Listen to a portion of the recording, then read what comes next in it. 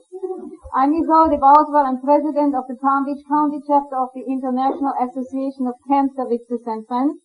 We educate people in finding natural means of healing. I counsel a lot of people, and I put out this newsletter every month. My name is here on the front, and inside on page 2 on the top is my name, full name, and a telephone number also again. So if anybody wants to come, the next meeting will take place on February the 20th in the same building, just on the third floor. All you do is follow the yellow signs again. And then you will have Dr. Rodrigo Rodriguez speak from Mexico on healing with many, many illnesses. I'm always available for you. I will get more newsletters as soon as Aajonus is full speed, and I will quickly put a card. Aajonus Vonderplanitz is one of the most wonderful people I know of. His diet is terrific. I'm on it. And those people who go up and down yo-yo do this for a while and then go up again, they will never achieve the results. If I wouldn't do what I'm doing, I wouldn't have the energy to work 16 to 20 hours a day and help my husband and everybody else. So you see, the diet works. It heals a lot of things. And with that, I'll just turn him over to Aajonus. Hi.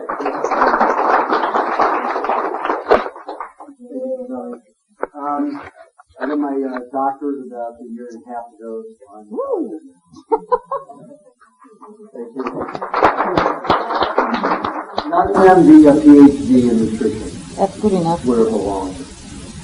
Okay, well, I was a very sickly child, born into a very violent household, white bread household. And I had a brother who was 18 months older than I. So when I came home, he was still in diapers and very unhappy that I took all the attention from Mom. So he started off by pushing me on anything rusty so that I wouldn't have to be taken to the doctor with my mom's a nurse. Of course, she was lockjaw-phobic. So if it got near a nail, off to the doctor I would go and get a tetanus shot.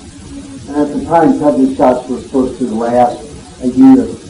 But they were taking me every 3 to 6 months if I fell on something rusty or break or whatever it was. And I wasn't that clumsy at the time. My brother just kept pushing me on those things. So on the third vaccine that I got at 18 months old went to my brain, my communication center, and called it autism. So I was unable to deal with language at that point. I could not conceive of the arrangement of letters meaning concepts. My brain just didn't work anymore in that way. So I learned to parrot by the time I was 8 years old. I developed the ability to parrot. So if somebody said a phrase and I had heard it in relation to something else over the years, that's how I responded. So I was throwing out sentences that had no relationship to the context of what was being said, or talked about, or asked of me. So my teachers were nuns for the first 8 years, and Catholic priests for the second 2 years. For 3 final visits, they always thought I was a smart ass, a wise guy, who didn't type and didn't care about anybody. Because in actuality, I had no idea, how to communicate. So at that time, they had no idea that what autism was, even genetic congenital autism. Mine was developmental because it was caused by the vaccine. And I don't know how many of you know, but 96% of vaccines have thimerosal in it, which is liquid mercury, which is the highest known neurotoxin to any animal. And usually they have a large equal quantity of aluminum, formaldehyde, and a detergent. And they're usually grown in a very toxic substance of contaminated egg. Not fresh raw egg, it's contaminated egg. And they take that disease and sterilize it and mix it with this combination soup of poisons and inject it in you. Up until 5 years ago, up until a year ago, 5 years ago, there was a ruling that they were going to have to make them mercury-free. And the FDA is allowing them to call it mercury-free when all they've done is taken it from 76 quadrillion molecules of mercury to 56 quadrillion molecules of mercury per injection. You can't even count the quadrillion in your whole lifetime. And they have 76 quadrillion molecules of mercury per vaccine. Now 56 quadrillion, they're calling it mercury-free. Not mercury-free. So if you give it to your children or you get them yourself, you're just poisoning yourself. The flu vaccines, the test came out of the UK 2 months ago and showed that over an 8-year period with, I think it was something like 45,000 people, there was only, 12,000 people for that test, there was only 1% chance that the flu vaccine worked. Yep. The flu vaccine worked. That's right. And you have to understand that viruses are retro. That means they constantly change. So in 72 hours, the virus will never be the same, and it takes them 2 years to manufacture, produce, and market and distribute a flu vaccine. So it's the biggest rip-off you can do. And it's highly contaminated to anybody who takes it. So, It also has mercury in it. pardon? It has also mercury in it. That's what thimerosal is, Yeah. mercury. Thimerosal is mercury. It's a good technical name that they use to avoid you knowing what it is. Yep. So I was getting these vaccines regularly, the tetanus shots, plus the other vaccines, because my mother was all into the technological.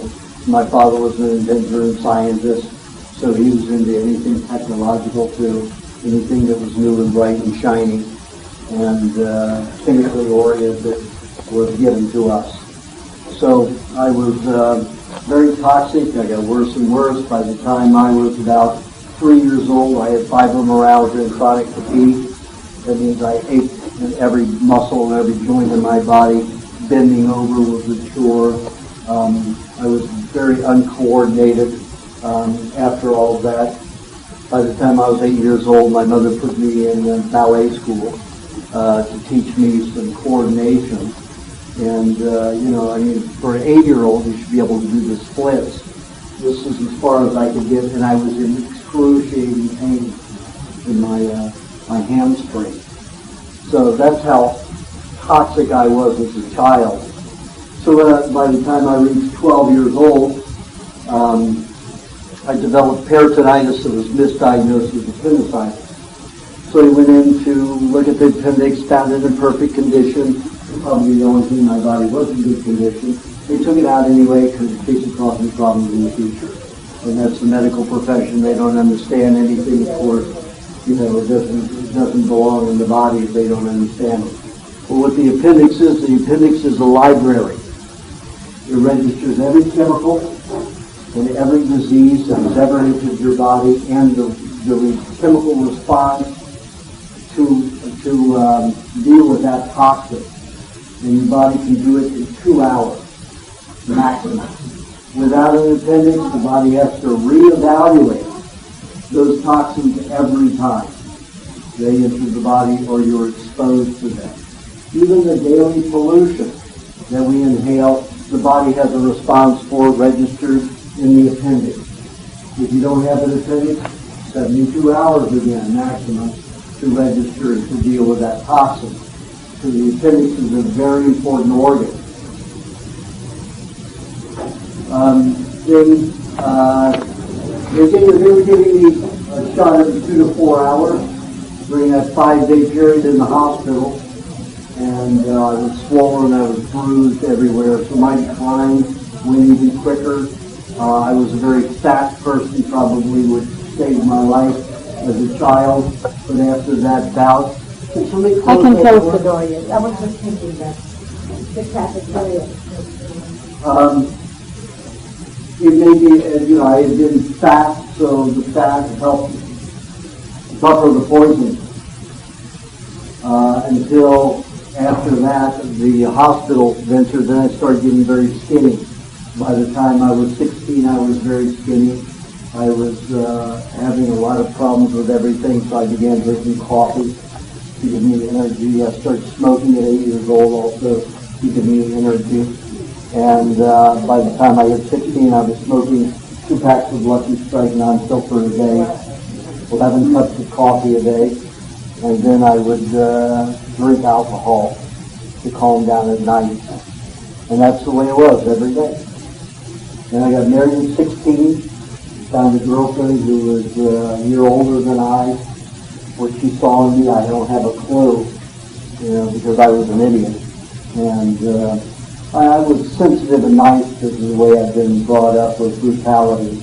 And I'd grown up, being at my mother's side because I was too sickly to play with other children.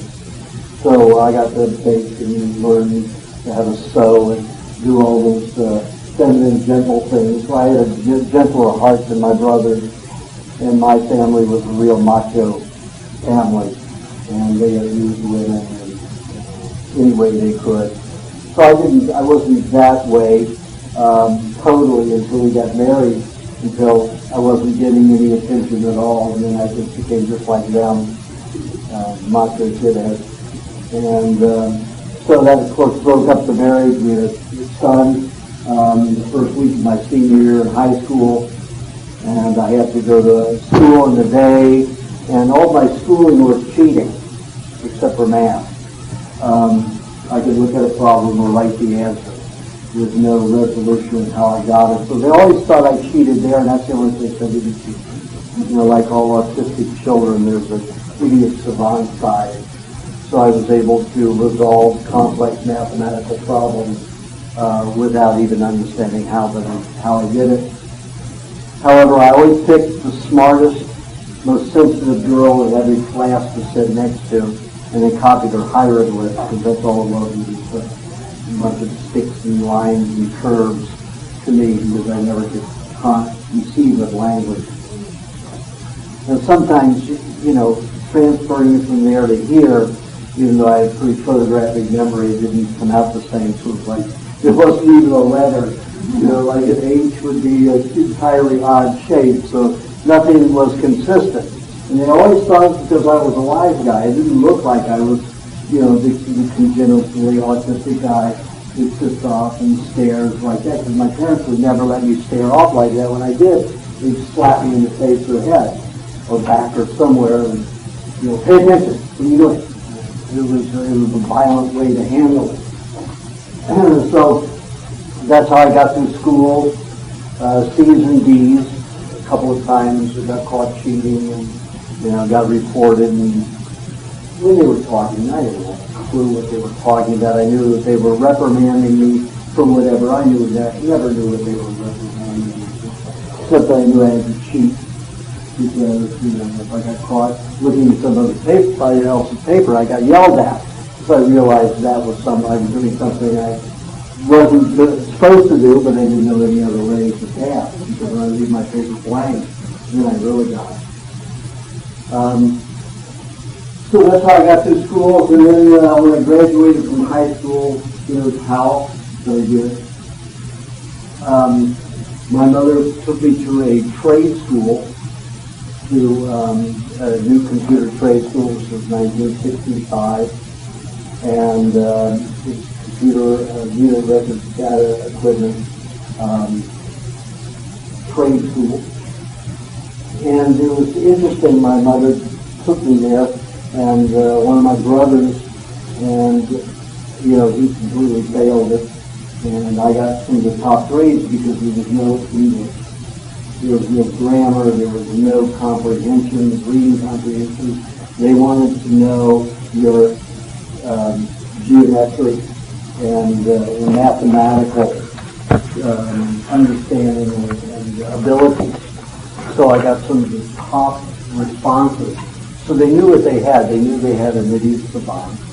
They could write a program. It could take 6 months to a year to write, and I could do it in an hour, 2 hours maximum. With no correction. Almost literally no correction to it.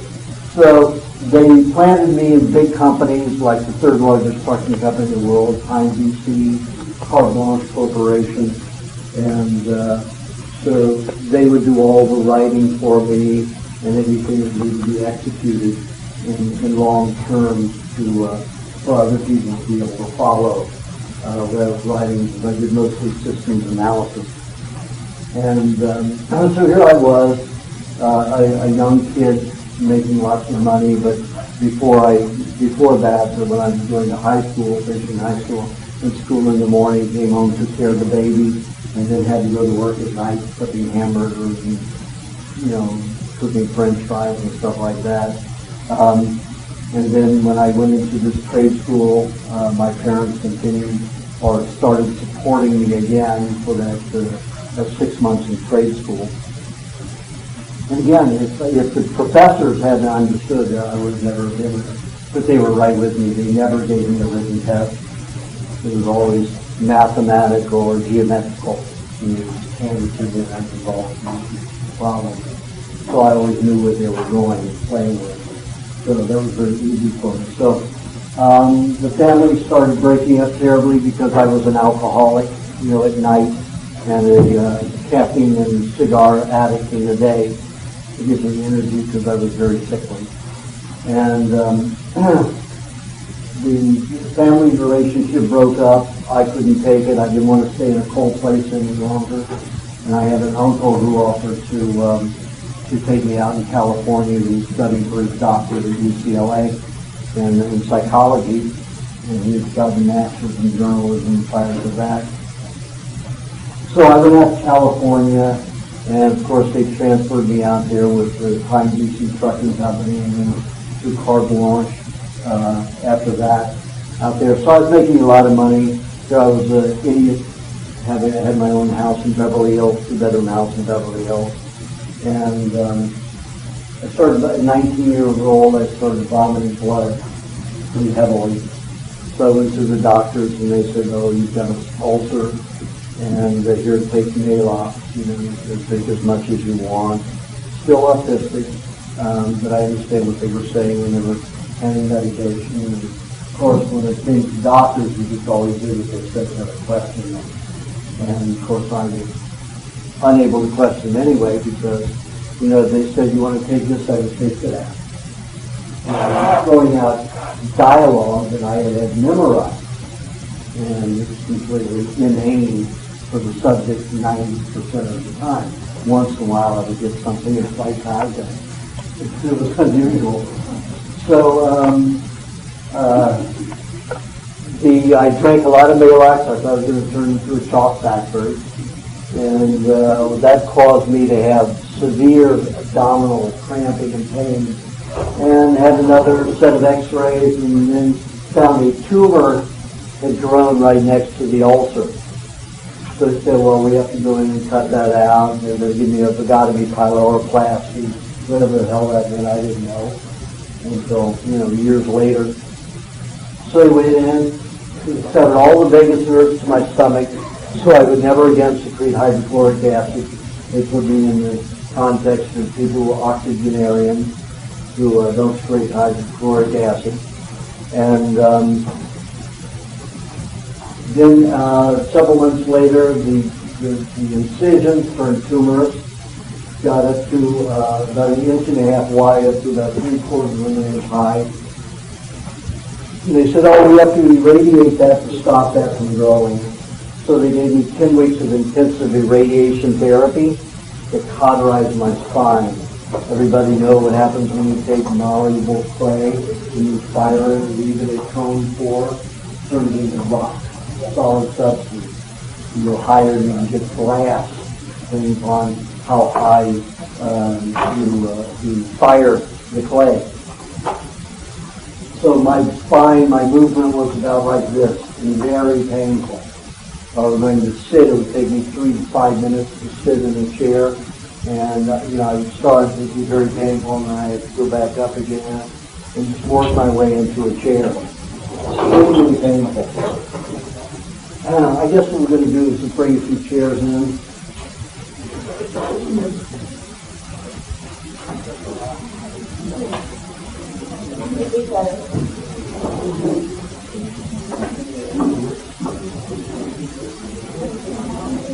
I've got one of those there.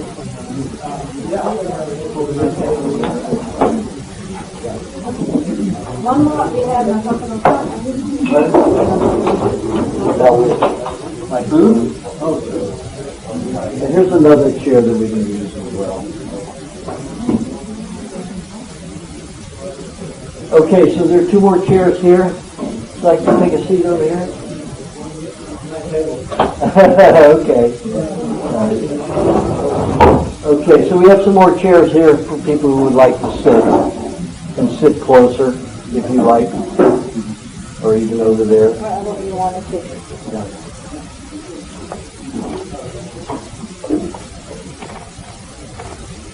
So that radiation therapy gave me blood and bone cancer, multiple myeloma. And known fact, radiation creates cancer. Maylox can cause all of the calcium and other minerals to bind in your system, cause mucous membrane cells to be destroyed and create cancer. All of these things are known, and yet that's what they give people for these other conditions and lead them into worse conditions most often. So so after the radiation therapy gave me blood and bone cancer, they decided they were going to give me chemotherapy. So I went through 3 months of chemotherapy, and that completely paralyzed me from the pectorals down. All my hair fell out and came back and became all gray and patches like a mangy dog.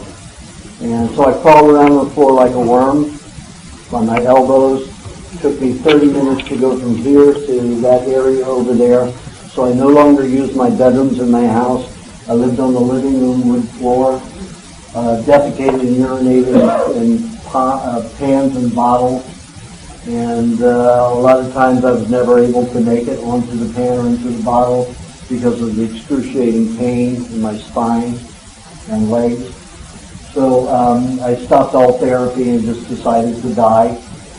And they were going to put me in a hospice, but I was autistic, and there was no way I was going to go into an environment where I was spewing out phrases that weren't coherent to them, and they think that I was being abusive to them or insulting them. So I refused to go to the hospice to die alone in my own home.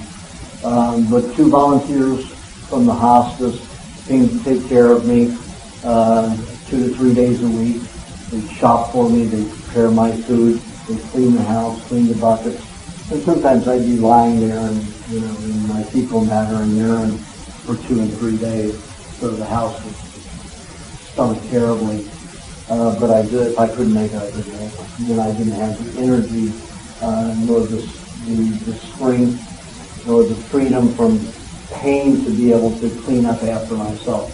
So I just lied there on the floor for days. So one of the volunteers was a young African American who was 18 years old. He worked for the Ford Motor Company as one of the Go Instinct group, which is a group of singers who went around singing about Ford, the Mach 1 Mustang and all kinds of things. So he was a very hip young man. He introduced me to drinking carrot juice. And carrot juice, only carrot I'd ever had was cooked carrots. My mother could overcook everything. She didn't use spices for anything, maybe a little salt. And my father was heavy on salt, so when he got to the table, he went around salting everybody's plate because he believed in salt. No rationale to it, just belief in salt. So that's the way I grew up, with that kind of food and vegetables. Most of them would make me projectile vomit. If they gave me Brussels sprouts, I could hit that wall over there, literally. And they made me sit at the dinner table for an hour and a half to 2 hours every night. And I had to eat those vegetables. If I vomited, they put more on my plate. So I learned, take a half of it, shut off my taste buds and mash up mash all the cheese and everything on the plate so it was partially masticated, so I didn't have to do it in the mouth. And mix it with a little bit of milk. Swallow down the sliced bits, because all I got was 1 glass of milk at dinner table. So I had to be able to get down all my vegetables with one glass of milk. So I became pretty good at it, but just holding down the vomit reaction was what took so much time, because sometimes I'd have to sit there for 5 minutes and prevent the vomit, and then it would settle down and I could go on. So when he said carrot juice, carrots, I knew what carrots were. I knew that word combined with that food. So there's no way I was going to have any carrot juice, whatever that was. But I knew it would be a liquid. So I could imagine it. And of course I get it down fast, but I could never believe that it would be good for me. So he finally got me to taste it, just a spoon of it. And it was sweet and delicious. In fact, the only thing I had to taste before the chemo and radiation, since the chemo and radiation. So it tastes pretty good, so I started drinking it. And within about 10 days of drinking it, and he made it for me and would bring it every day. He brought it to me. And after 10 to 11 days of drinking that, the autism switched off. All of a sudden I could understand language. I said, oh, these are letters that make up words that mean something. Oh, I see what a verb, a preposition, an adverb. I understood everything, the conjunctions, the whole thing. Didn't have a vocabulary, but then I understood. And I called my uncle, and I started having conversations. He said, this is autism? Having a conversation with autism? And I said, yeah. And he said, so what's happening? And I said, well, I've been drinking this carrot juice. He said, oh, that's, he's in the medical profession. Oh, that's, probably just your mind finally matured and grew up. Yeah, like over and the medical profession wasn't helpful in doing anything other all after all those years. And they took me to psychologists, psychiatrists, because they thought I was just the wise guy. Nothing ever helped. So I called Steve. I used up all my money for therapies. I had been, of course, working for a trucking company. I was a member of Teamsters. So, all that insurance, everything was used up, using up my money, and I had nothing left, about to lose the house in Beverly Hills.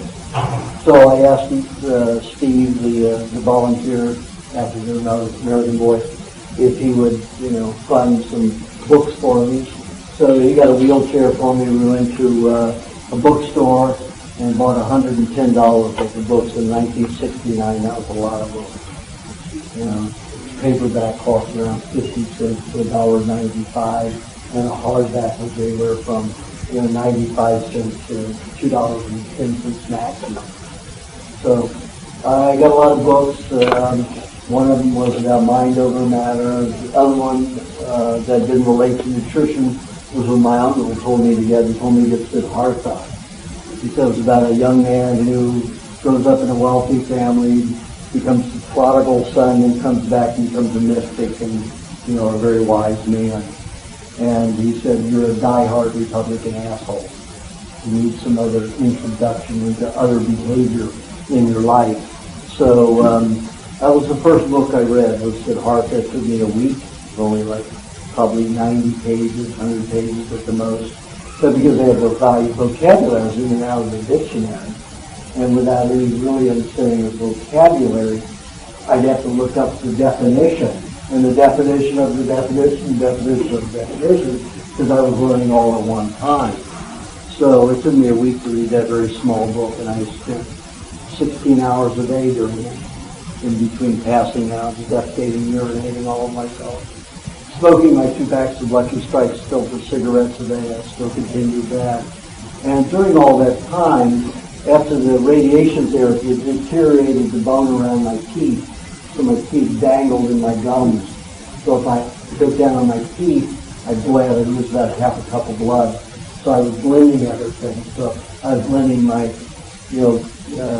sugar-coated donut, RC Cola, and that's what I was, sucking through straws. Because I had no introduction into what health was about until this young man introduced me to carrot juice. So But I was still eating that along with carrots. So I needed some substance. And I was a big cereal eater.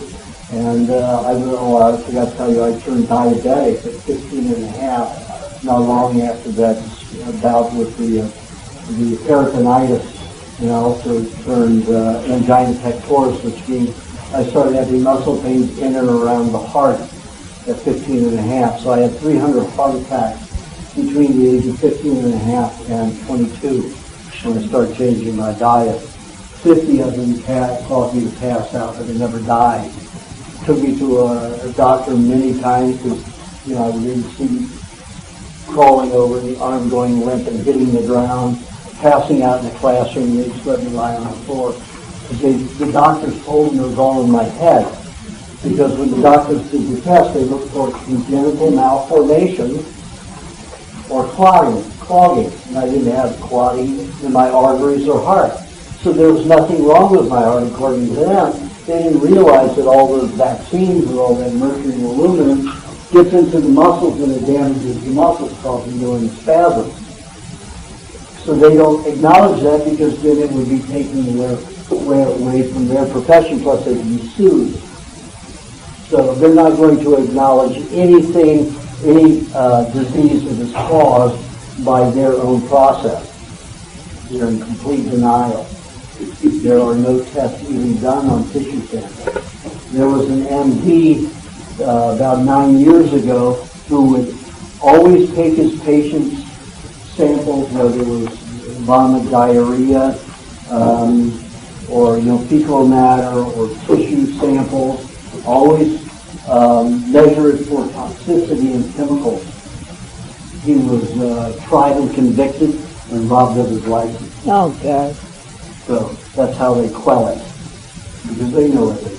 They know exactly what they do. Not every doctor does, but the people who are in charge and run the law, sure, they know what it's about. And the pharmaceutical companies took over the medical profession in the early 1900s when Rockefeller and Carnegie started paying universities exorbitant amounts of money to find the active ingredient in a food that would cause a health increase. So they wanted that pill that they could sell.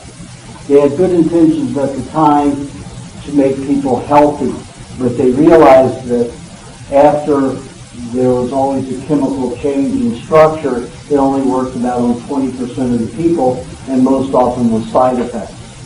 Almost 99% side effects. But they were into it so heavily and so financially, they continued the whole regime. So now, guess who writes the procedure manuals for your doctors? The pharmaceutical houses. Merck is that thick. So you know how prejudiced and biased it is about their product. Condition, drugs. Condition, drugs. And the father of modern medicine, Hippocrates, said, let food be thy medicine. He cured juvenile diabetes 100% by putting them just on a raw milk diet. 100% of every case of diabetes that came in was cured by just putting them on a raw milk diet. You know how much the pharmaceutical makes a month for diabetics that takes their medication? $1,200 a month. Pretty good. And you know how many diabetics we have? We have about 60 million diabetics. How much money is that a year? Those pharmaceutical houses. Tremendous, isn't it? Trillions of dollars just in one drug worldwide. One drug worldwide. It's pretty incredible. So they're not going to give up their condos and their penthouses and sailboats and yachts or whatever it is, and their airplanes, so that you can have a natural, happy life without injecting yourself and taking medication. They don't care about you. They care about their own welfare. And that's a very sad thing, but it is. A lot of your doctors, though, I would say probably 70% of the doctors that I've met are good people. But they're brainwashed by the pharmaceutical companies. So they don't know any better. When you think that somebody could go through 12 years of study and research would have a mind. An intelligence like that, a tenacity like that, would have the genius to realize the stupidity of this medication, this search, find, and destroy medication orientation, this bacteria microphobia. And we're going to get into that in a workshop now. So I became able to communicate better with the territories and started pulling away and eating more of whatever Steve recommended. And he was recommending, vegetables and all this stuff that I hated, but raw. And the only thing I ever had raw was the, fruit, bananas and apples and strawberries and stuff like that. So eating raw vegetables was uncommon in my family because everything cooked food, except for fruit. A lot of food was cooked too. My mother would make a salad and cook apples with marshmallow. And that's, marshmallow. That isn't even a food. It's styrofoam. It is really literally styrofoam. When you take an oil and hydrogenate it, it has the same molecular structure as plastic. Yep. It is styrofoam. Marshmallows are styrofoam. They take the oil and the sugar and corn syrup. So what do you have? You have plastic. You have a sugared plastic.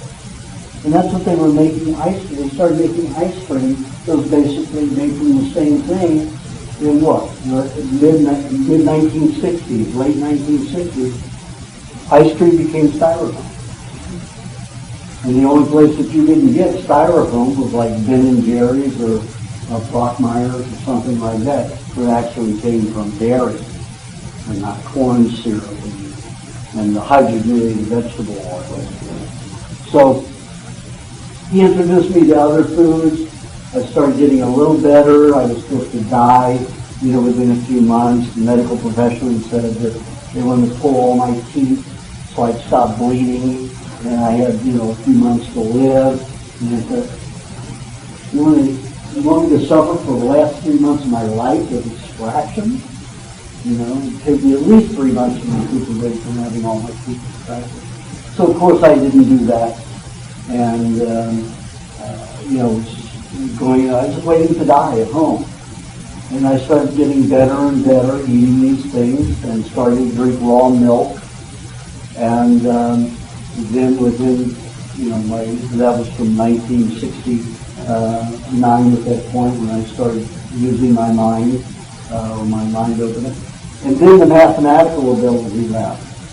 So I had to go do something else for my life. So the only little place I knew you could be an idiot was as an actor. Not that all actors are idiots, but you don't have to know what you're saying. And I was good at that. I could memorize the lines. I even became an altar boy by being able to repeat the whole thing. Didn't have a clue what I was saying in Latin, but I could repeat the prayers and in cue because I knew when to say them because it was the same thing every day. So it wasn't a problem. So I became a good altar boy. So this was like being an altar boy. You memorize the lines, it doesn't matter what you say. It's how you feel and how you express yourself. Of course, memorizing lots of pages was impossible because I didn't have that kind of ability. So I got parts that we didn't have a lot of dialogue, that we didn't want to please and stuff. But I was always usually character. And guess what my first television show was? Medical Center. I put me in a fucking hospital environment. So that was, we chat every day in jail. There were a lot of jokes and things going on. That was fun. It's fun and made me a lot of money. And plus I was an artist because my grandfather was a professor at Pratt. He taught music, painting, and theater. So it was obviously in my blood. And when I was a child, that's the only way my mother could get me occupied and out of my depression and all of my illnesses. She had a tutor for me in art. So I took art for 4 years. and then watching my grandfather paint and chalk and draw. So I learned all, and I watched them use, exotic paste and paint with oils and different textures and different mediums. So I learned quite well. So I decided to be a painter too, as well as acting. And they both paid very well. I used to do murals and motifs from Floyd, in very wealthy homes, so I could make 100 to 200 an hour. I just sort of, acting was a lot easier. I'd do commercial, make $10,000 an hour, plus residuals every time it ran. So I began, I started just making a living. And got into an apartment. I didn't want to have the house anymore. In fact, I lost it. So that was that. I also lost a resort that I had owned up in the mountains. All of that went back to lost for lack of funds, repossessed. So I got an apartment, pretty nice, old apartment, $100 a month or $90 a month, something like that, 1960. So that was very easy. And I just started, because I owed somewhere around $120,000 to the hospital, to the doctors.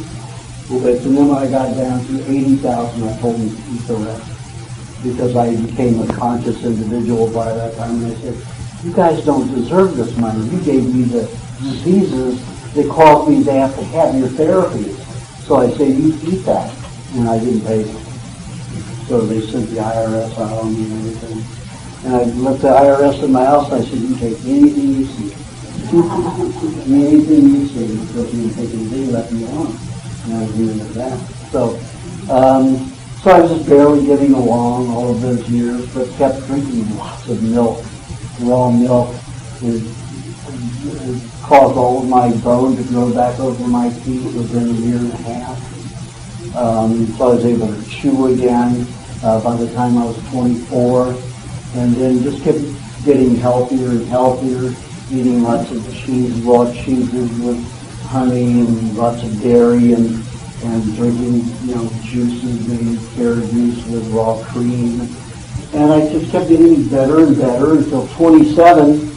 I decided that the only way I was going to find out how to get really well and beyond all of the medical therapies, the damage done by the medical therapies, was to go out into the wild, because all of those years of studying nutrition, and I had a tutor for 3.5 years who was one of the best, in Los Angeles, probably one of the best in the world, who was 70 to 75% into raw foods. He and I had a conflict. He thought that fat should be very limited, and every time I ate fat, I felt the best. And the fatter I got, the better I felt, the more upset he got because I was getting like him. He had a weight problem, so he did not want me to have it, so he was projecting his stuff on me. So, and every book contradicted everybody else. I mean, every nutritionist had the answers. Yep. And they were all the right way. Yeah. Typical. I didn't know what the hell to do. So, what was truth or not? So I thought the only thing that can be truth is one word. Period, and that was it. And that's when I left on a bicycle at 27 years old with 4 saddlebags worth of biology, chemistry, anatomy, physiology books, and a little dog on the back and a little crate. And we bicycled. She ran off with a coyote 6 months later from Yuma, Arizona. Really, she went off and lived with coyotes. Because she was a raw food dog. Because I was there when she was born. It was the neighbor's dogs, and she wasn't doing too well with breeding, so I started putting them raw dairy and raw meat. These dogs were phenomenal, so I got to pick them a litter. So she went with me, and she was so healthy that she went off and lived with the coyotes.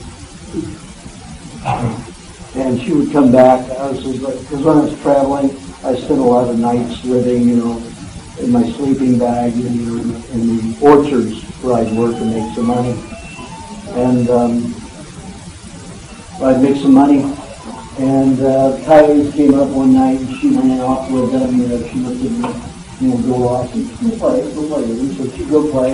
And after about 4 days, she gave me that look that one night. Just, goes off and comes back, and she's looking at me going like this. I can tell she's telling me she's going to do something unusual. I said, you have to do what you have to do. I didn't know she was going to really stay with them. I thought maybe a day or two or something like that instead of just, a few hours of the night. And then she ran off with them, didn't come back, so I stayed there 10 days waiting for her to make a choice.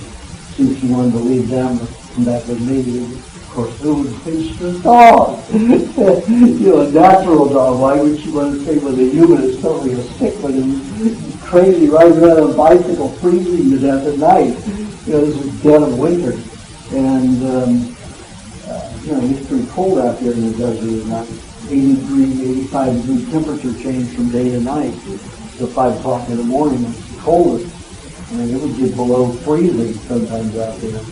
So I stayed there, and I hear the coyotes coming by, and her little yelp. She was a Lhasa Hungarian Fully Cross. So, she's about this big. And you could hear her trying to yell like the coyotes. Wasn't anything real. So then after about the 10th night, they stopped coming around that way, so I knew she was going to live with them, so I took off.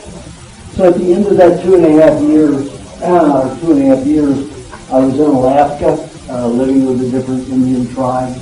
I was living with the Inuit at that time, and of course they eat raw meat. So it's their only food, really, 99% of the year.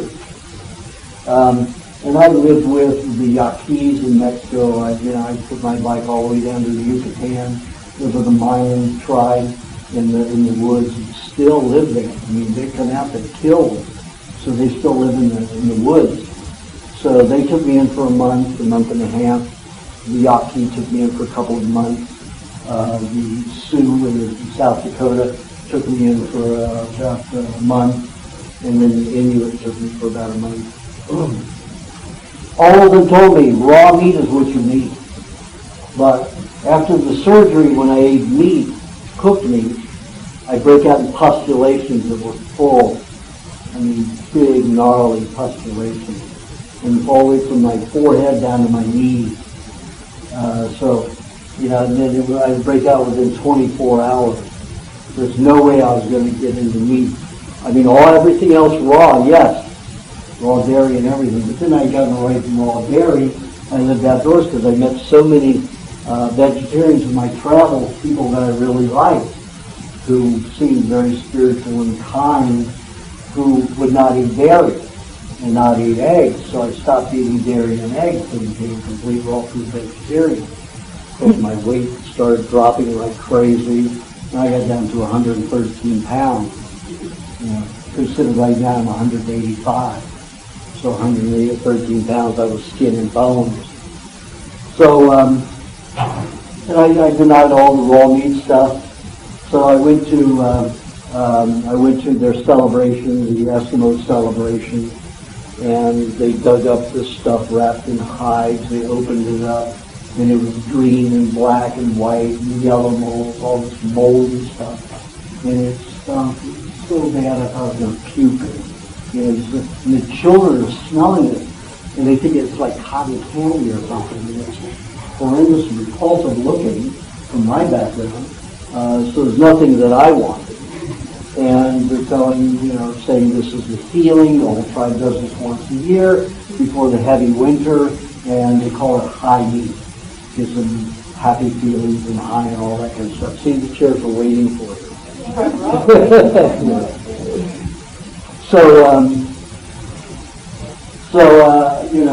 They buried them because they didn't stake a half mile down there. We buried them.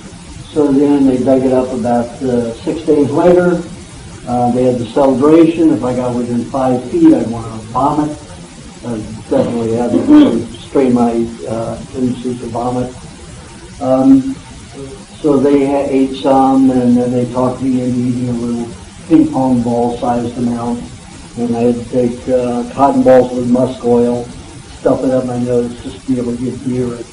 It was easy to eat because it was tender. It was like braised in brandy lamb, very like melted in the mouth.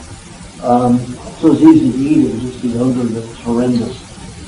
So I ate it, and getting out of the sleeping bag in the morning was usually a difficult time. because the multiple myeloma, being vegetarian, was starting to take its toll again. The cancer of blood and bone was becoming very excruciating. Temperature dropped below 49, 50 degrees. I was crippled in pain. And it was getting that cold at night. This was only early September 1976. But still, in Alaska, it's cold already. It's getting ready to snow. After I ate that, getting out of the sleeping bag, normally it took me 2 hours with the sun beating on the sleeping bag for me to be able to be non-pained enough to move, and then I'd lie in the sun baking on me for another 45 minutes before I could move comfortably or semi-comfortably. After that rotten stuff that they fed me, I was out of the sleeping bag in 45 minutes. In the sun, baking directly for only about 20 minutes, 30 minutes. So it was an advantage. So I went back and I said, okay, what were those herbs that you gave me? It stunk so badly. No, that was meat, high meat. And no. Meat turns into worms or dries into jerky. It's in the sun. Meat doesn't mold.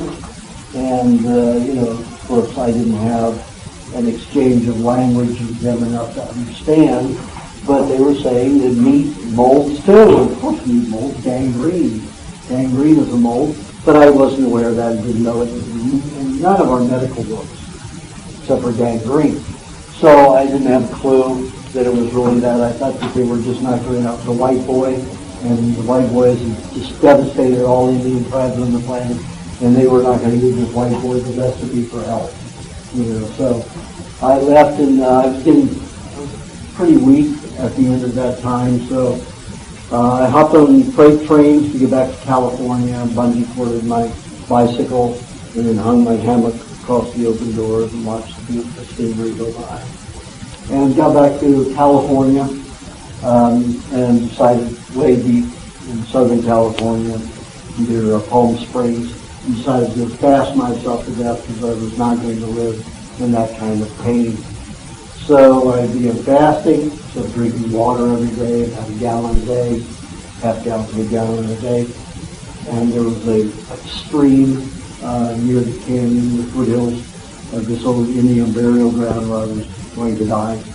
And coyotes would come down every night to wake me up about midnight and play this little game. And what it was you just wanted me to sense them, I guess, all I could make of it. And always had a rapport with animals that you have with humans, because humans have to have dialogue.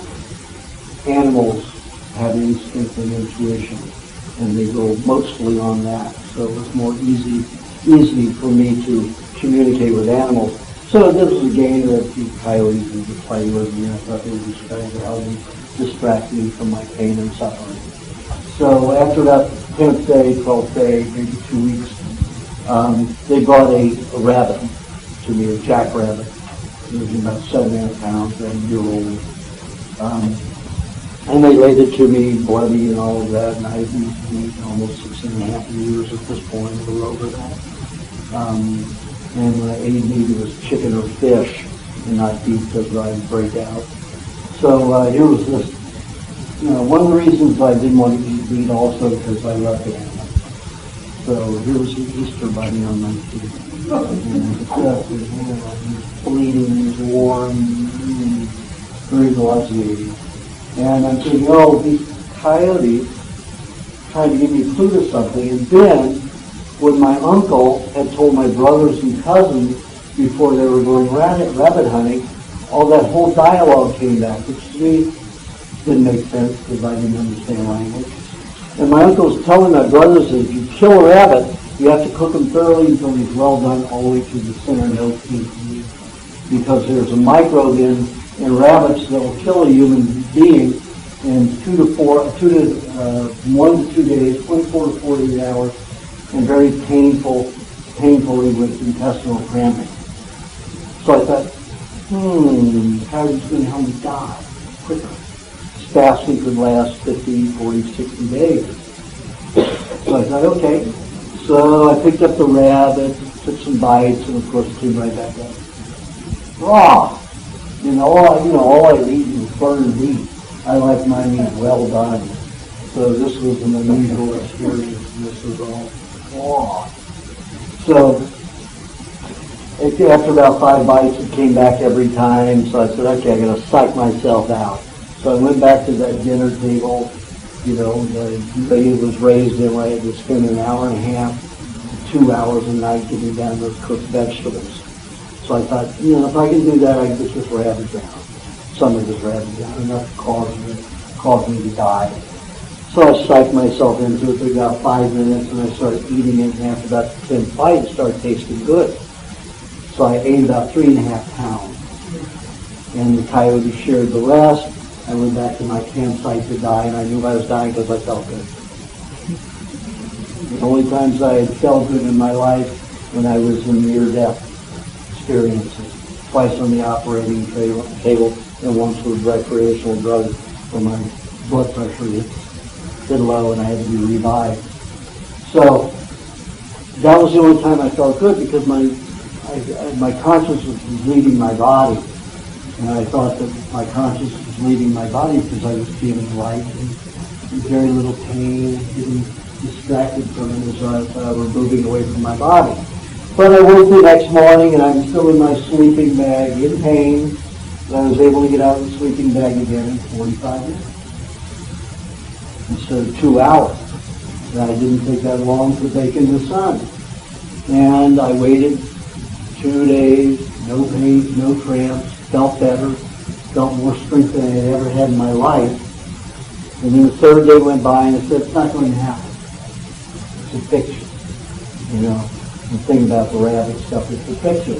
But the Indians, I ate this meat, didn't break out, felt good, strong. Raw meat is what they were telling me, and that's the answer, raw meat. So that moment, the sidewinder rattlesnake just happened by me. And I had seen many Indians just go and put their foot on his head, pick it up in front of a rattle, and spin around and pop his head off. So, instinctively, not even thinking, I was hungry. For 3 days since I'd eaten, so I just instinctively went over and put my bare foot on this rattler's head, picked it up in front of the rattler, and started spinning it around and said, oh shit, what am I doing? That thing's going to come around and bite me, so shoot. Changing arms, deciding when to do it, can I do it, is it going to get me, am I going to eat it, is it going to eat me, So I'm spinning around, finally my arms got so sore, I thought, okay, this is it, snap, the head just came right off like that, peeled it back and started eating it. There's a lot of bones in it, and it does not taste like chicken. Raw tastes like fish. There's a lot of bones, just like fish, a lot of bones.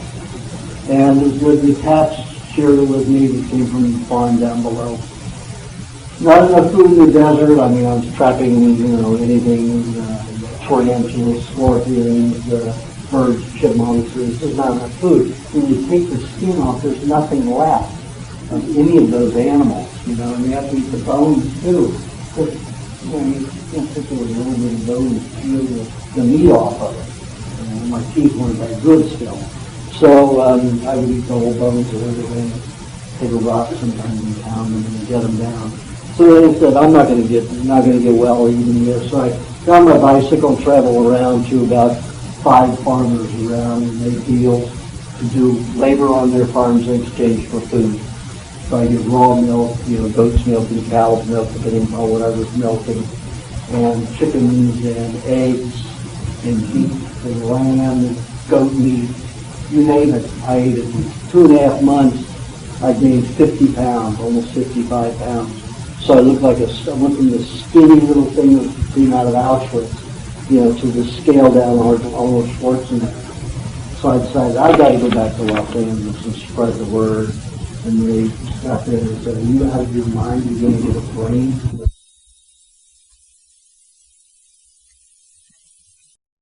Experiments with animals that showed when they ate raw meat, they got parasites. Guess how many I found at all the major universities in human training research? 0. 0. So they were postulating this great myth from their imagination. You don't get parasites from eating raw meat, even if it's infested with parasites. So I started doing experiments. All the money I was making with acting and commercials and my art, I put back into doing research and experiments. So I've done many experiments up to that time, that 13-year point, but never directly to experiment with animals and parasites. So I did. One of the experiments I did was took a lamb, sterile environment, just to get the room prepared was $60,000. And we had we slaughtered the lamb in a sterile environment, took the meat onto an opposite section of the room, which was isolated off hermetically. No air could get into that in its pedestal, and blown glass frame funnel that went up through a funnel that came on the other side with a corn dracaena, produces a lot of oxygen, and then there were 3 HEPA filters for it to go through, so no bacteria or parasite egg could ever get through, even if there were remote currents that couldn't come up in that environment anyway. And we kept the area on the other side with the meat at the lamb's body temperature, which was about 101.8. And in 3 days, guess what we found? There were parasites all over it. So it made me realize that parasites are a natural part of every animal cell. And when you're dead, they come out of your own tissue to consume that tissue, and then they just go back to earth, into dust. And they recycle stuff just like crows and vultures, and all those are your janitors to keep ecology moving so things can keep growing, keep life alive. So you're all full of parasites. It's just that you keep poisoning yourself so that you don't have them.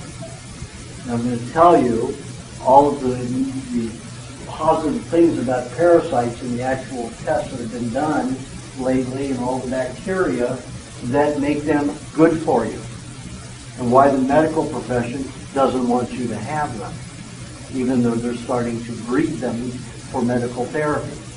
So I'm going to get into the next session. This part of the session is finished. As you can see, I'm about to finish my 60th year in 2 months, and I was supposed to be dead 38 years ago.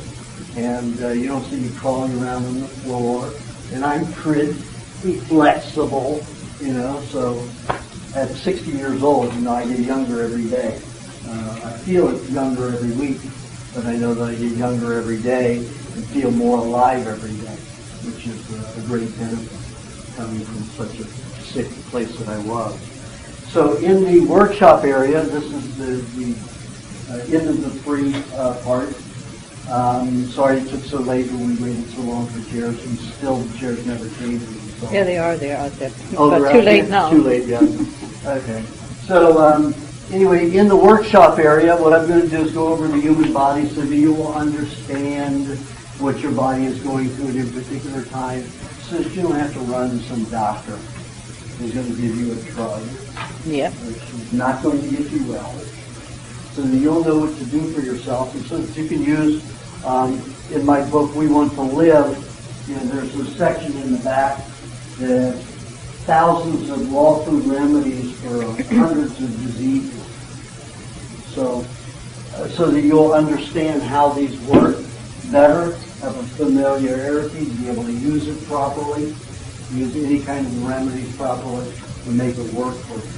So you can get yourself well and be independent. You don't need me, you don't need a doctor, you just need your own intelligence and your own tenacity and your own grips on your fears. That's the greatest thing, fears. Because they make you paranoid of E. coli, of bacteria, anti-parasitical, antibacterial, everything. And those are the poisons that are making you sick. Industrial pollution is 80% of what's killing everybody, giving people disease. 80% of that 80%, or 70% of that 80%, or it could even be higher, is medication going into your body, especially injections, the causing of those diseases.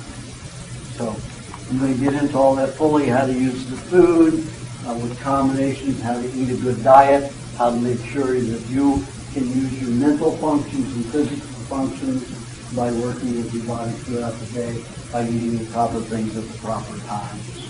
And when to fluctuate and alternate and vary that according to the changes going on in your body. So I'm going to cover all of that in the workshop area. That'll be about probably 4.5 to 5 hours. At the end of that, we'll have a Q&A, which probably lasts about 30 minutes. So hopefully I hit every point so there's no questions. Don't ask questions during the workshop. The workshop, usually workshop, there's interaction. The workshop, the work that you have to do in this workshop, pay attention. And when you're paying attention for that many hours, it's a little bit of work. Most of the time I keep it entertaining, and we do have 2 breaks, about every hour and a half to 2 hours. Hour and 45 minutes, 2 hours of break. So we have 2 breaks after this one.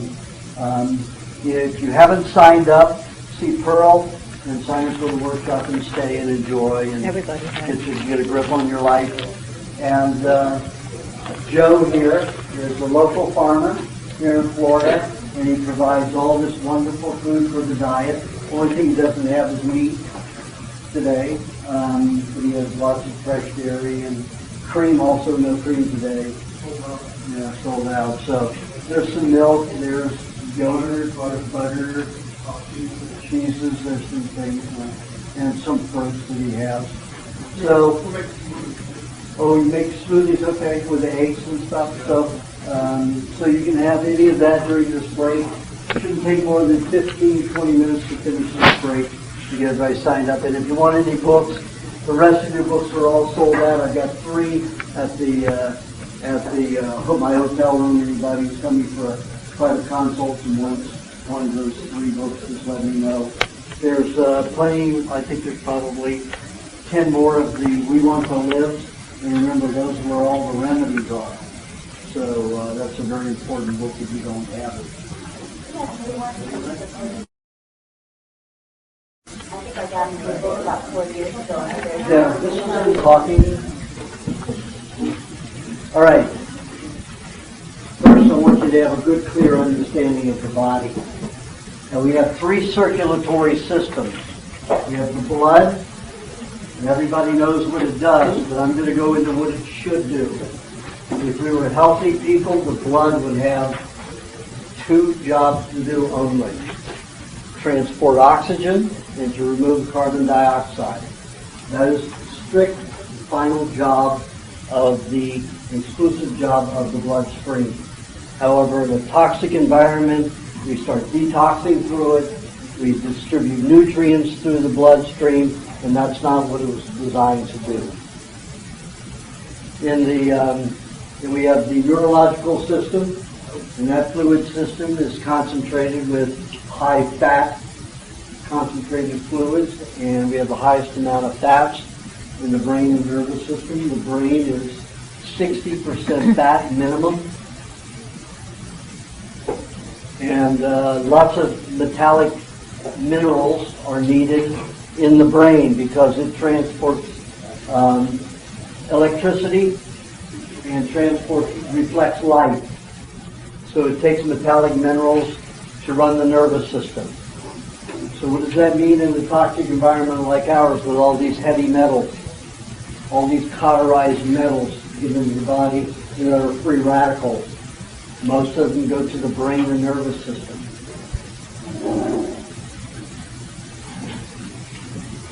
In the other fluid system, it's less fluid than any of the other 2, and that's the lymphatic system. And the lymphatic system is connected to the lacteal system in the intestine.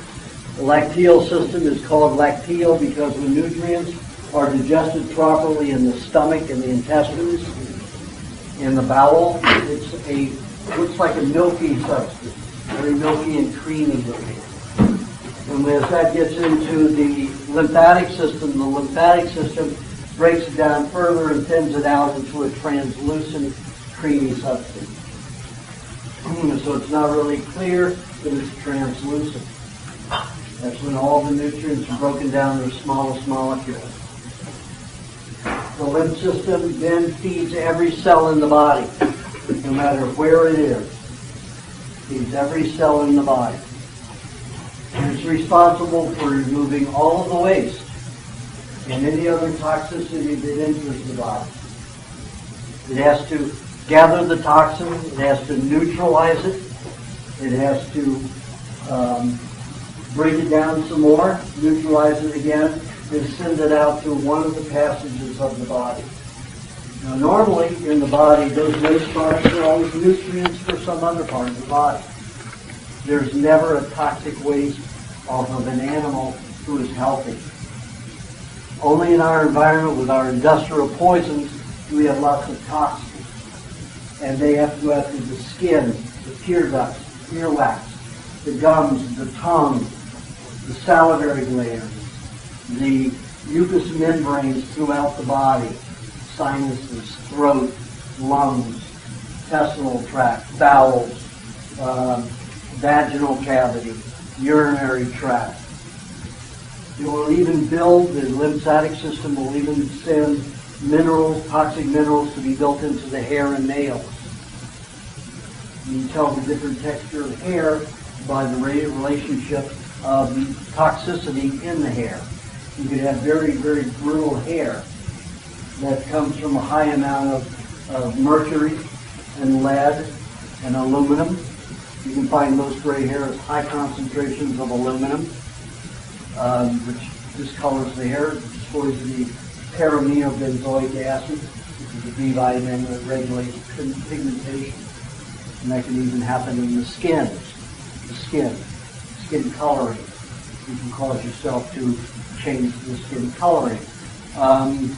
For example, Joe, where did he go?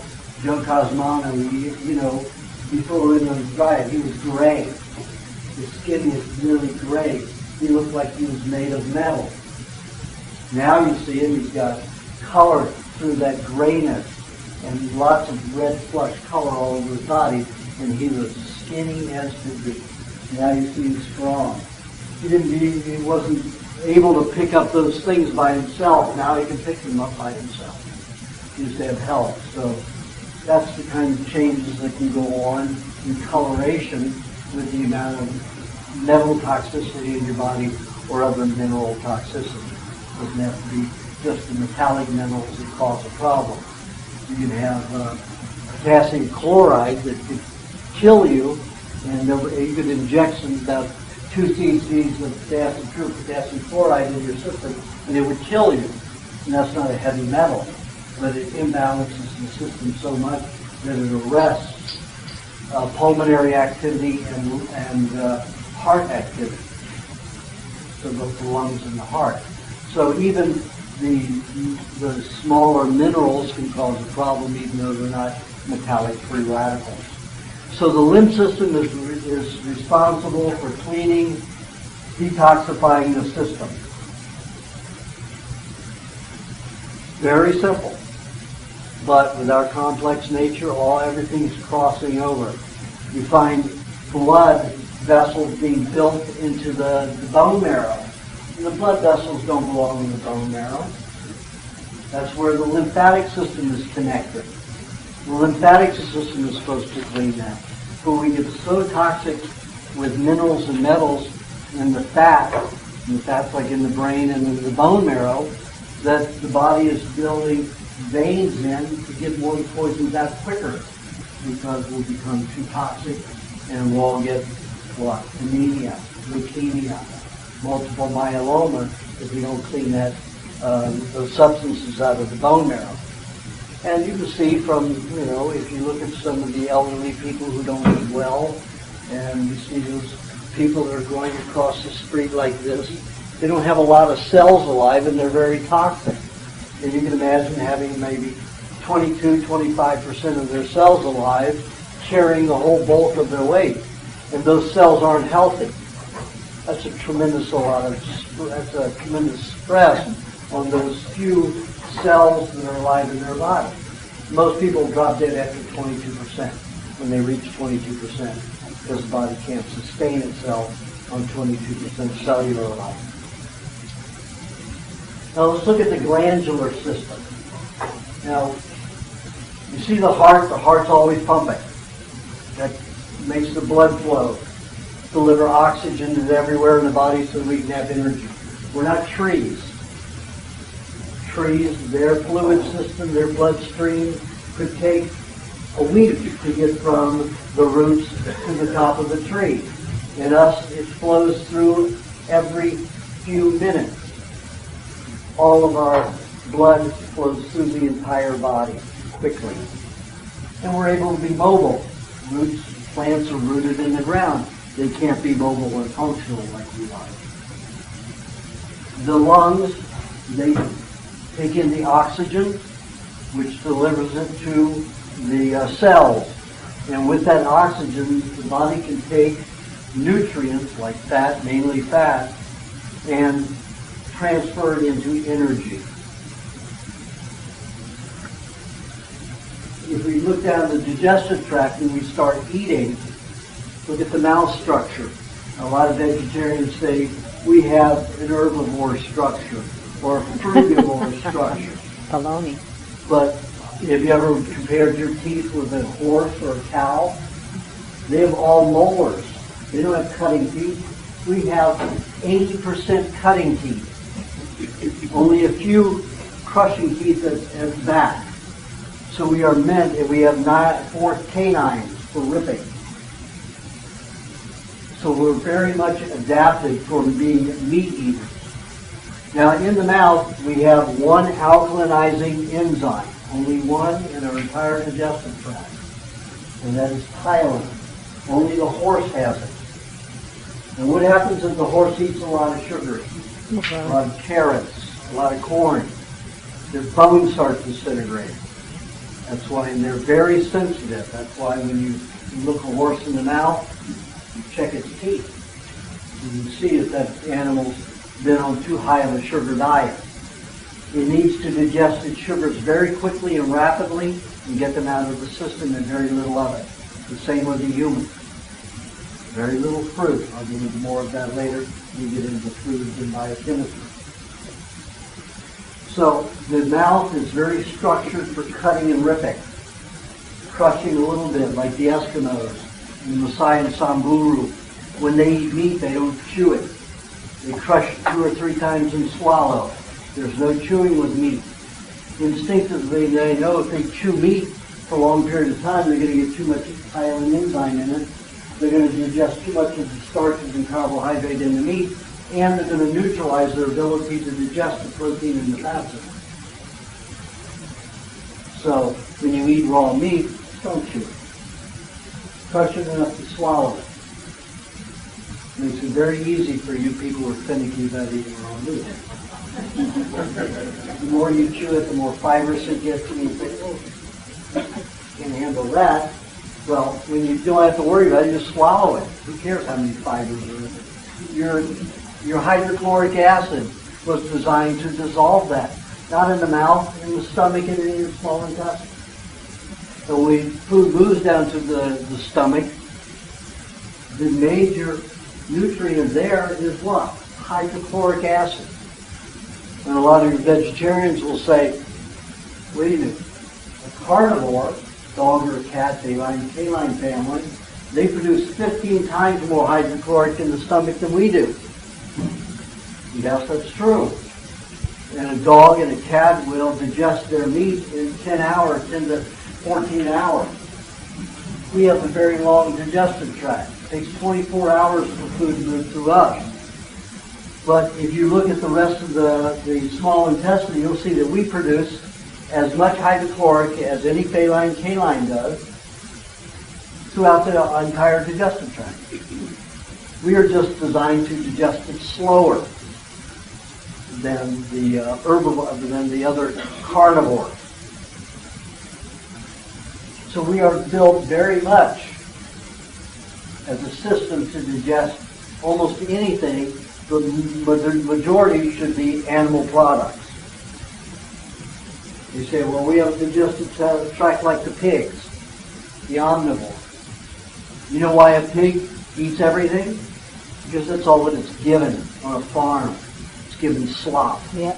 So you see a pig in the wild, that pig is burrowing in the ground, eating rodents, insects, and its almost entire diet is meat.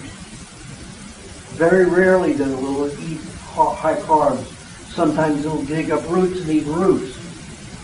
If it's very hungry, it's not getting enough rodents and insects. Only when it doesn't have its prized food will it eat those carbs. And pigs are very hungry. They eat all the time and everything if they don't have what they want. Just like a goat. A goat will eat everything, absolutely everything. It's mainly an herbivore. But a pig is mainly carnivore, except when it has to be an omnivore. And that's the same with us. If we don't have anything else, we can survive on other foods. That doesn't mean we will function and do well. And when I get into biochemistry, comparing us with some other animals, you'll understand that better. So when we get down to the bowel, the last stage of digestion, we have what? E. coli. Concentrations, millions and trillions of bacteria called E. coli. And we're supposed to be afraid of those. E. coli, oh, fancy washing. Washing. That's all you hear. With what? An antiseptic, a poison, a chemical poison they want you to put on your body and absorb it into your skin to protect yourself from something that's part of your own body.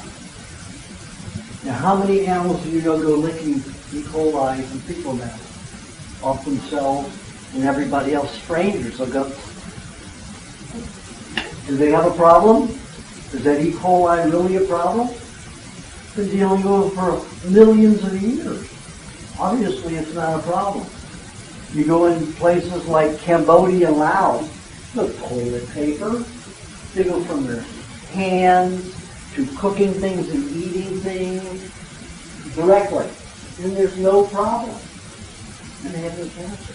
Except where we did all the bombing, and they have all those metals in their water streams and in their soil.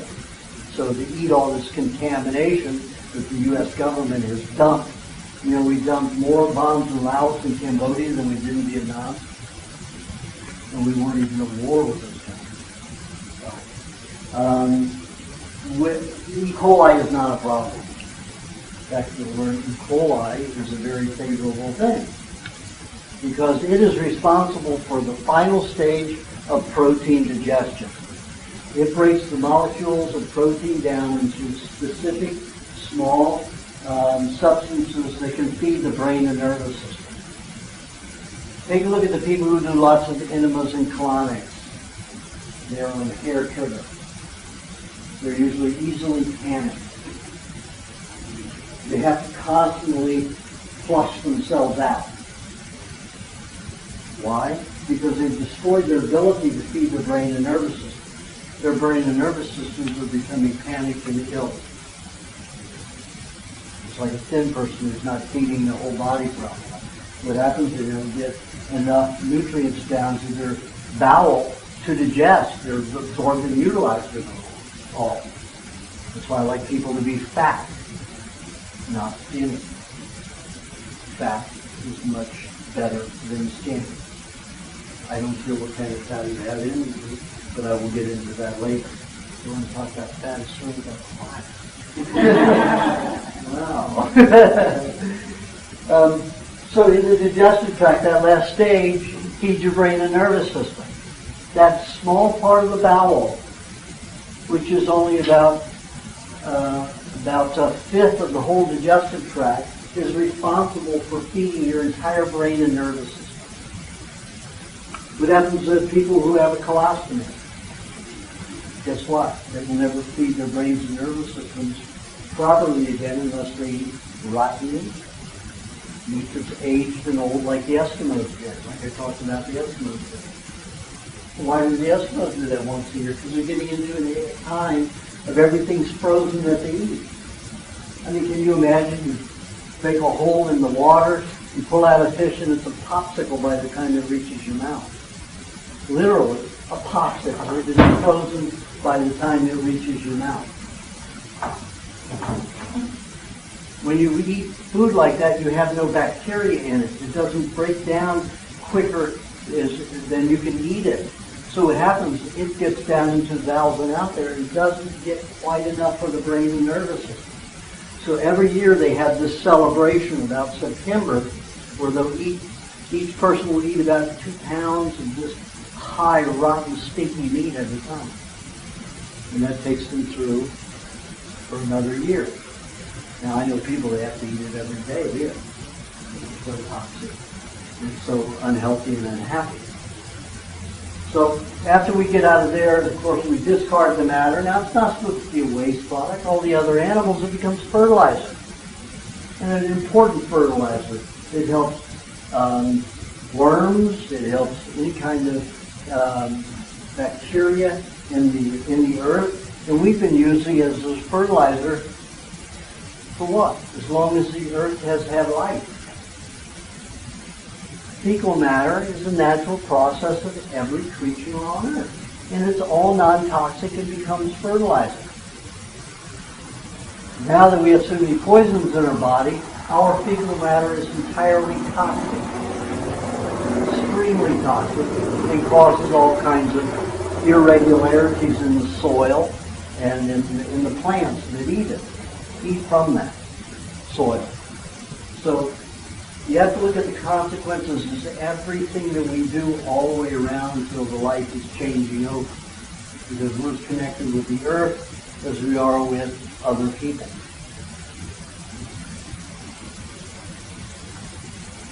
In the glandular system dictates our energy level. The thymus and thyroid mainly make sure that the lungs and the heart constantly work. The brain and pituitary and pineal gland mainly direct growth. And after growth is finished, it's for maintenance, for regeneration of cells throughout the body, no matter where it's needed. Getting into the glandular system, we take a look at the liver. Liver makes bile. That's almost its exclusive job. If we were healthy, like all the other animals that aren't fed garbage, aren't fed processed foods, the liver does one thing, it makes bile to digest fat. Now we have a gallbladder that accompanies that liver. And the gallbladder has one function. That's the storage of bile. Now, why in the world do we need a storage of bile that will break down up to 30 pounds of fat in 24 hours? Well, when you were out slaughtering an animal, running around in the rocks, you killed an animal and you ate it all. Or the vultures and crows and other animals ate it. So you could eat 10, 20 pounds of fat, 2 to 3 days, even 44 hours to 48 hours, 1 to 2 days. We need the gallbladder for that. Now we eat it all day long, you don't have to worry about gorging. Gallbladder isn't all that important, as long as you're eating your fat throughout the day. If you sat down to, a whole bowl of ice cream, a quart of ice cream like I do sometimes, then you better have a gallbladder. Otherwise, you better spread your ice cream out to half a cup every few hours, and then you'll be fine with it. So that gallbladder is very important if you were living primitively and having to eat a lot of fat at one time. Or you're very skinny and you wanted to gain weight fast, you'd almost need a gallbladder to do it. Then we have the pancreas. The pancreas, we're told in the advertisements that diabetes and all of that is that it regulates sugars. It's not its job because we're not sugar eaters. But that's one of the main principles, one of the main functions, only because we forced our body to eat mainly carbohydrates. In whatever form, cereals, pasta, breads, and lots of candy. and fruits. And out in the wild, I lived out in the wild for 3 years, and let me tell you, there was no fruit available except in small portions here and there in any of the wild countries unless man's cultivated. Very little fruit out there, and let me tell you, the fruit's not that delicious. You get some berries that are tart and sour. Even the wild strawberries are very tart, and they're very tiny. We've had to breed the strawberry to this big fat thing that has almost no nutrient value and is full of sugar. Berries are probably about the only thing that they haven't been able to grow into huge things. They have been able to get the blueberry to get about this big. But, normally it's a very small berry. Like when I was in Alaska and eating with the grizzly bears. Going over a hill one time by myself when I first got there before I got to the Eskimos. Whole field of these wild blueberries. They're only in season for a month and a half, and that's it. It's the largest patch of wild fruit that I'd ever seen anywhere. And I started picking them, and then I realized that all these little furry brown things are all over, and these are all grizzly bears. About 30 grizzly bears, and I'm there eating blueberries with them. Well, you could see me back out. I've been to animals for 30 grizzly bears. I was a little paranoid, so I got the hell out. And they never bothered me, but I wasn't willing to stick around and find out. But usually I'll go up to a bear, if it's one. Usually, one time I remember went up to a brown bear, a pretty big brown bear, probably about 600, 700 pounds. And I started going up to him, talking to him, and my girlfriend was freaking out, very afraid of bears. And I went up and he went away. I thought, same to you. Well, I stunk, I guess. Look at it. Took off. So in Alaska, and was the only place that I saw a lot of berries. And probably it's very important for those bears to be able to put on enough weight. And when you'd see them going in there skinny, and they would spend a week in that berry patch, and then they go out and start eating fish and everything else, and their weight gain is tremendous. But they're eating all this oily salmon and seal, and the seal blubber. I mean, if you've ever eaten seal, it's incredible. The meat is black, and it tastes like cooked sirloin, and it's so tender. And the blubber is like this thick, and the oil that will come out of it is tremendous. I mean, it generates, and it's more concentrated than anything I've ever seen. When I went to ferment it, I got some at home. We got a seal from an Eskimo friend to send them down for our group, and there were about probably 15 of us that ate it. And of course, I bought the most because everybody else was, a little bit shy of the meat because it's so rich in the fat. So I got about 15 pounds of it. So I got to stuff myself for weeks of this oil, rich seal oil. And out of a half a cup of that, I got 3/4 of a cup fermented of this seal oil. I mean, it comes out of it. That's how concentrated it is. When you ferment it, it expands. Something like cooking. So everybody turn off their cell phones, please. So this rich food, the seal, is very different and unusual. It's working at all. Okay.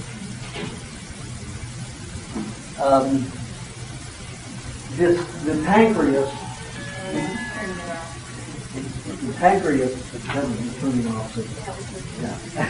the pancreas is not designed for the fruit. It was designed to exchange enzymes, take enzymes out of food, to realign them, to attach them, to conform them into a new chemistry, and send it back to the intestines to realign proteins and fats, and some carbohydrates into structures that are proper for your body. Just to give you an idea how your mind may be too isolated and constricted about that, let me give you an idea of the normal thinking of people out there about nutrition. They say, well, cow's milk is not good for a human because a human baby, because the milk isn't from a human. And therefore it's not good. And I say, well, if you take nuts or you take any other kind of food, your body has to realign it. So it has to do a little bit more work with the cow's milk, but that doesn't mean it's not nutritious for a human baby to have the cow's milk or goat's milk or whatever it is. It's not designed for that. And a lot of people will say, well, wait a minute, you don't see any other animal suckling milk after it's reached adolescence. And I say, have you ever tried to feed animals milk? I said every animal milk, and they all eat it. Even vegetarians. Cows will drink their own milk. Horses will drink milk from a cow. Every animal I've ever found has milk. You know why they don't drink milk? Because how many of you women who let somebody suckle on you all your life? Not many. The cow does. The goats do. Not happily, the goats don't. But the cows seem to have an okay time with it. But those are the only females on this planet. Sometimes some people milk camels, but they don't like it either. I've been around camels. They don't like to be milked. Goats don't like to be milked. Cows will come to you to be milked. Whole different thing. So cows seem to be a species that are appropriate for us to eat, and maybe they're designed for us to drink that milk because they like to be milked. Who wants all that big udder, right? So when they're full, they like to be milked several times a day. So when you look at the design of a food, the pancreas is made to realign everything for your body, to make sure everything is digested and reassembled for the structure to make you healthy. Then we have the spleen. And the spleen does what? It holds red blood cells. The gallbladder holds bile, that's its only function. The spleen holds excess blood cells. Now why would the body need to hold excess blood cells? A good pint in that spleen, sometimes a little bit more. What happens if you got a cut when you lost a pint of blood? Pint of blood back in the caveman days, and you'd be pretty anemic for about 3 weeks. You wouldn't be able to run as well, you wouldn't be able to hunt, you would not do well. So you had to have a spleen in case there was an injury. Also, to cool and warm the body. So your blood's too thin. You get cold very easily. The spleen will dump massive amounts of red blood cells into the bloodstream, thicken it so you can stay warm. Kidney works with that too. It starts eliminating fluid, water, H2O, from the bloodstream. And that's the only job of the kidney normally, is to filter out water so we can change temperature levels. That's the only thing. It takes out H2O. And how does it do it? It filters out the red blood cells. Keeps red blood cells from dumping into the urine. Otherwise, the urine and the blood are identical, except for the amount of red blood cells. And the fact that urine has some ammonia in it. And ammonia is produced when what? There are too many carbs in the body. The greater the amount of ammonia. The horse, the more grains you feed a horse, the more sweet things you feed a horse, the greater the concentration of ammonia. But ammonia acts as slightly antiseptic. So you can use it on the skin like the Africans do. A baby, is born into an African family and they don't have a lot of foods, that are eating more fruits than normal, they'll take that baby and put it under a cow's urine. Coat the whole baby with urine. Then the insects don't eat it. When I lived outdoors, I was a fruitarian. So I would wait sometimes if I were in a very warm place, like on the Colorado River in summer, doing a short fast, which I don't agree with doing any fast anymore. So I'd be lying there butt naked all night long, in the heat, and I would wake and have 200 mosquitoes sucking on me at once. They love sweet blood. They love sweet blood. Yep. So you can imagine all the tribes that stay away from sweet foods. In the Maasai tribe, it is illegal to eat fruit, any ripe fruit. Why? Because it raises the sugar level. They are a very skinny tribe. They are the skinniest, but healthiest, smartest, tallest, and fiercest tribe in the world. And they live on 40% meat, 60% dairy products, no fruit. It makes them over-emotional because they have no reserve fat. So in their tribe, it's illegal to eat the fruit. So you have to understand how fruit can damage your system, why the carbohydrate level has to be low. If you like over-emotionality, go wild. If you like insects to bite you and feed on you, go wild and eat fruit. Why they don't come to me? To give you an example, when I'm in Asia, I'll watch all the people around me getting bitten by all the mosquitoes. They don't touch me until I eat fruit. If I eat a half a cup of fruit a day with avocado or coconut cream, they won't touch me. Unless I eat a half a cup of watermelon. If I eat a half a cup of watermelon, I can count on getting bitten by 5 mosquitoes that night. Just like that. If you eat any other fruit, it won't happen. For watermelon, it does rapidly. So if I eat just a small amount with fruit, I don't have to worry about that high sugar content. So there are many reasons that the human does not eat fruit normally. Can you imagine living in a jungle and having insects biting you all day long? I have friends that went down to the Amazon and took the boat trips to the jungle. And these were green people,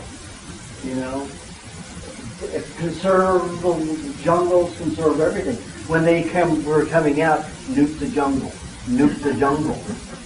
I mean, these were people that would never spray any kind of chemical on their skin. And they were putting it on every day, many times a day, poisoning themselves. When they came back, these were different people. So if you were living in the wild, what could you eat and maintain without being consumed by the environment around you?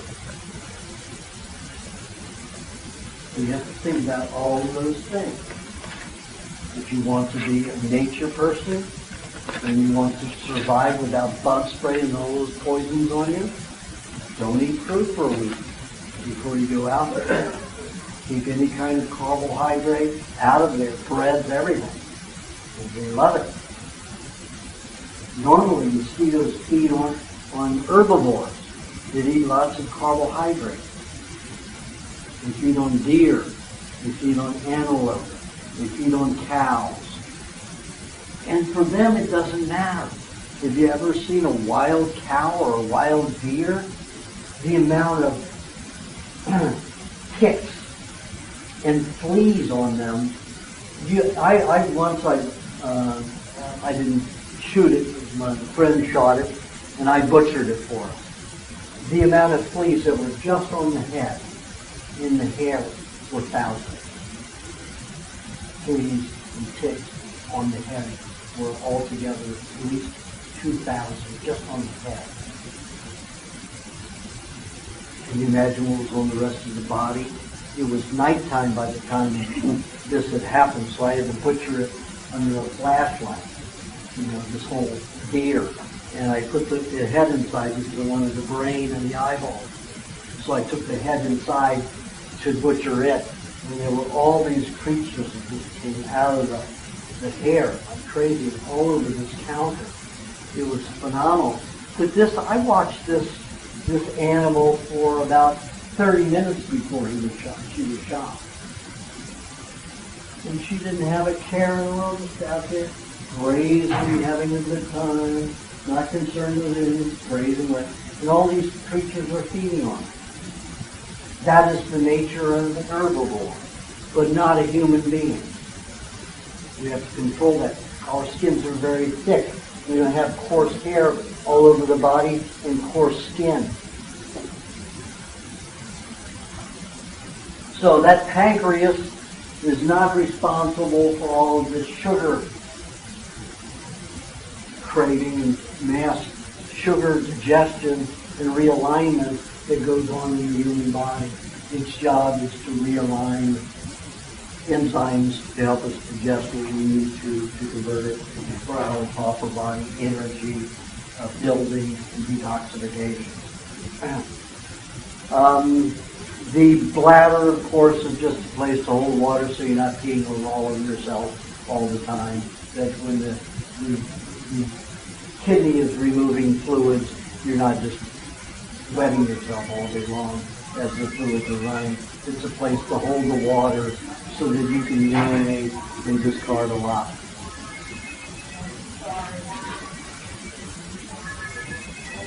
That's our host. 20 demerits. Okay, so you've been so busy, Alfred.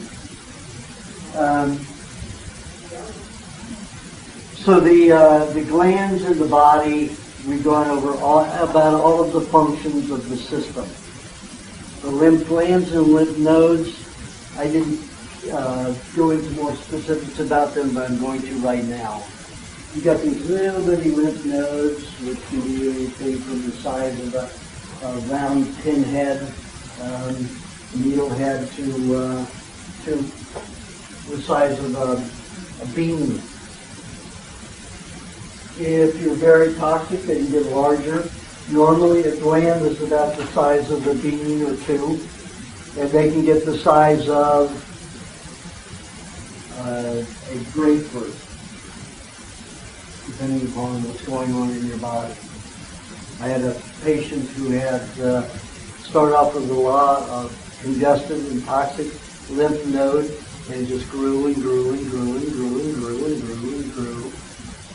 And, he kept calm most of the time. He said, this thing's growing on my face. I said, go on a diet and make sure that if you build your diet, it's not going to connect with your jugular vein. It's not going to fuse to your bones. And every 3 months, I watched him, showed him what I could move it, wasn't connecting to his bone, his jugular vein didn't move with it, nor his nerves. So about 3 weeks ago, I sent him to a surgeon. Got the surgeon, the normal rapport of a surgeon is to say, oh, this is cancer. We have to remove all the lymph glands in the neck. And that was his immediate response. Think about it. Just think about it. The lymph glands clean the body. So if you have cancer in the body, what part of your body is responsible for cleaning out the cancer? The lymph glands. So you remove his lymph glands all over his neck. Where's the cancer likely to go? Brain, lungs, breath? Absolutely. So I said, why don't you do something different this time? Here you're the chief of surgery at Kaiser. Think about it. Think about what a breakthrough is for you to experience. Don't take any of those glands out of his neck and say, oh, it's rough. Because if they're not how it's rough, that gland is not cancerous. It's doing its job. It's removing cancer. You're going to find cancer in every gland in the body. If there's cancer anywhere in the body, you're going to find it in the glands. And those lymph glands where it belongs. Yet they'll go through and take all of the woman's glands. But what happens in 6 to 7 years? Metastasizes at least 6 to 7 years. Metastasizes to the lungs, to the liver, and everywhere else. So what do you have? You get death. all of this, preventative cancer. It's not preventative cancer. It's called metastatic cancer, which are forfeit. So I got this surgeon to go in, agreed upon, not to remove anything but that one lymph gland that was suspicious. And I asked the guy not to have it done for 2.5 years. He was hoping for, like everything I talked about, his body would dissolve itself. He said, "You're not a young man. You're almost 70 years old. Your body has so much toxicity in it. You've only been on the diet 2.5 years. Your body doesn't have the strength or energy to dissolve that and get rid of it. Just have it removed surgically and let your body go on with getting healthy everywhere else." So he agreed. So he went in for the surgery, removed it. It wasn't attached to his jugular. It wasn't attached to any of his nerves. It wasn't attached to the bone except for a little bit that started adhering to the bone right here, so he scraped it, and that was it. He also agreed that it was attached at any point on the bone, that he would not sculpt away bone tissue. That he just scraped the surface cancer off that was attaching. So he did everything we wanted. I talked with the guy 5 hours after he was out of surgery, and he was the funniest, happiest guy. Lymph glands are very important. Remember you have a question? Write it down. And then ask it at the end, because I usually will cover it. So, that was the first person I've ever sent to surgery. He's the first person that I ever sent to surgery. The only one that ever needed it. Everybody else I know grown them and then you go away and dissolve. But this man was so weak and feeble when it came on him. And you know, on the diet, he could never gain enough weight. He gained 45 pounds, but if you had seen him when he first went on the diet, he looked like somebody out of Auschwitz. Very skinny. So it still was not enough to take him through a natural means of cleaning all of that. Because the natural means of cleaning all of that would have meant that he would dissolve his entire face and throat probably. Because a cancer cell is not your enemy.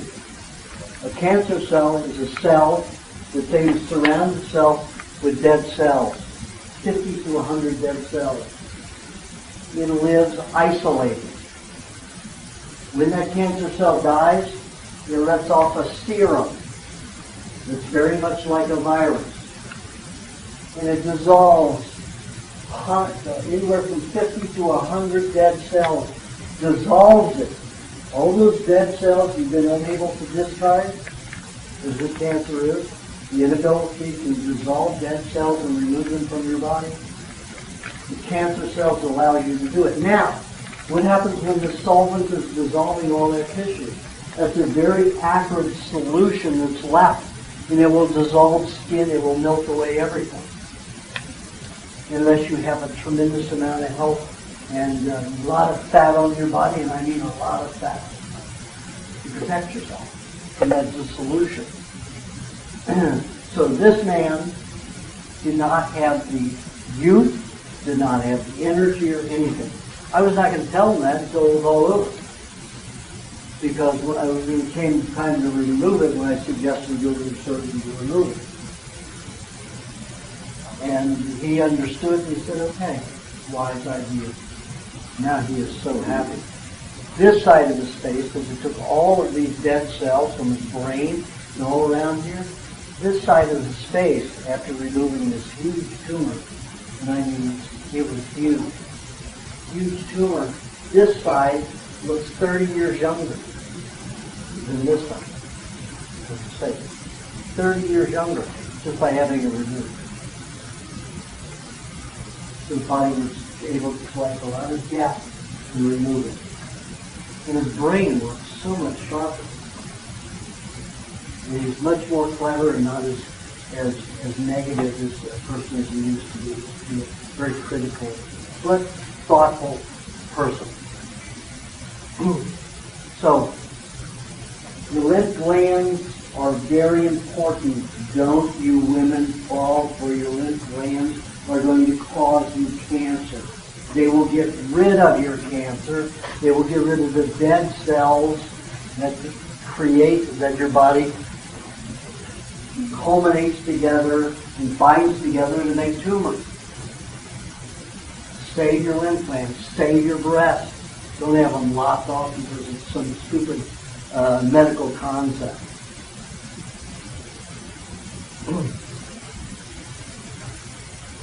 Okay, so you have a pretty good understanding of how the body works. So you don't have to be afraid of it. Just watch the movement. Now, how does your body clean itself? Now that we're so toxic from all this pollution, how does the body clean itself? It does a myriad of things, mostly in the liver. The liver's become a filter for a lot of toxins in the body. The liver's job is just to make bile. But the liver converts itself into a placenta.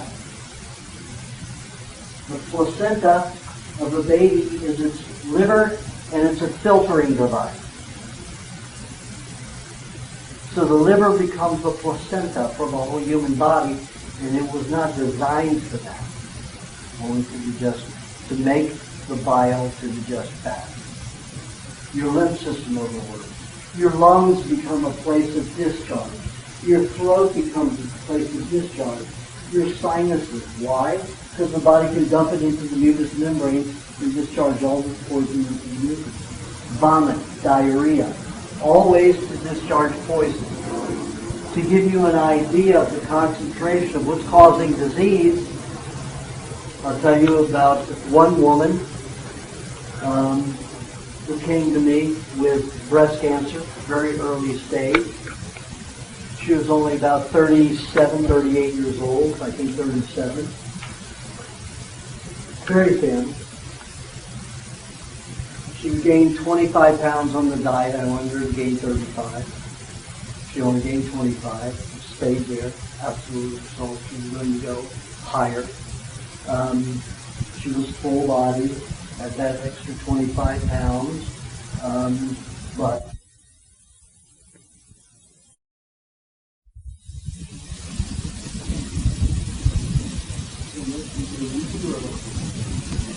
and I knew that there was something very toxic in the body to continue doing that, even though she was on the diet 95%. Unless she was on 100% in that kind of situation, that people will do what they do. So, after 2 years, the body started dissolving the tumor. Came through the skin blistering. They say that's called interferon. She did not have enough fat on her body to heal. So she started dumping it into the mucous membrane and dumping it into the stomach. So she started vomiting many times, anywhere from 3 to 6 times a day. And it was violent. It hurt to do that. 2 months went by, still vomiting every day. Weak, bedridden. Bedridden, she was still weak. And she had to eat. I said, after you vomit, you can only wait 10, 20 minutes, and you have to force yourself to eat again because you will waste away. I have 9 out of 10 cancer patients, and that's very few that I've lost. Only about 5% of the patients who come in with cancer have died. And 9 out of 10 of those all became very few cancers. They could not make it through that dissolution of the tumor. So I wanted to see what was causing this girl who was stronger, was happy, more positive. You know, you talk about positive attitude, you want to have cancer, all these, La La Land people who have that concept. It bothers me because the first person I ever saw die of cancer was the most positive, spiritual, kind woman and aunt that I had when she died of miserable cancer. And I don't know anybody that's more kind than this woman. And she died of a miserable cancer. So, this woman was very positive too, and sunny and happy. So, And after 2 months of doing all this vomit and going into diarrhea now, I knew that it had to be something really toxic. So I took 4 ounces of her vomit. I sent it off to a laboratory in Missouri that I liked. They had some of the best equipment for measuring toxicity in the body. $3,200 for one sample test, how much it cost. And I sent it to a laboratory, and the general manager of the laboratory called me and said, or CEO of the laboratory said, somebody's poisoning your patient. I said, what do you mean? He said, she has 3,000 times the lethal dose. Got that? 3,000 times the amount that could kill somebody. And that 4 ounces of vomit of thallium. Thallium is a heavy metal. It's almost as soft as lead and almost as toxic as mercury. 3,000 times the lethal dose of thallium. So her husband was one of the sweetest men I knew. He was right by her side, but she was a jewelry maker. Oh. She burned, specialized, everything was custom. So she was right over that Bunsen burner, burning that metal, never wearing gloves, never wearing a mask. 3,000 times the lethal dose in one vomit. Can you imagine how much she vomited 2.5 months before she died? 3,000 times the amount that would kill a human being in one vomit, and she was vomiting 3 to 6 times a day for 2.5 months. That is what causes cancer, those kind of heavy metals and poisons in the body. It's not some virus or bacteria. That's the pharmaceutical industry and the medical industry of getting you to follow their garbage recommendations. And not to be afraid of what you should be afraid of. All the chemicals in your environment. All the chemicals that they are giving you. Certainly, they can stop symptoms, but so did they with arsenic in the past. Bloodletting. All kinds of ways to stop the body from detoxifying, so you lose the symptoms because the body's going to deal with the present symptoms of poisoning that you just introduced. And they used to give people strychnine. They used to give people formaldehyde as a medication. They give people vaccines.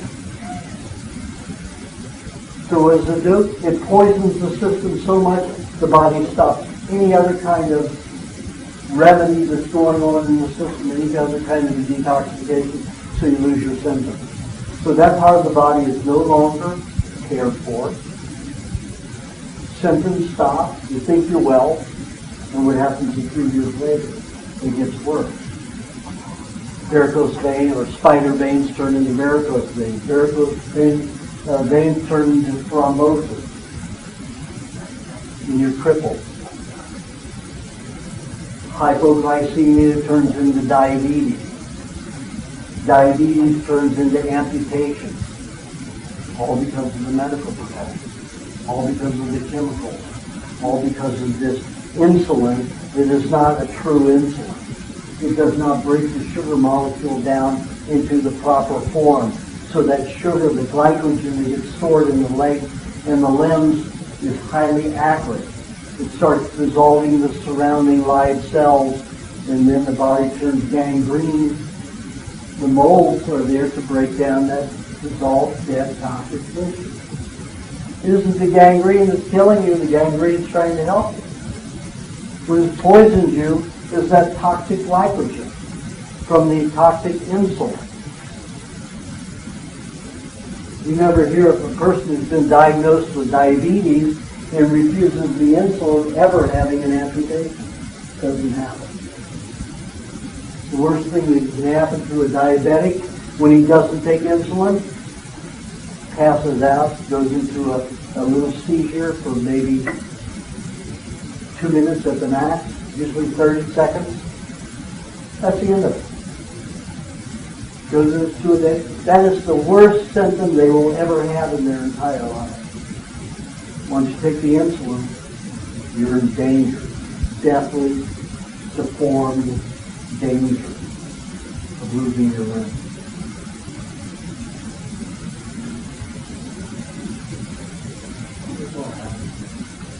Isn't it nice to know, though, where you're going and say, hey, I don't have to do that. I don't have to go there. With all the disease. Do you know that the United States in health is 54th in health, rated below third world countries where medical reality doesn't exist. Pharmaceutical industries are taking it there. I mean, I've gone into the jungles and the suburbs of Thailand and Cambodia, and they'll live in grass huts wearing their old garments, and they'll be out, kicking a fast ball that they've made, and the chickens running around and playing too. And here they've got a TV in this fast hut. They make 50 cents a day per household. How are they affording to run $1 of electricity a day and afford to buy a $300 television? General Electric is funding it. That's one of the companies is funding it. Pharmaceutical industries are funding it. Why? They advertise drugs and food products. And you talk about commercials in this country, they've got commercials every 5 minutes, and they run 5, 6 in a row. And most of them are drugs, medication, that they don't need a prescription for in those countries. There's no law regulating it. So instead of going to food, they're going to a drugstore and getting this stuff, and their symptoms don't go away. It's terrible. So being brainwashed. You are being brainwashed. Don't buy it anymore. Don't buy it anymore. You can take care of your health, and it's through food. But you have to protect your food source, because what is happening? FDA is allowing more and more chemicals on your food. Yep. They're allowing them to falsely advertise foods as healthy, and they have nothing to do with health. They can be full of chemicals and allow it to call organic. Every year we fight them. First it was 5% toxicity they could have. So you can go out and spray your crop once a year with a phenomenal poison. As long as it only shows up 5% of your food, it's okay, they can call it organic. They tried to make it to 15% 10 years ago. Again 5 years ago, and again last year. The FDA keeps pushing for the chemical industry to damage and poison you with food so they can grow more food. And so it will preserve longer. So the economy can grow. You get sick, doctors make more money, companies make more money, but you live in sickness. It's not a good move. So you have to protect farmers like Joseph. All the Amish farmers, you buy from them. Protect them, support them. And make sure that none of your farmers get raided by the health departments and the FDA. Now, I've won 7 battles this year. They came after my farmers in Michigan, Illinois, Indiana, Ohio, Pennsylvania, and California. Health departments shutting them down. And what I have is a cooperative from the Right to Choose Healthy Food. And that cooperative means that we make a lease with the farmer. So the farmer doesn't own the herd, doesn't own any of that produce. The club members own it. We pay them to take care of our animals and to get the food and give it to us. So it's not commercial. So when they came after my farmers, I said, cease and desist. I filed legal papers that said, we are not commercial. Your only jurisdiction is commercial. This is not commercial, this is private. Get the hell out. So they had to get out. One judge in Pennsylvania, I wrote a 62-page document for Amos Miller Farm, Miller Organics, and a 19-page for his father's farm, Jacob Miller's farm, Milltree Organic Farm. And in those documents, I proved to the judge that we were not commercial, that we were all private. So guess what? State of Pennsylvania had to back off. So they called in the FDA. Every one of those states called in the FDA. So the FDA got their nose in it, and I said the same thing. Look at the first paragraph of your laws. You are in commerce only. This isn't commerce. Get out. Stop it. 6 states just this last year, in 2006. We're winning. So you've got to help protect your farmer. If Florida Health Fund comes in, you're going to have to go to a herd lease program, a farm lease program. So you, the members, own everything on the farm as far as your leasing you own. It's a lease ownership held up at any kind of court. You can lease a person, you can lease anything, so they can't combat that. Sally Fallon's herd share program has been annihilated in the courts because there's no precedent. The lease program is solid. They can't beat it because if they negate that one, they have to negate all of the other lease programs that are all throughout every industry there is. So, know how to protect yourself. Know how to protect your food because you're going to get less and less natural food. Why? Look what's happened with this E. coli garbage noise. Blaming E. coli for all these diseases. The Jack-in-the-Box thing back in 96. 125 people affected. You know the real reason for that? They were experimenting with a new pesticide. A new dewormer. They were putting on the spinal cord. It had made that particular herd very sick. So when those people ate, a lot of those people who ate that meat had an allergic reaction to the byproduct chemicals from that particular process. So guess what? And the government allows them to experiment. And the government will hide the experiment, just like it does for the military. Because they know if there's a lawsuit, the industry would be like that. So they hold their hand through it, and they blame it on E. coli. We know E. coli isn't a problem.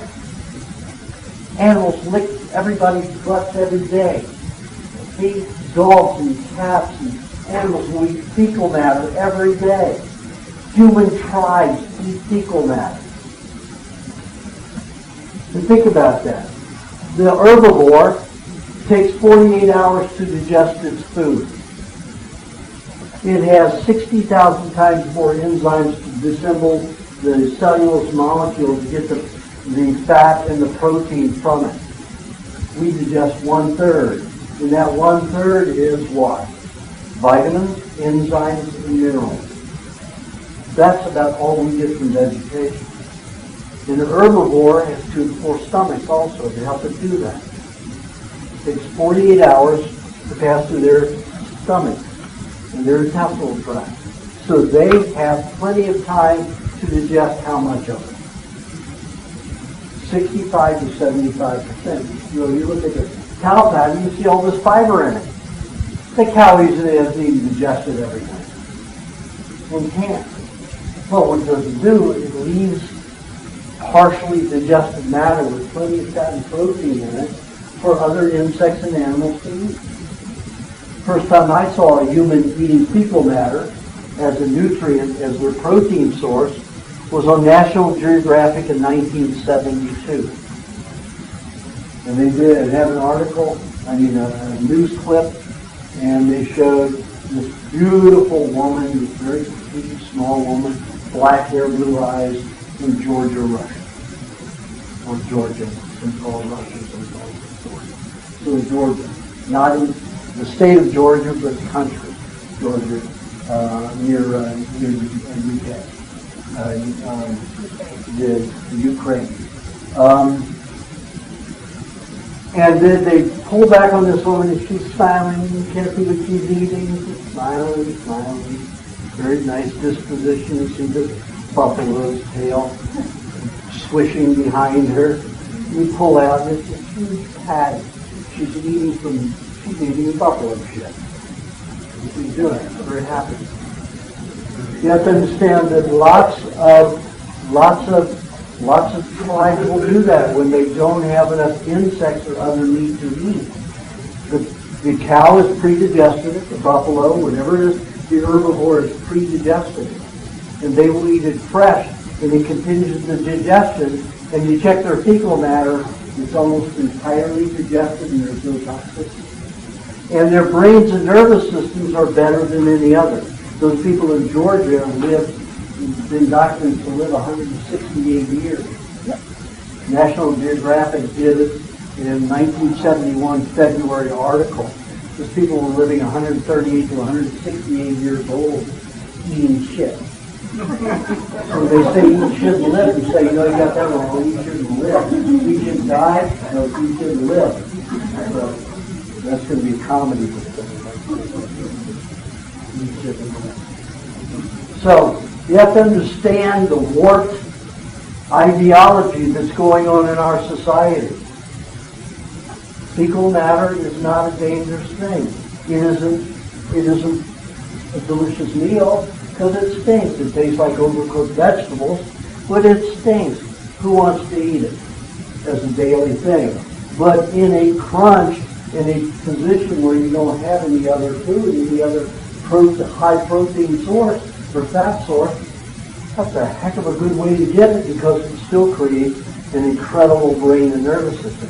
Can you imagine having such a nice, relaxed brain and nervous system that you could live with a person married for 138 years? Can you imagine being that relaxed that you could stand the same person for 138 years? They were interviewing couples that were together. One was 138 years, the other couple 126 years together, another couple 107 years together. They eat shit. They're brain and nervous system. They're incredible. And they're happy and smart. And they live long lives. Why? Because they're working in balance with nature, not against it. So you have to wash away all of the garbage and paranoia that you've been told all these years and completely do a backflip, a reversal of everything that you've been taught. Don't wash your hands unless you handle something chemical. Rinse it off. Anytime you've had a chemical on you, that's what you want to get rid of, not something that's a bodily function. And they go around and advertising AIDS.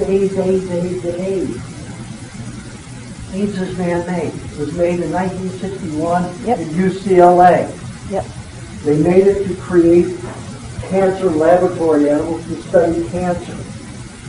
Dr. Strecker discovered this when he was hired by a company that bought another company in San Francisco that hired 60% homosexuals.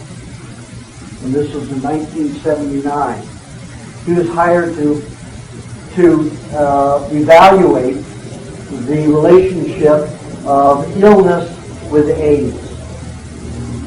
So he did all this research, and normal when you go into a laboratory, you fractionate a virus, put a certain enzyme factor on it, and it will separate into 5 portions. It's called fractionation.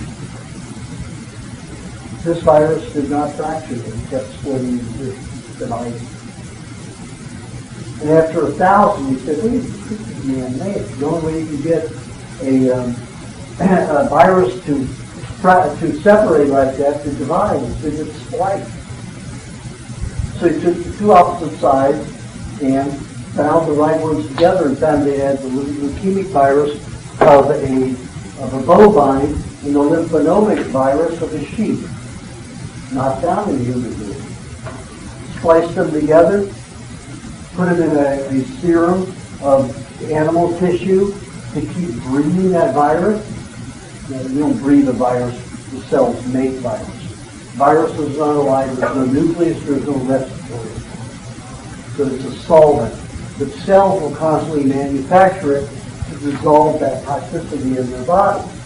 And they make sure that toxicity exists in the serum so that the animal cells that they have in the serum will continue to make it as its own defense system. And I will get into that shortly. So here you have this man-made virus, AIDS. How did it get into the population? Well, the scientists who checked that information and discovered and found the tests were done, and it was made at UCLA in 1961, concluded in 62. He followed the trail and went to the War Department for biological warfare use, experimentation. So he got a senator, he called his brother, who was a high-powered attorney, politically connected, and said, this is what happens. Follow the trail and see where it leads. So he followed to the War Department, started asking freedom of information, to get the information about it. Wouldn't let him in. Kept rejecting him. National Security can't have that information. So he got a senator from Wisconsin, I think it was, in Minnesota, one of these two states. And that senator started demanding the information. They got some of it. And then they were dead 3 months after they wrote the book, Bioattack Over. And I have it in the bibliography of We Want to Live. And you can still get it. The military decided that homosexuals were undesirable and it was legal in America to experiment on them. So they found that how could they inject this AIDS into the homosexual community to find out what would happen. They found that in Los Angeles, New York City, Houston, San Francisco, and New York, Los Angeles, Houston, San Francisco, Miami. Didn't go to Miami. New York, Los Angeles, San Francisco, Houston. That was it. Four major cities. They put it in the hepatitis B vaccine because homosexuals, 90% of people who are getting hepatitis were homosexuals because of the intense drug use, damaging the liver, and hepatitis. You have many strains of hepatitis. The hepatitis is a detoxification of the liver, the viral detoxification of the liver. So they found that homosexuals were getting it, and the regular thing to do was go and get the hepatitis vaccine if they got hepatitis. So we put in the hepatitis vaccine and we shipment them onto those 4 cities. 10% of the people weren't homosexuals, they were heterosexuals. That's why 10% of them, 10% of the heterosexual community that received that hepatitis vaccine got the AIDS. Now, it is transferable through blood. It's not transferable through semen or saliva or anything else, because you can go online and find a group of heterosexual and homosexual couples that have been together up to 28 years, unprotected sex, and not one of them has ever gotten AIDS. Also, there was a movie out recently, followed this couple in, I think it was Thailand. Both of them had AIDS. Their baby didn't have AIDS. Even in the blood transference, didn't have AIDS. It has to be injected into the body. It has to be injected by blood or in the serum. How did all those Africans get it? Hepatitis B. Smallpox vaccine. Why would the United States and UK gives them $8 billion worth of free vaccines. Free smallpox vaccines. Another way of warfare to take over their resources. So what happened? Those cities were devastated, those countries were devastated. So UK and America governments came up and said, oh, we'll give you all this medical support, but you will have to pay us for it. Those countries were never able to pay. 27 countries are now run by the World Bank under the auspices of UK and American government. Devastated those African tribes and communities by giving them that smallpox vaccine and giving them AIDS. If you look at the work of Horowitz, Leonard Horowitz, he's a PhD, he followed the track. Ebola is man-made. It was also given to the Africans in vaccines. This is all new kinds of warfare to what? To satisfy greed. I mean, God, these people have so much. They have airplanes, they have houses and homes and mansions all over the world. How much do they need? How rich do they have to be? Well, population control. It's insane. It is absolutely insane. And you have to look at that and say, could my heart go there? Could I do that for a gain like that? These people have no confidence. Bush and these people have no confidence whatsoever. They go out and kill and murder and pollute our land for what? Uranium. The radioactive uranium will have a 500,000 year life. That land in Iraq and Iran and Afghanistan is poisoned for 500,000 years. It allows Cambodia parts of their 500,000 years. How can these people get into that state? I don't know the answer. You don't know the answer, but it exists. That is the play. So let's talk about virus and bacteria and parasites. Okay. What is the worst known parasite that everybody's been afraid of all these years? It comes from the feet. Trichinosis. Since I was a baby, I remember the word trichinosis with such fear. I didn't know what the hell they were talking about. I didn't even know I never saw parasites until I was, 30 years old? Never saw parasite until I was 30. I didn't know what trichinosis was. I mean, I began studying at that point, and that's why I do. And I looked for it. Trichinosis, this fear. Cook, pork thoroughly, or else you get trichinosis. Do you know what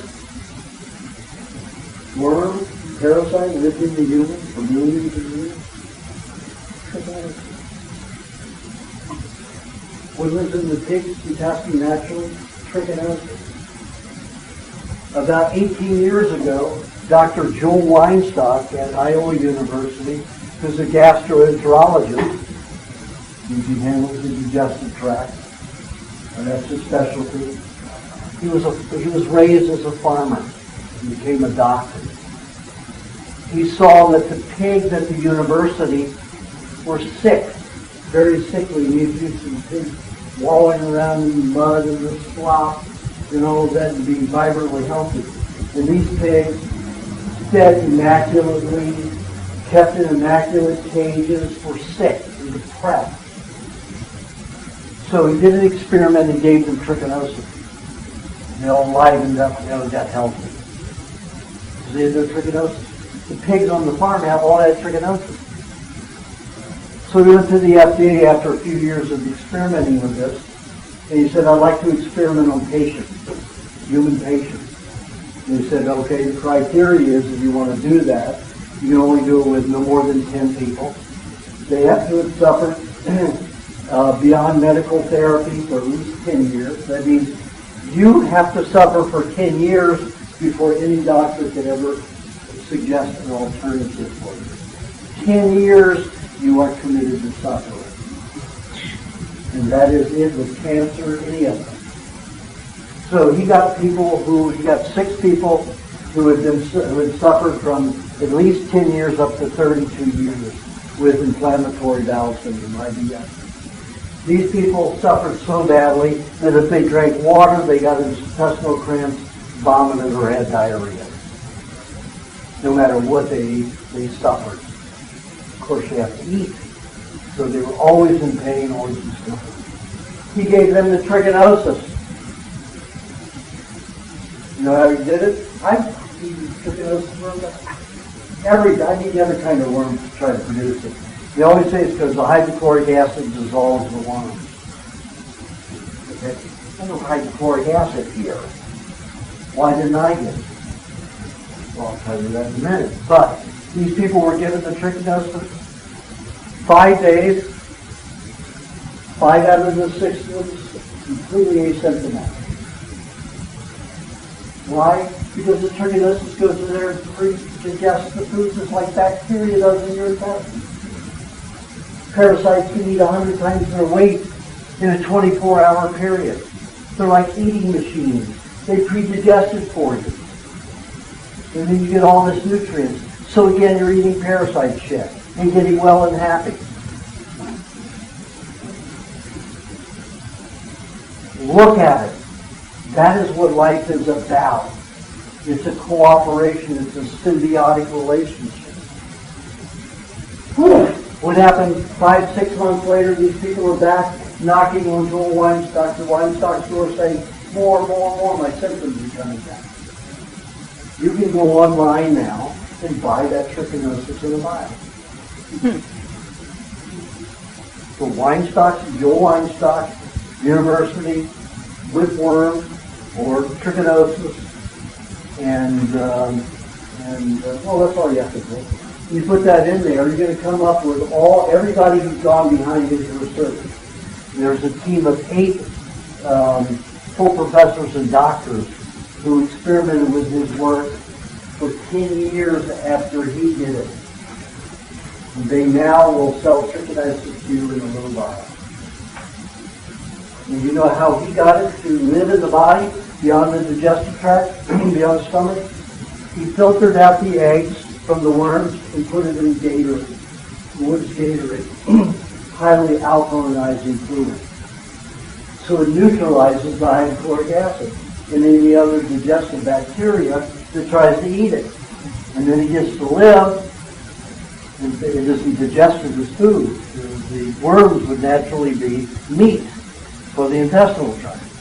But if they start breeding, the eggs, if they start breeding, then it can gain its dominance in there, not dominance, it's ability to work within the environment and start eating your food. So let's take that and look at other parasites that are in the body. Anybody see the gladiator?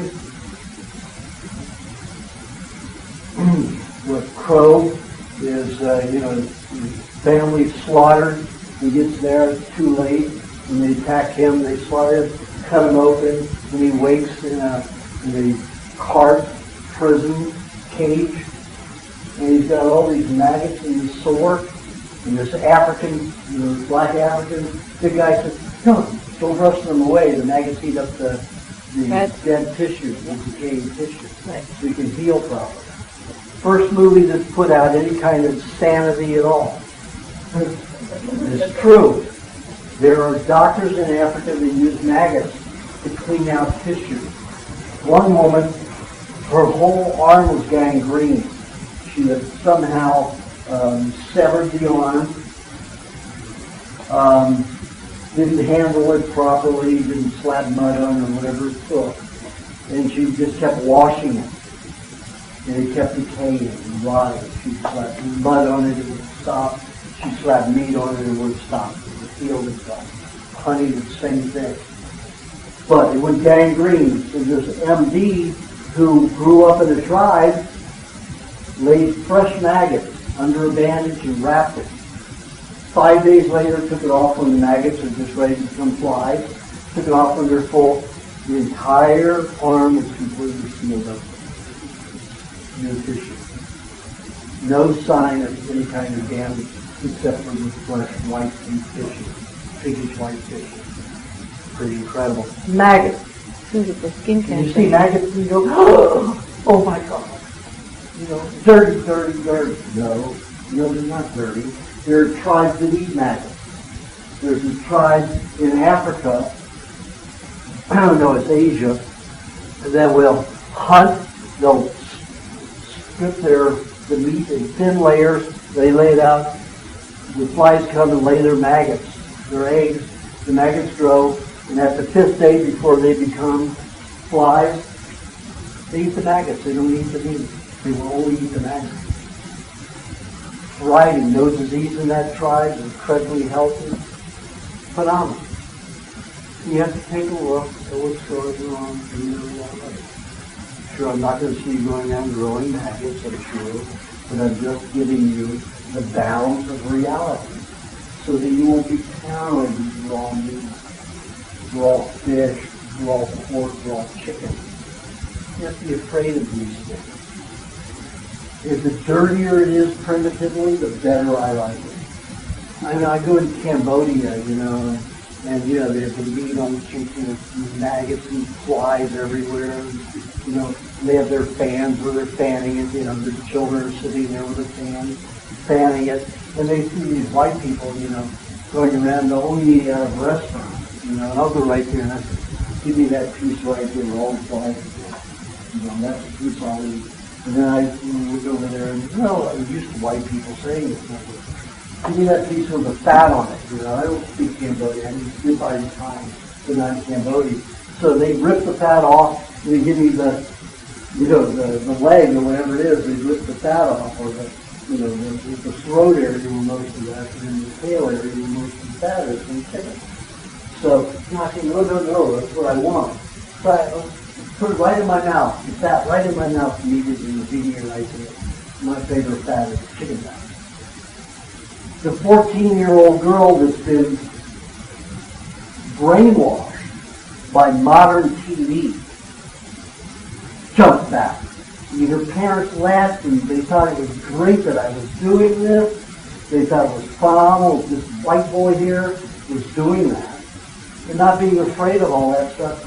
Their 14-year-old daughter, Leap, would not get within 6-7 feet of me because I was going to contaminate her. She was sitting there, but because I ate it, she was sitting there around it. She wasn't afraid of it, but as soon as I ate it, she was afraid of me. Hello? This is what that kind of brainwashing with news clips does. It makes people afraid of monsters that don't exist. It was so sad to see that. And when I visited the hospitals there to see the rate of disease, and I was visiting in Vietnam is the worst, in Cambodia, Laos, and Thailand, visiting the hospital for young women who were giving birth. They would give birth and to see the rate of stretch marks, and of course they got to see their parents as well. You take a look at their abdomens. They maybe had 4 to 6 children, sometimes 7 children, barely any kind of distortion of the stomach tissue. These children having stretch marks that were plastic, because we're sending all this bad food that we don't even sell in this country anymore and feeding it to them, and it's plastic. Mm-hmm. Hydrogenated vegetable oil, hydrogenated everything, garbage packaged food, the worst you could get. They're feeding it to these people in third world countries to keep them slaves. Working slave class that can certainly not grow and evolve with that kind of a diet. It's really sad and sick.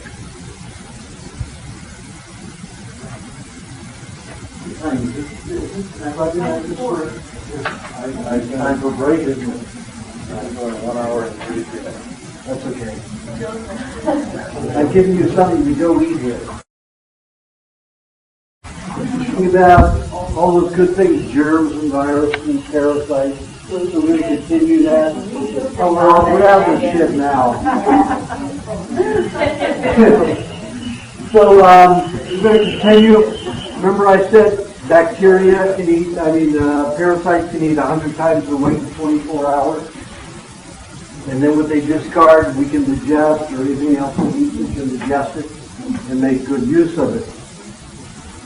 There are all types of parasites. There are parasites that help us digest our food, that predigest for us, and there's those that eat toxic tissue, like pinworms. They live in the intestines of birds. We have different parasites that will live in the human body, and dogs and cats, heartworms. Now that only happens when a dog will only get heartworms, and a lot of them get them because they get injections for rabies. It contains a higher amount of mercury, goes into the heart muscle, damages the heart muscle. The worms are there to eat up the dead tissue in the heart muscle. And if you stop that, they'll always have a weak heart. As a dog, that will always be very gentle and not thrive and flourish, and will die at a very young age because that toxicity will remain, and those dead toxic cells will remain in the heart. So we have to look at these parasites as our friends. If you've been diagnosed with parasites, throw a party. Because they can get rid of your dead tissue 5 times faster than any other way. And how I know that is, I took a lot of animals who had parasites, and those animals that didn't have parasites, and we did different controlled experiments with them. Some we took that had the parasites already. We always pick dogs between the age of 12 and 16 years old, because those are the most feeble, we'll get the quickest results from, either going toward death or toward life. So the animals who already had parasites, we put in the ad in the paper, they already got a lot of animals with parasites, fed them the homeopathic dewormers, pharmaceutical grade dewormers in the group, no dewormers. And nothing other unusual about the diets, they still ate their cooked food. The animals who we let their parasites work on them, they were a lot longer getting well, but they got healthier than the ones who we destroyed the parasites with, whether it was pharmaceutical or otherwise. And they had shorter lives.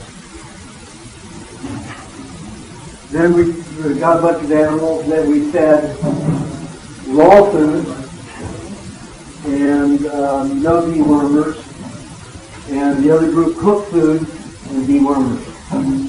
The animals who ate the raw meat got healthy 10 times faster, when at the end of their lives they lived almost 2 times more than the other animals who would kill the worms in. And when we did autopsies on them, the animals who had who destroyed the worms in had gray and black, unhealthy looking glands and organs in their body. The animals who let the parasites run their course and fed them raw foods, their glands were radiant. Like, you've taken have you ever seen a liver out of a calf? Red and brilliant and beautiful.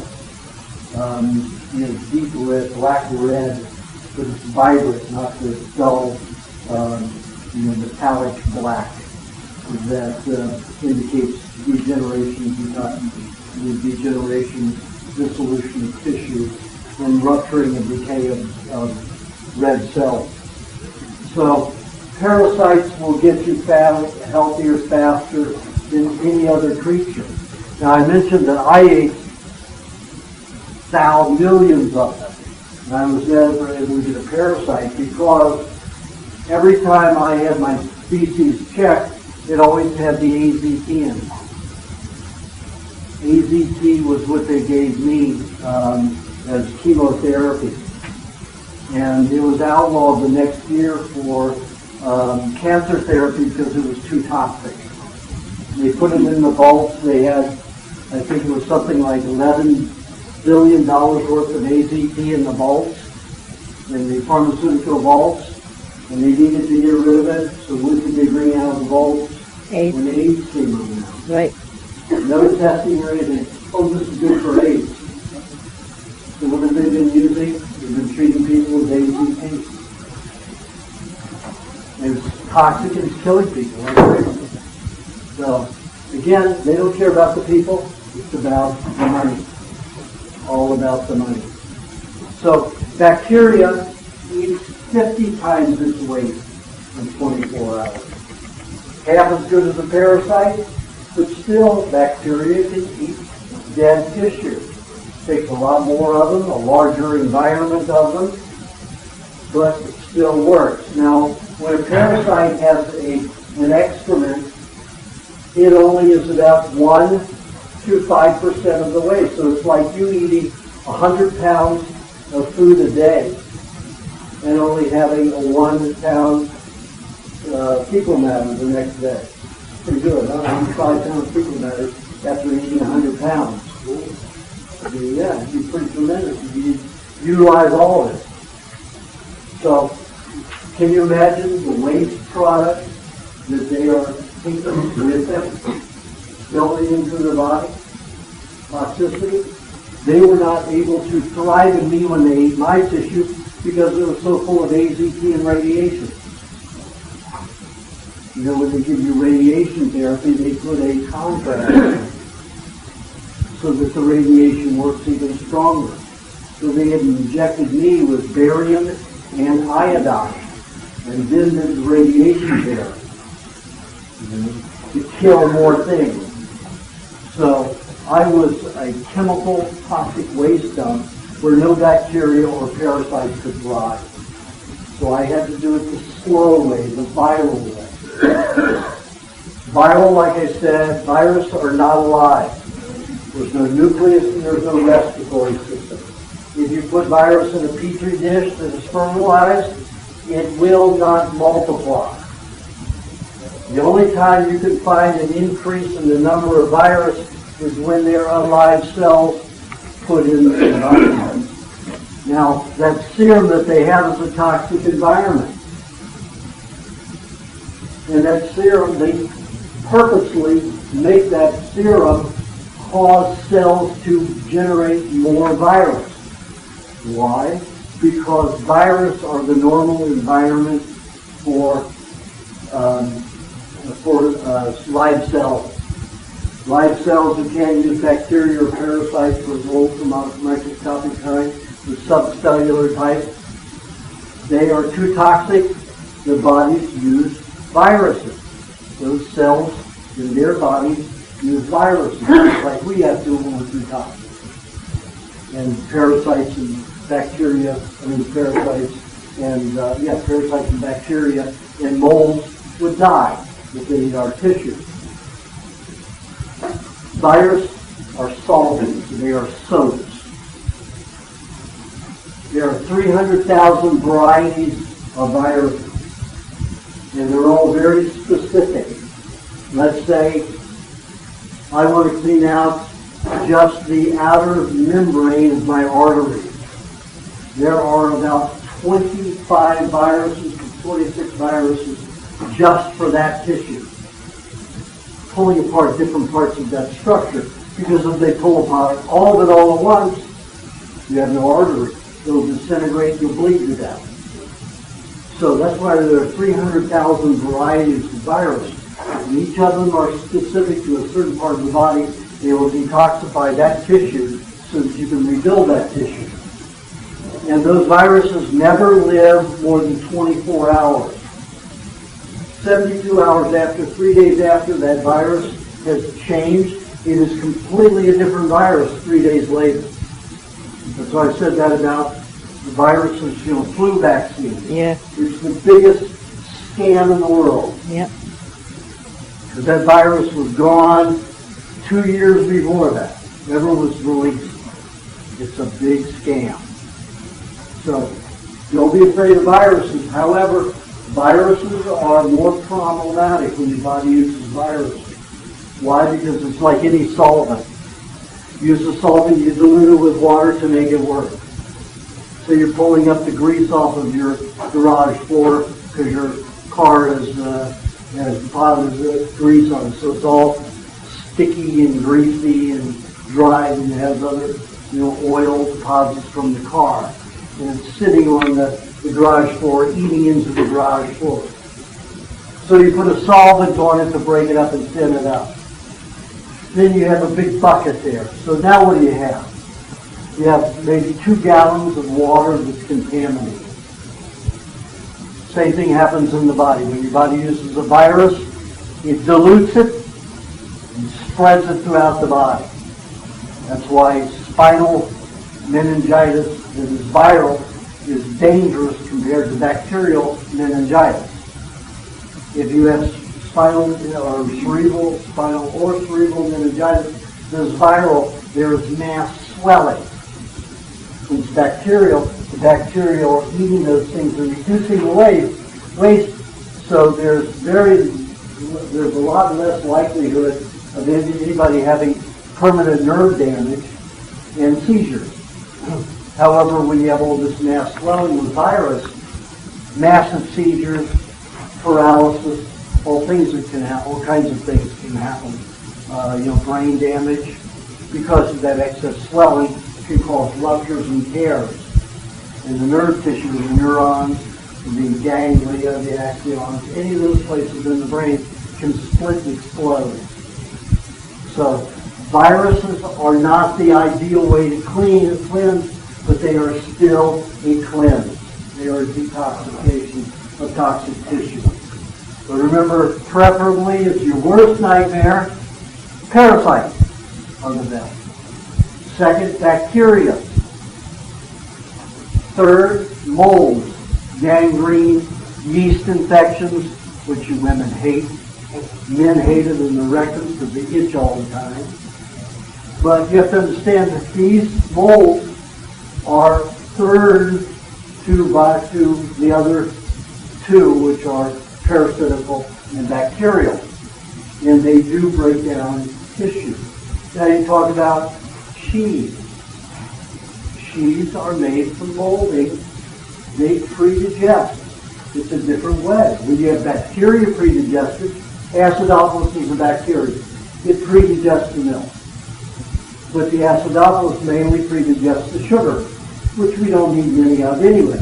We should be encouraging the Bulgarians and Caucasus, which digests the fat and protein. So that's what we should predominantly use. But people like sweet foods. We are so conditioned to like sweet foods, so we use more acidophilus. Not necessary and inappropriate. Our milks and foods, if they're pre-digested, should be more tart and bitter rather than sweet. And most people don't like that because we're conditioned to like the wrong thing. Hundreds of years ago, it wasn't that way. When I was in France, I lived off and on in France in 93 to 96, and mostly in Paris where my girlfriend lived at the time. And I would go there 3 months out of the year, a month at a time. And when I went out to the farmers' markets, even in Paris, sour cream that was sweet or cream, fresh cream, was always sour and bitter. And if you had it sweet, they looked at you like you were a madman. So none of the milk, anything tasted good there because it was made to be tart and bitter. And it was healthier. And there's nobody healthier than the French. Who else can drink that much and get away with it? All the fat that they eat. They eat all that cream and butter, all that rich food, because they eat the alcohol, and guess what? The alcohol attacks the fat and not the liver. So that's why they get away with drinking wine every night or all day. So they eat all that fat. That's very protective.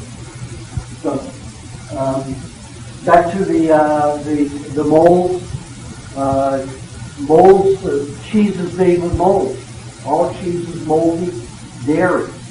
So there's different ways to break down dairy. And each one of them provides a different use. Milk is probably the most sacred thing that there is because in each form it changes its quality. So let's finish with the parasites and the bacteria and molds. Now those yeast infections you get, they're so itchy and they have such a high odor because you eat too much carbohydrate. They thrive on it and eat up. All of them thrive on toxic tissue full of carbohydrate. They thrive on it. You discharge all that mucus. Now, there's a lot of women that go around, thinking, they have penal envy is what I'm told in psychology books and stuff like that. Because they like to have the strength and not all that discharge, monthly discharge and problems. However, healthy women don't have those kind of experiences. They don't have the cramping with it. It isn't highly odorous. It isn't very much like the tribes in Africa that eat all raw foods.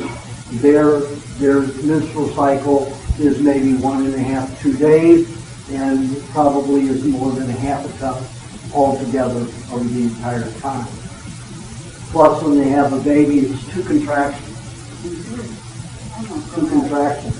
The women who are on this diet for 5 to 7 years who have babies, 2 contractions.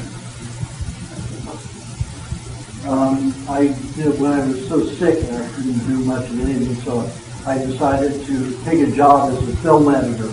So I edited a motion picture next to this other man who had made a documentary called The Beginning.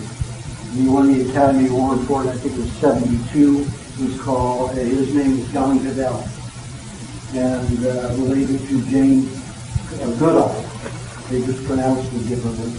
And he followed the apes long before she did, and he showed me some of the clips. And the beginning was about he followed all animals and showed them giving birth. So went through the pregnancy and all of that, the different species. And he lived with a gorilla for 30 days. And you see this gorilla, when she goes into labor, she's got in front of the cage like this. Same as she goes off to the corner.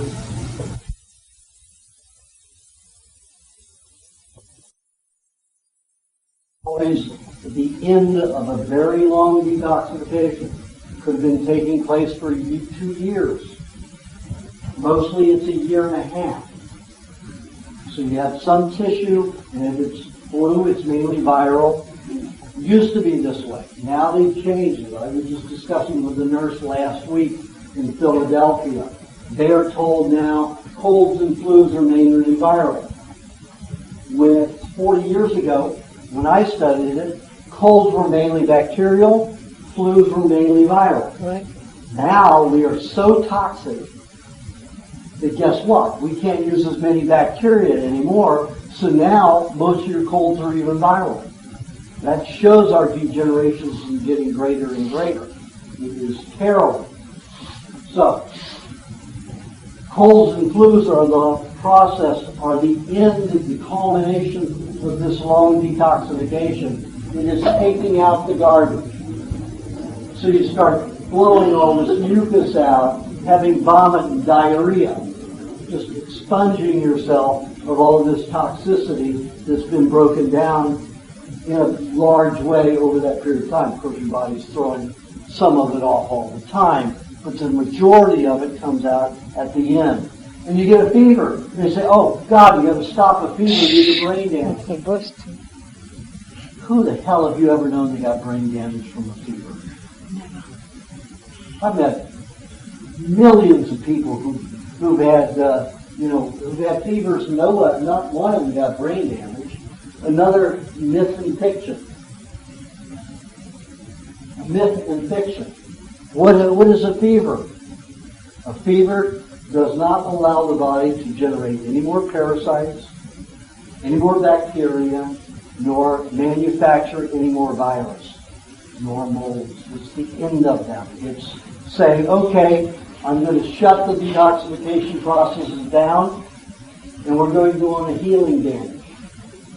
Well, when we do that, we have to take all the nasty poisons out of the body that have all been broken down over this long period of detoxification, so that when we heal, we don't have all those substances contaminating the healing process.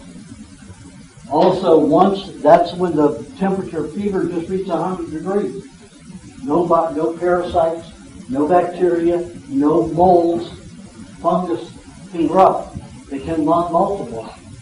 When you hit 101 degrees, 100.5, 101 degrees, you're in an intense cellular division state. The higher you go, the faster your cells are dividing. Why the hell would you want to stop that? Because they don't want you healthier.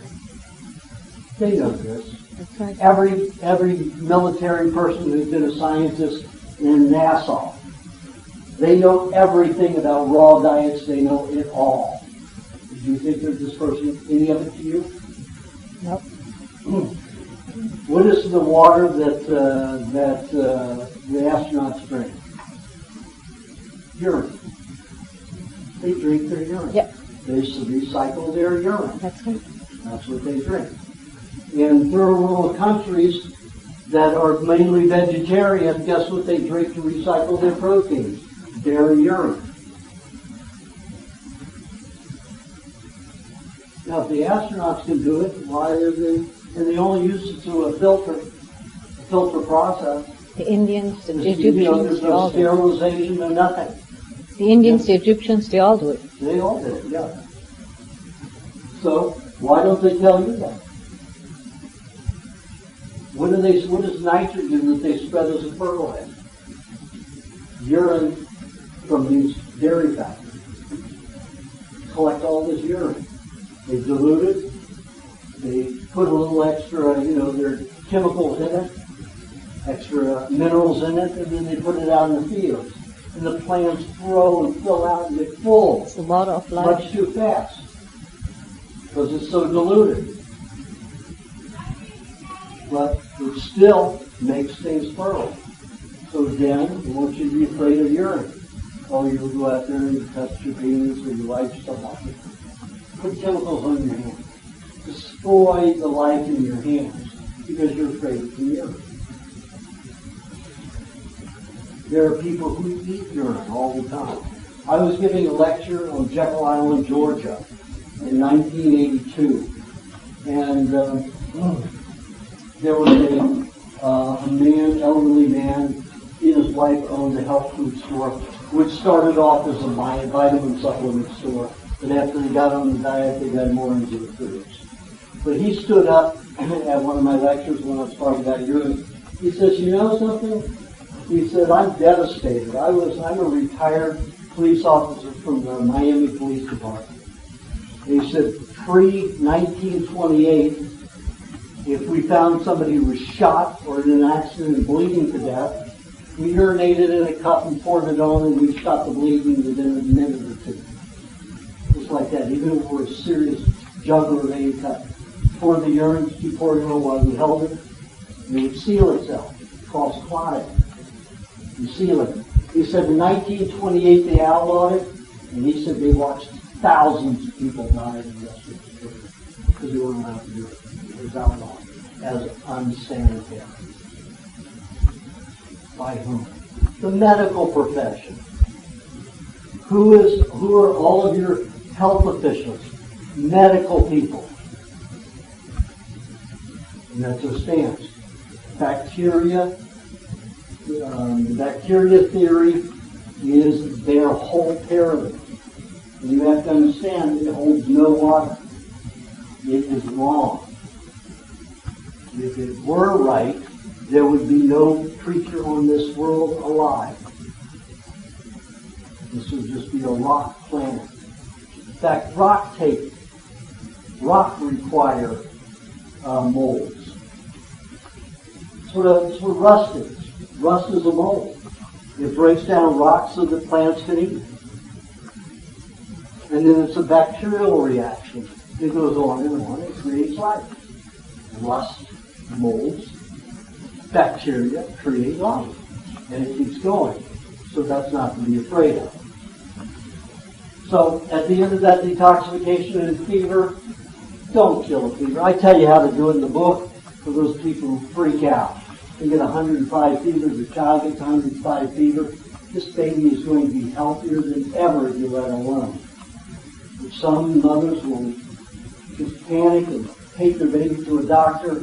The doctor, of course, is going to put in an IV antibiotic. Pack the poor baby in ice like they did me. Yeah. And I mean packed in ice. Idiotic. Packed in ice. Oh, it's traumatic. I mean, that caused brain damage. I mean, definitely. Packing my head in ice, freezing all over my body. It was painful. It was dastardly. Here I was trying to finally repair from, a long detoxification. So my body did not get the ability to do it. So I tell people eat tomatoes and some things that will bring the fever down. Don't do that. Not unless you panic. But don't panic. You're going to get well fast. Cellular division requires it. The higher your fever. And I've had children on this diet that have gotten up to 106.2 degrees and never had brain damage. In fact, they're smart. I got one kid now who's 5 years old and just entered the 4th grade. I got one kid who's 17 and just graduated from Yale. And he went on the diet at 1 year old. So you have to take a look at this. All the children that grow up on this diet are incredibly smart. And all of them have very high fevers in some time in their healing crisis. So do not be afraid of fever. That's your healing phase. That's right. The healing crisis. The spewing of mucus and vomit, that's the detoxification crisis. That's the end of that. Now, the healing process can go on for months. There'll be a lot of lethargy, tiredness. You want to sleep a lot. Maybe not even eat very much, but you have to. When I get into one of those sleepy states, I force myself to eat up to 3 pounds of meat a day because I'm an opportunist. I want to make sure that every cell that divides has plenty of protein. So I get healthier faster. When I go through that kind of experience, once I'm out the other side, a few months later, I am healthier than I was before. Now it takes 40 years, according to Howell and Pottinger's work, for you to go from disease to optimal health again. That's what Pottinger found with cats and Howell found with the rats. Here's another interesting little study, ship study. Now, Pottinger used cats, 900 cats over a 10-year period, fed them different diets. Yep. Ones he put on raw, had no diseases, lived many into a cage very peacefully. The more processed the food got, like in powdered milk, condensed powdered milk, any of those, the worse the diseases got, the more acute, chronic the diseases became. When he took these diseased animals and put them on a good diet, it took 5 generations to get them to optimum. 5 generations of our cells, 7 to 7.5 years to complete the cycle. So that's 38 to 40 years.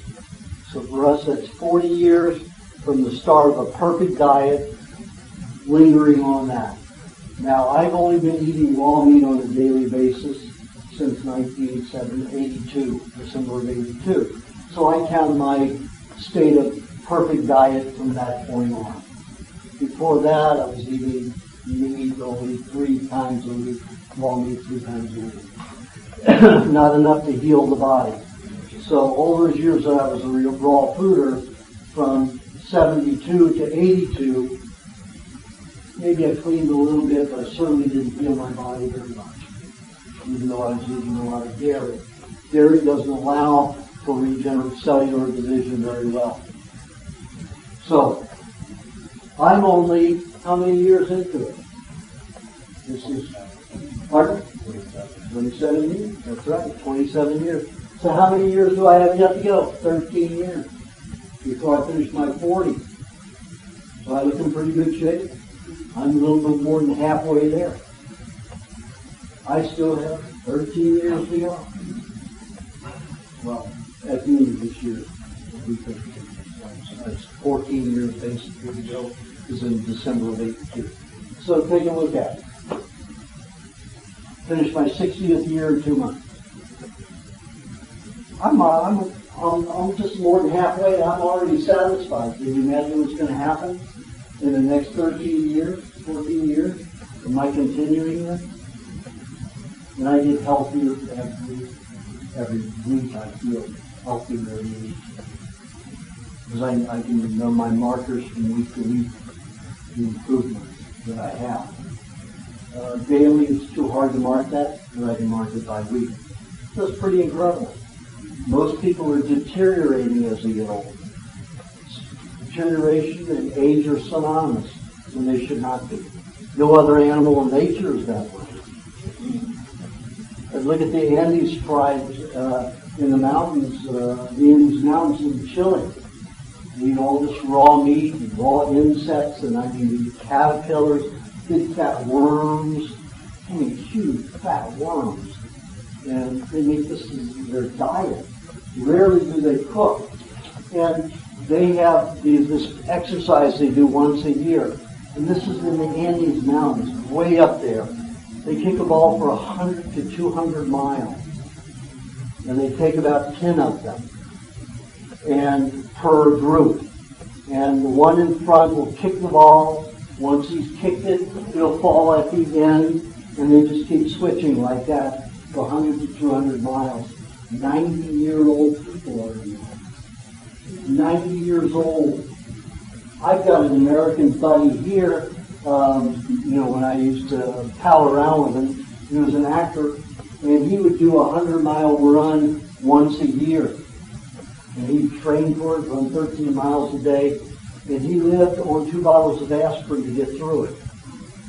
And he had to isolate himself 3 weeks in his house after the run. Because what happened with the aspirin? It made his skin like toilet paper. You could actually go just like this and peel the skin off. This much pressure, the skin would peel off. So he had to eat intense amounts of milk and cheeses to help build his skin and tissue back. Somebody punched him, he just bleed to death inside. So he could not leave the house for 3 weeks. And he still had to be very sensitive for another 6 months.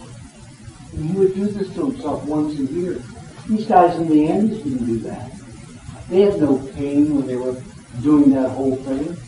And he wasn't even running with a ball, with a group. He's an isolated individual running a free path. So, take a look at the health and where we're going. I list in the recipe book, in the last 50 pages, all of the toxins that are formed from breathing cooked food. I list 32 of them. Those are the only known toxins that are produced.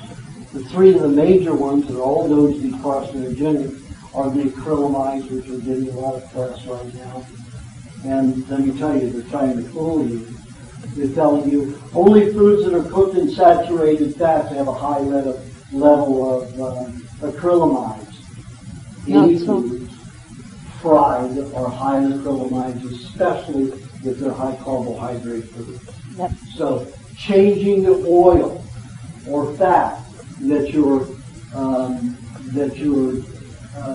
boiling your potato chips in, and your French fries, and your anything that's carbohydrate, any chips, any bread that's fried, donuts, is not going to change and reduce the acrylamide level to maybe 5%. So this is all to think that they are making you better. What happened when that whole team of full professors in Sweden came out with that test about 6 years ago? Full professors, bright men, all working together, found that in all the tumors that they inspected, almost 60% of the tissue in it was contaminated with acrylamide. Mm-hmm. So they held a press conference and said that all cereals, donuts, potato chips, French fries, and all those like substances need to be outlawed. Man, that hit the press. You know who came out of the woodwork the next week. Sure. The food industry came out of the woodwork. The government came out of the woodwork.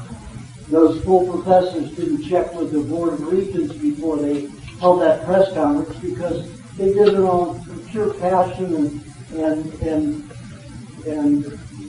understanding of what they had done, what they had found. And of course they were going to be punished for this, but they're all working in Iceland. Yep. These were full professors. Some of the most brilliant scientists in Sweden reduced to high school professors, high school teachers, because of that work. Now, because a lot of people are doing the research and finding out it's true, they're coming out. New York City outlaws, certain kinds of saturated fats for boiling, foods in. And it's all a scam again because it's only going to reduce it by 5%. And, I've got these medical doctors who are filing suit against McDonald's and all these people. Again, it's a big scam, a big front. They're going to use a different oil to boil it in. They're going to be making the same foods. And they'll reduce the acrylamides by 5%. But when you boil a carbohydrate in oil of any kind, whether it's a small chain or long chain fatty acid, you've got a concentration of acrylamides that's outstanding. 1,500 levels. It goes from anywhere from 270 to 1,500. And they want to reduce it by 5%, say they're protecting them. It's bullshit. Absolute bullshit. And nobody's calling them on it because the press is owned by whom? By them. By big industry. General Electric, Gulf and Western. That's who owns the media now. They're all chemical companies. So you have to be aware and take care of yourself. Okay, let's get into food. Now, the foods that are important, we know fats.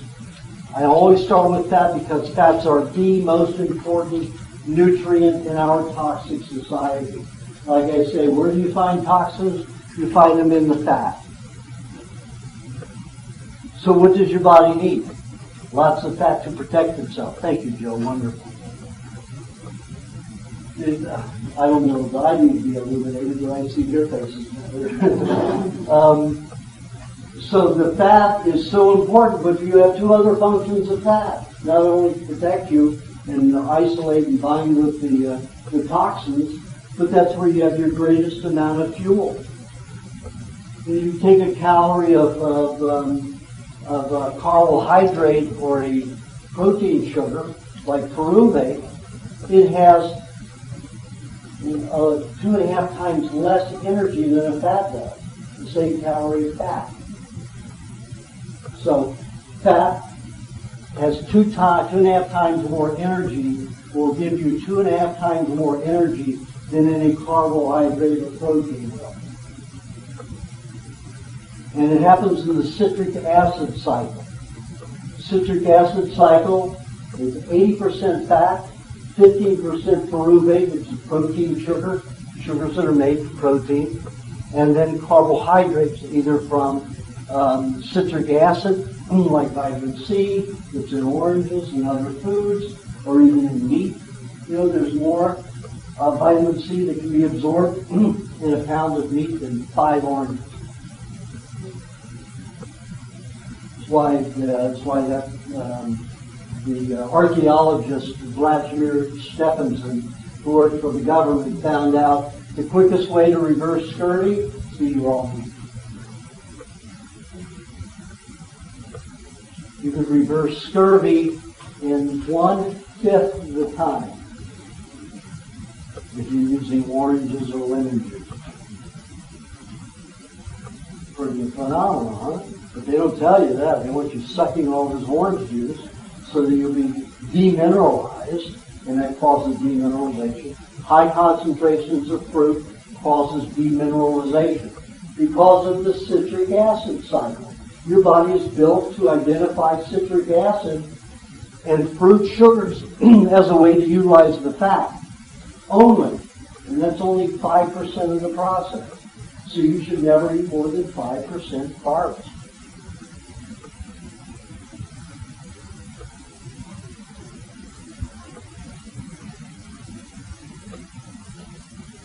%15 protein, maybe, if that's just where you were using that protein for fuel.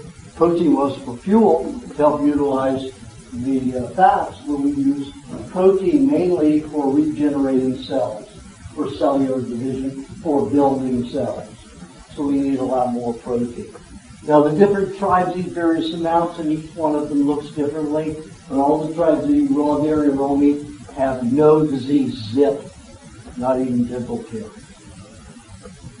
First time that Eskimos had a cavity was in 1886, and that was with an Eskimo that was living in the German and British colony there, and for 50 years eating the cakes and the sugars.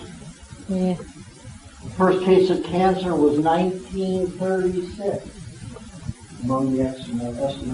That was after 100 years of living with the white man's community and the white man's food. Can you imagine? A whole civilization didn't know what cancer was, right here in the Americas, in our same continent. In the side of the Samburu and Fulani tribes in Africa, no disease. The Fulanis had been experiencing a heavy drought because of all of the British and American government's experimentation with weather in Africa. And they got away with it. That's right. Now they're getting away with it here. So the Fulani tribe has gone from this incredible, thriving community to now eating these grains and all this garbage that the American government and British government are giving to them. They're not helping them with their own natural culture. They're giving them these diseased foods, this toxic stuff, instead of helping them with the drought that's killing their herds. Because the Fulani tribe is a tribe that lived 60% on dairy, 10% on leaves and vegetables, and then the rest on meat. The Maasai tribe lives about 40% on meat and about 10% on vegetables and 50% on dairy. That was the Samburu, the first one I said. The Fulani lives 90% on dairy. Each tribe looks different because of their diets. The Maasai, because they eat so much meat, and when they also they keep their herds at a smaller amount. So when the calves are suckling, they have to eat blood. So they'll take a huge bamboo shoot, cut off the sharp ankle, take a huge slingshot, and then go up to a bull and then shoot it right into the jungle vein. And I've seen that, the bull is down there eating his grass, it's shot into its neck, and it goes right back to eating. It's like it doesn't even hurt it. It's got this huge bamboo shoot jammed into its neck, and they put a cork on it in it from a rubber tree. And then what they do is they fill a bladder, a cow's bladder, which is pretty big, with half milk, and then they bleed it. They put the half blood in there, it tastes like milk. It doesn't taste anything like blood. Once you mix some blood and milk together, it's like ice cream almost. It's incredible. So that's what they drink 3 months out of the year while the calves are nursing for their newborns. And that's the only time they eat that mixture. But they are very tall. They're up, I think the smallest of the tribe is something like 6'3", and the tallest is like 7'11", longer. Pardon? Yeah, the higher meetings. That's 40% of their diet. And they're also considered the smartest, most feared tribe in the world. Also, they got so smart 20 years ago, what was happening? Shirley MacLaine was going giving them candy and donuts, cakes and garbage, and so were a lot of people. So the Maasai tribe realized that it was starting to make them temperamental and starting to pull the tribe apart. So they went to the government and asked the government to outlaw the white man anywhere within 20 miles of the tribes. And they capitulated to it. The Maasai tribe offered every day to march 20 miles out and do rituals and sell their goods to the white man. But they weren't allowed within any range to give them any kind of toxins. So the tribes people who did that never took anything that they were given. They would accept it, but not utilize it, and then go back to the tribe and bury that stuff. Never utilize it. See, that's why they're the smartest tribe there, too. The Fulani had accepted. There was a British guy who even did a film to film them for the 35 years that he helped them get into agriculture. Changed and just disturbed the whole tribe. They never fought. I mean, if they had a little argument, the children at night would gather together and do a play and reenact the adults' behavior. And everybody would laugh at it and realize how silly it was. Now they're quarreling, they're jealous, they used to have intermarital sex and all kinds of things. Now all this jealousy is involved. All of this stuff that used to make them a very tight-knit tribe that was beautiful and glorious and happy is now all disintegrated into tractors, pollution. They got gasoline all over their homes. From running tractors, they've got oil on their property. Good Lord. It's getting into the agriculture. They brought chemicals over, and they destroyed the Fulani tribe. The British have destroyed the Fulani tribe. Now, and now they're trying to do it to the Samburu. And the Maasai aren't having it. They're smart enough not to have it. Of course, I met a Maasai last year in Los Angeles, and he still drinks lots of raw milk when he can get it. But he was taken out and put in the white man's community to learn from them and take it back to the tribe so they can make the same mistakes. But when he went back, he didn't want to be there. And when I met him, he wasn't so healthy as the other people who stayed within the tribe. So, take a look at, a lot of people will say, oh man, can I eat some cooked food? If you only ate one raw food in your life, you'd be adding vitamins, and minerals. You'd be doing your body a favor. Every time you eat something that's cooked, you're adding toxins. Like I said, I named the 32 that are identified, and one of the worst is acrylamide. You have the lipid peroxides and heterocyclic amines, and those are the three most cancer-producing, so they say.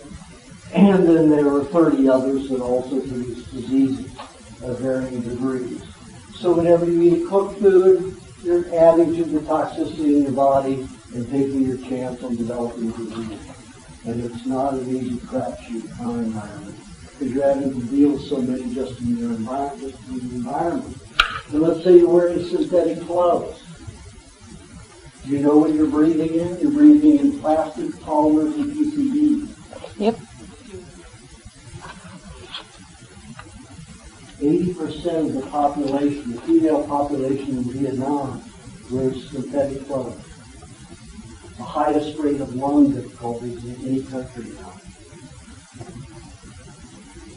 I've never seen a country like it. Almost all the women look like they're running around in pajamas. And they're wearing these polyester clothes. Good Lord. Polyester clothes. And the lung disease is terrible. It's astounding.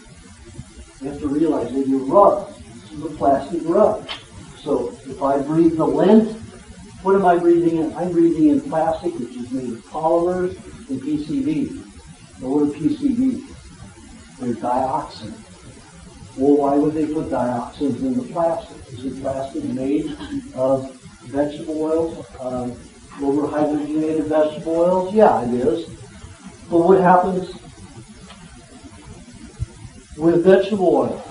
What happened why was the reason that plastic was not used right away when it was discovered? Because it molded. In a year, in moisture, plastic seeds, plastic anything grew this mold. A mold, black and green molds. So they couldn't use it. So they tried heating it to phenomenal amounts of degrees to the closest they could get to without disintegrating into ash. Still, 6 to 8 months later, 18 months later, the molds were formed again.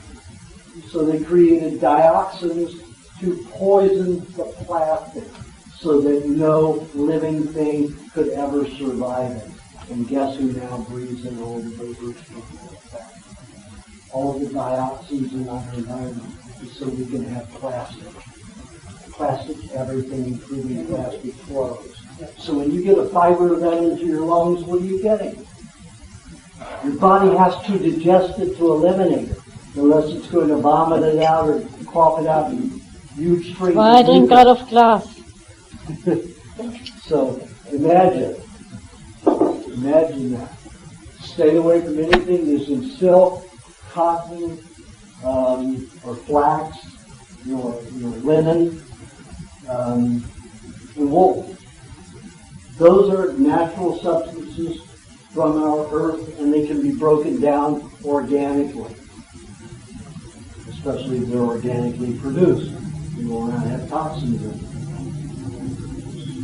Plastic is a real problem in our diseases today, and it is everywhere. So fats, very important for everything you do. Energy, cleansing of the body. Your body makes the majority of virus in conjunction with the fats. Of course, the proteins are usually the structure of a virus, but that's usually the skeleton of a virus. Its proponents are predominantly fat.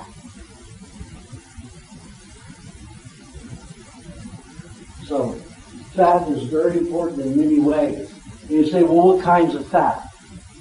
Well, let's take a look. Everybody's been praising vegetable oils since the 50s.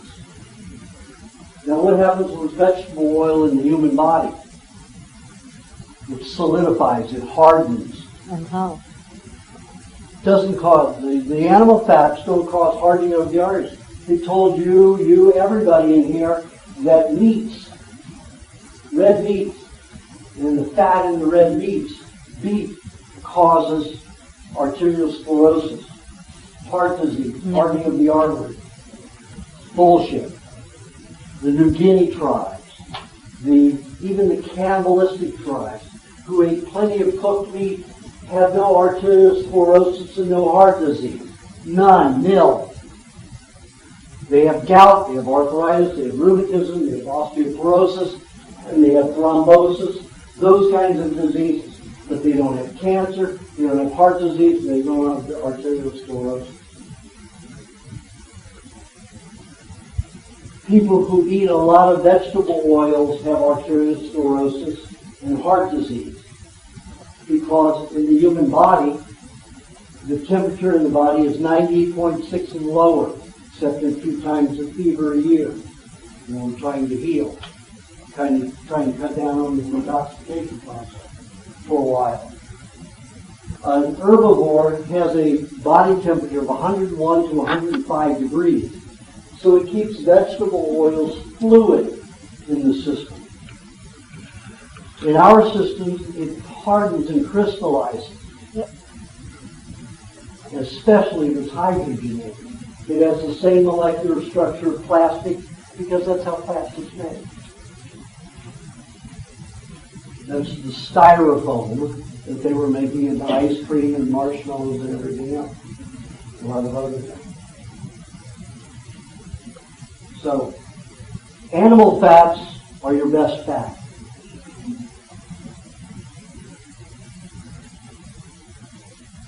Each one of those fats from dairy does a different thing, different specific thing. Dairy is sacred on this planet because each way it is altered creates a whole new therapy. Raw milk, straight, room temperature when eaten, can completely reverse diabetes, high blood sugar, low blood sugar, hypoglycemia, hyper and hypoglycemia. Both. You have to understand, I was type 1 diabetic. I was a juvenile diabetic. I stopped taking insulin at 21 years old. And when I went on to a fruitarian diet, sure, I was going into, diabetic shock all the time. But it never killed me. I was going to slight seizures and it'd be over. And then when I started eating meat, almost all of it went away. When I stopped eating high amounts of fruit, I haven't had one diabetic shock since 86, when I reduced my food. Not one diabetic shock. I'm completely well. 3 years ago, a bunch of doctors, cardiologists, were studying raw food diets at Washington Medical School in St. Louis. So they asked me to come in. They were studying vegetarians and they heard about me and thought, oh, we got to see this guy. He eats all this butter, all this cream, all this meat. His heart must be a frickin' wreck. And, he's on raw foods. So I went in there and I agreed to all the tests. I agreed to even a glucose tolerance test. The first time I'd eaten sugar since 74, I think it was. And I was shaking from it. Terrible. I almost went into a diabetic shock from eating that sugar. But it was difficult. I had to just really calm myself during those 5 hours. It would take my blood every 30 minutes. But they found that I had the healthiest pancreas that they had ever come across. Most people produce a certain amount of insulin and lower the blood sugar when it goes rapidly high with that much glucose, down to 104 right around where it stops. I had so much insulin in all 4 varieties of insulin, and some insulin they hadn't come across before that lowered that sugar level, that toxic sugar, down to 54. You've never seen it before. So it was like they'd shot it right out of the water. They said no type 1 diabetic, juvenile diabetic can ever get well. They will have to take insulin for the rest of their life. Absolute lie. And I proved it there. And everything else turned out, they were doing the ultrasound to check my carotid arteries, my heart and everything. And they used a video system at the same time to do that, to check. So they were recording it. They had hundreds of them from all these vegetarian guys. And they kept spinning, usually it takes 10 minutes, 15 minutes maximum. They were 20 and 25 minutes on a particular case, trying to find the congestion in my system, and they couldn't find it. So they were very surprised because the amount, the fat, the caloric intake, the fat was, I just looked at my chart and said, nobody eats that much fat. Definitely do. So then they said, okay, we have one more test for you to do. You didn't agree to this one, but we'd like you to take it. It's just some stress exercise stuff. And I said, sure. So I signed some more releases. And we go up to their gym. And this is a cardiac gym. They've got all these electrodes that they put on me, my heart, around the head and wrists and ankles. And it was all like Bluetooth. So, I'd be free to go run around and do what I ran to do. They had their own treadmill. And my heart normalized in 3 minutes completely after running like 5 minutes straight. Then they had me on these weightlifting machines. So first they put me on the bench press when lying down, looking up, pushing the stuff up. So, they said, how often do you work out? And they looked at me. I said, I haven't worked out since 1979. So, once in a while I get with a girlfriend and have sex. But I haven't had a girlfriend in 3 years. To that point, so I said, I haven't done any exercise absolutely in 3 years, except on my computer and carrying my groceries once a week. Yeah, sure. So they start off with 20 pounds at a time, putting 20 pounds on. And I'm getting bored, going like that. So we get up to 190 pounds, and then I start putting just a little bit of strain on it. And they say, okay, it's enough. I said, I'm just now starting to strain. Well, you haven't exercised. We don't want to cause cardiac arrest. So they ended it right there. My heart rate was normalized in 2 minutes. Most people take somewhere almost an hour for the heartbeat to get normal again. Then they put me on the leg press, push, whatever that is. Started off with 40 pounds. We put up 20 pounds each time. Then I got up to 280 pounds. And I just started straining on that one. I was hiding the strain, even though a few times when I got to 240, I started stressing a little bit, but I hid it so they wouldn't stop, because I wanted to see what I could get to if they would stop me. So I got to 280, and my heart was normalized in 3 minutes, even after that. So they were astounded with all of this. And I was very pleased with it. My heart rate normal in 3 minutes. Let me give you an example of what it does for other people. I have a martial arts expert who came to me, or a martial arts contender. I guess he's an expert. He's been in competition for about, I think, 13, 14 years before he came to me. And in his category, he always came in anywhere from 34th to 50th place out of the world competition. So that was pretty good. And this man's 51 years old when he first came in. Then he went on the diet and he clocked his progress. The charts he brought to me showed his heart rate level after his exercise routine that he does 3 days a week. He exercises every day, but each day he does a different exercise. But 3 days a week he jumps rope. And he clocked it, his heart rate after 5 minutes after the exercise, the jump rope. And it was right around, it averaged about 175. It went as high as 182 and down to 167, something like that. So, 1 day a week, he jumped 2,600 jumps. He has to do it each time as he gets to the week. He does it all within an hour. The next time, he does 7,000 jumps, 7,200 jumps in an hour. The third day of the week, and he always has a day in between all of these, he does 12,200 jumps in an hour. And his heartbeat at the end, after a year on this diet, was right around 110 after 3 years. Can you imagine that strenuous workout and then be normal, almost normal in 3 minutes, down to 110? Pretty incredible. Pretty phenomenal. So you see what this diet can do if you watch it. So again, you want to eat the things that are best for you. Of course, raw food is always better. Sure, you can cheat, but you're just cheating yourself. I have no judgment about it because some people's taste buds are more important than their health. And I don't judge that. I've had many people come to me before the book was out, and they would hear my lecture, and they'd have severe cancer. And they say, oh gosh, I would rather die of suffering cancer than I would change my diet. I said, hey, that's a choice, and it's okay. It's not my life. That's your decision. I got no say-so over it. And I certainly won't judge you. I spent most of my life diseased, so who am I to disclose stuff, So that's what you want. If diet and your foods are more important than your health, have at it. Have at your disease all you want. And it's not a problem with me. I'm not an evangelist. I'm just here showing you that there's a different way. But you don't have to go out that way. You don't have to live that way. But if your taste buds for that stuff is more important, and let me tell you, there was nobody that wanted to give up their sugar crisps and powdered donuts more than me.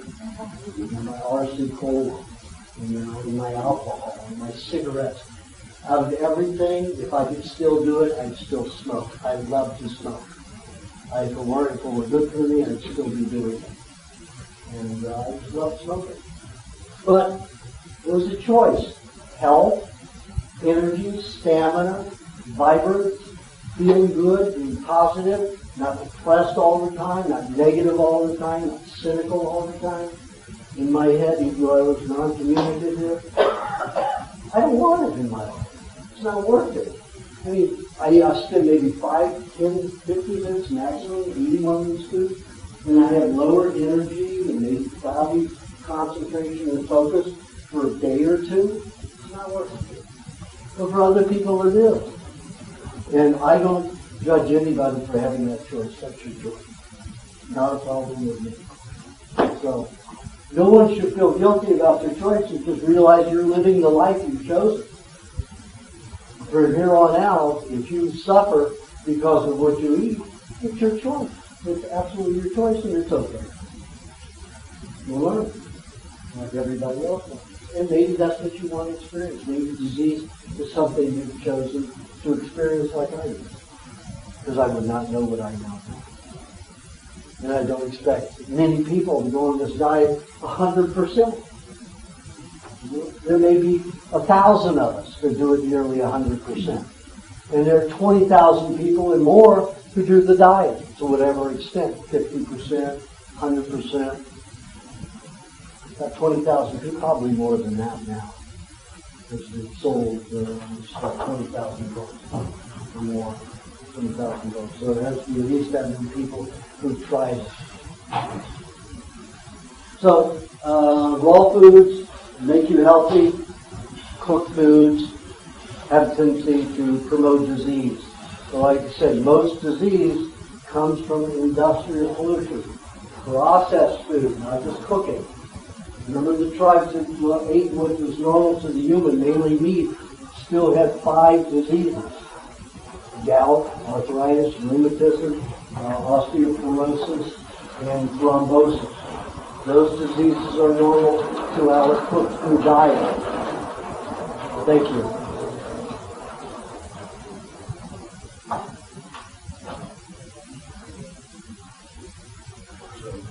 Temperature. So it's up to you how far you want to take this and what you want to experience. And I wrote the recipe book, and there's lots of recipes to make cheesecakes that are delicious, all these sauces to make foods enjoyable. When you eat a cooked food, when you cook something, it usually turns to bitter and flat. Everything tastes like cardboard unless you spice it. Raw foods is no different. I mean, if you have more meat, more like I do sometimes, I'll put it in a jar, mostly boil hot water, I don't burn my hand, but you heat it up to about, 100 degrees, it's very tasty. If you eat it cold, it tastes flat. So you can always eat a sauce with it. Any food that's raw will have a lot more taste. You can chew it 500 times, and you'll have flavor. When you eat a cooked food, it loses its flavor in 5 chews, unless it's heavily spiced. If you ate most of the food that you eat cooked out there without spices and flavorings, you wouldn't eat it. You wouldn't eat it at all. You'd much prefer raw foods over anything like that. But that isn't the way food is delivered to you. It's highly chemicalized, flavorings, colorings, you name it. And all of those things are highly toxic. And those create the worst diseases. So that's what you have to be careful of. If you're going to eat cooked foods, eat them cleanest you can get, most unprocessed you can get. But your best tool to get well and healthy on every day is to eat the raw foods and in a balanced and proper for the human body. So we talked about which foods are healthy for the human body. Talked a little bit about the fats. Butter helps lubricate and protect every part of the body except the brain and nervous system very much. Still helps protect the brain and nervous system with a small amount compared to cream. Cream helps the nervous system and brain ultimately. However, cream is very difficult to digest. It takes a lot more enzymes in bile, different forms of bile produced by the liver to fractionate that cream molecule. And then what the liver does is convert 2/3 of that into like butter. And 1/3 of it into cholesterol to feed the brain and nervous system. So you still have to have the cream to feed your brain and nervous system. However, butter is very easy to digest. It gets to every place in the body where you can't normally get. The bones, the arteries, the connective tissue, the skin, all of those far-reaching places. Because when you eat that, when you go on this diet, your glands, your organs are starving for wholesome food, starving for those water and fat-soluble vitamins and enzymes and minerals, which are destroyed by cooking. Even as low as 118 degrees, you destroy all the enzymes. By the time you reach 138 degrees, you've destroyed all the vitamins. So as you get, and that doesn't, you triple them at lower temperature. But that's the destruction, that's the bile point. And the oil, the essential fatty acids you destroyed somewhere between 178 degrees or 171 degrees all the way to 210 degrees. Olive oil and coconut oil are the highest. You have to take them the highest before you have that, before you can see that destruction of the chemistry. But they start warping at very low temperatures, as low as 96 degrees.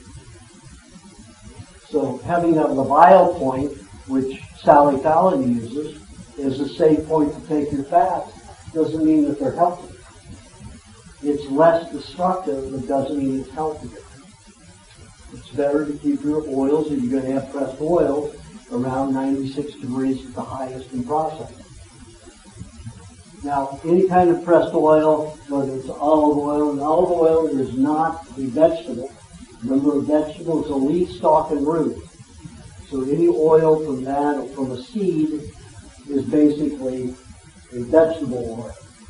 But any oil that's from a fruit, like avocado or olive oil, those are different kinds of oils.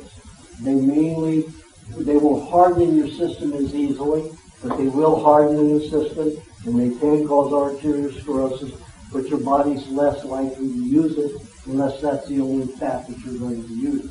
If that's the only fat that you're eating, that's going to be what your cells are made of, and they will harden in your body as those cells age. It takes about 3 to 5 years for those to start crystallizing in the body. Any kind of pressed oil is mainly for detoxification. It helps your body make soaps, virus. Helps your body produce virus and soaps. So it's heavy and cleansing. Cream and butter, cheeses, they all help the body. They nurture the body. They stabilize the body. They strengthen the body. And do a little bit of cleaning. Maybe 25% at best. If you're really sick, maybe 1/3 of those fats could be used as cleanser. But most of them are to make the body stronger and nurture it and stabilize it. So those animal fats are very important. Even the fats that you have with meat, it's very similar. It helps stabilize and keep the body alert, happy, stable, and protected. Not just cleansing. So when you use a pressed oil, whether it's flax, again, flax is a seed oil, so unless you're just using medicinally, a tablespoon at a time a day is all you should have. You're going to have olive oil, you have 4 ounces a couple of days a week, or 1 tablespoon every day in the sauce. But don't use a lot of it, because of the solvent reactive. It is for cleansing, not for stabilizing and healing the body. When we get into protein, you know, there's a lot of people say, oh, nuts are high and beans are high in protein. However, what happens in nuts and beans and grains? You get phytic acid. And the phytic acid interferes with mineral absorption. And if you've got an imbalance in mineral absorption, what else don't you absorb and digest and utilize properly protein. And if you don't digest your proteins well, you don't digest your fats well. So it's a whole chain reaction. So it's best not to eat green. However, in my first writing of We Want to Live, I had for some people to eat a lot of, or some cooked bread, like no oil-based breads, not baked with oil or any kind of additive.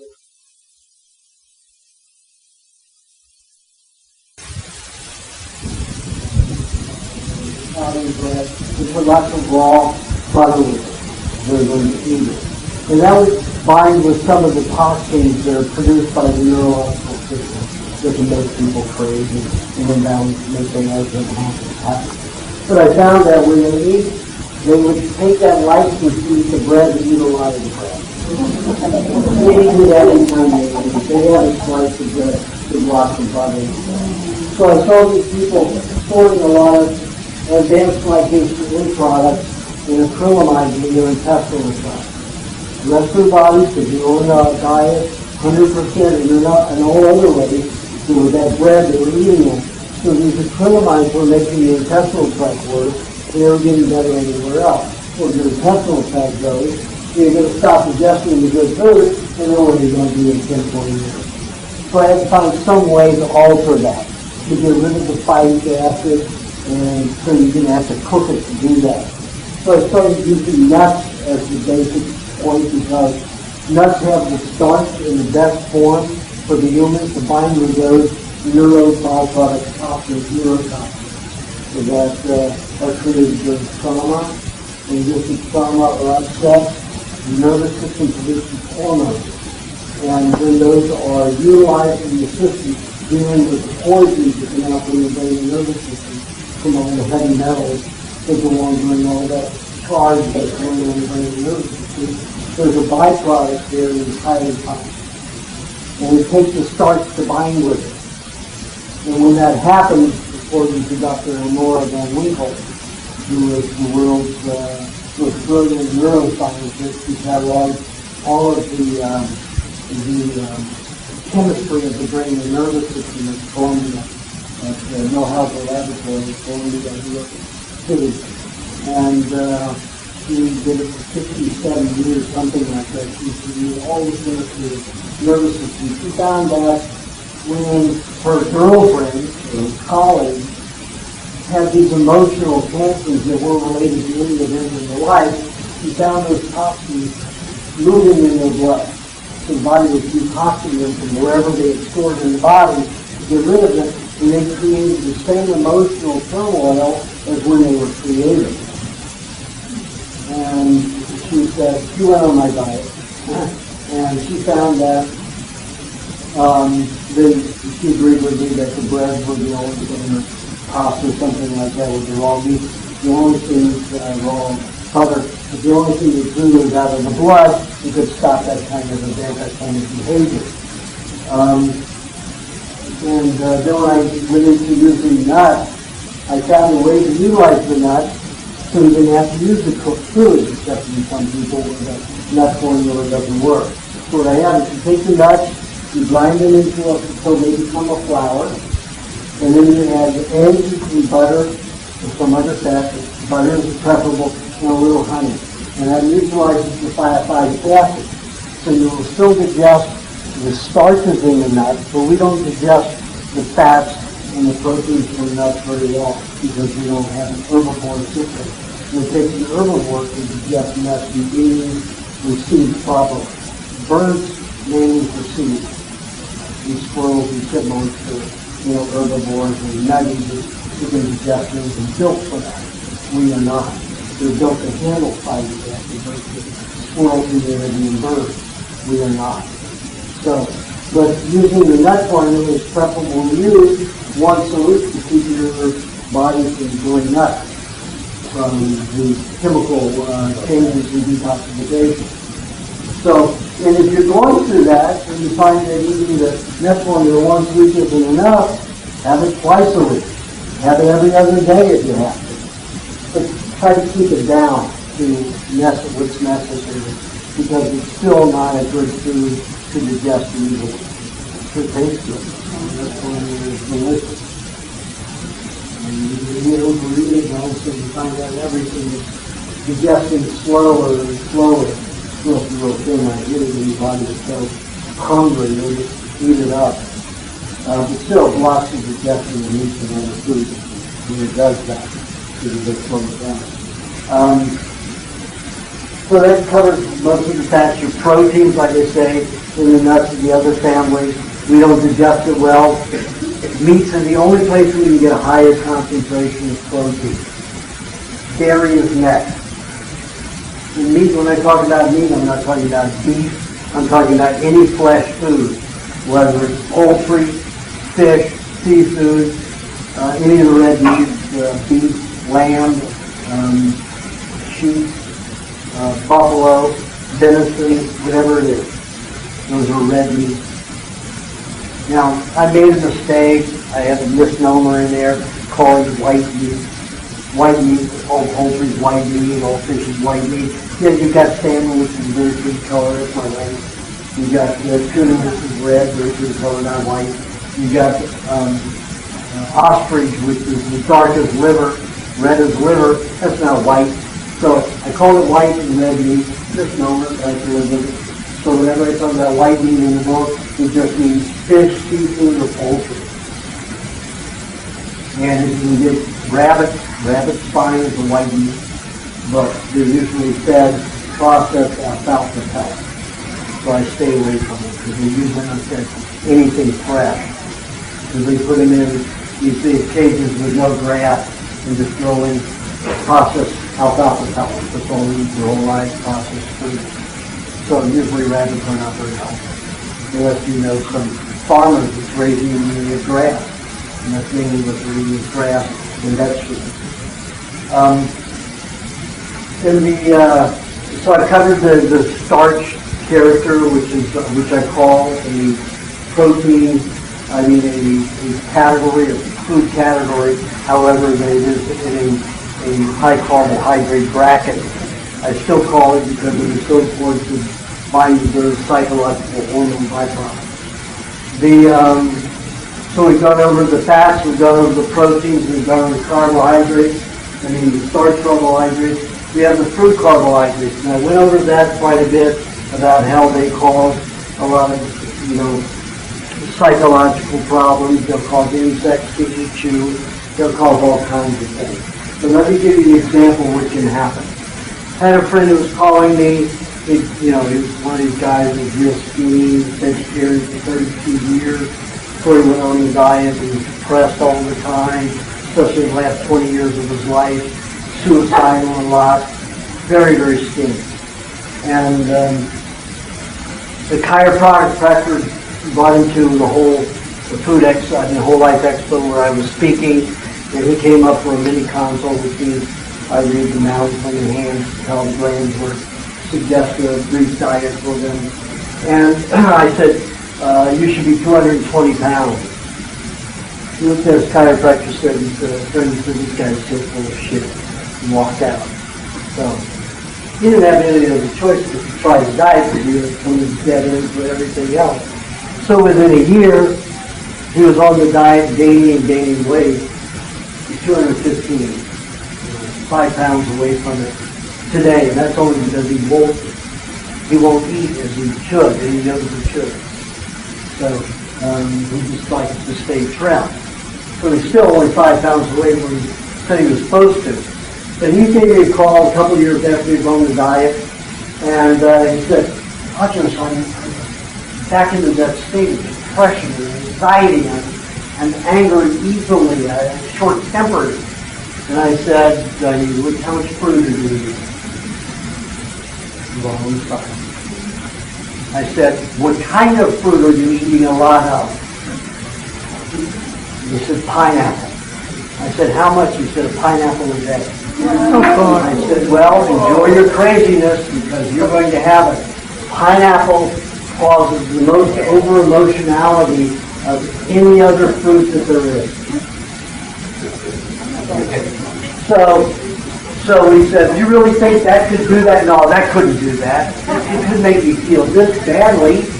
And I said, "Well, the only way you could experiment with it was stop eating it for the next 2 days. Let's see what happens." He called me 2 days later and he said, "I haven't eaten 2 days and I'm fine." 6 months later, he called me back. "I'm in depression again. I can't stand it." I said, "What are you eating?"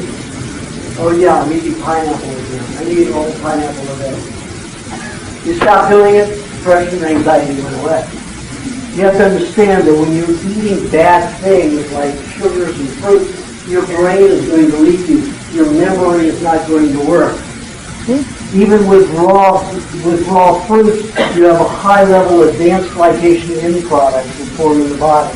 And Columbia University found that in the human body stores 70 to 90% of the advanced glycation end products that you produce for the rest of your life. For the rest of your life. That means they just collect and collect and collect all the sugar. Surely it's a prime place for cancers to store. And because you have that melting and damaged tissue, you're going to create a lot of dead cells that you can't remove from the body, and that's cancer.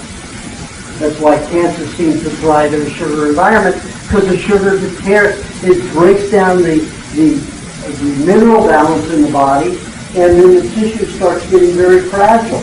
And then it dies, and what do you have? A mummified cell. Collect mummified cells, what do you have? A tumor. So these advanced glycation end products, even in your fruit, is a problem. It's a problem with your concentration and focus. What happens if you start the day off eating carrot juice or sugar or something heavy and sweet, lots of fruit juice? The neurological system in blood are going to be very high in advanced glycation end products. We can handle a very small amount of that a day. And you're flooding the body in the early part of the day with it.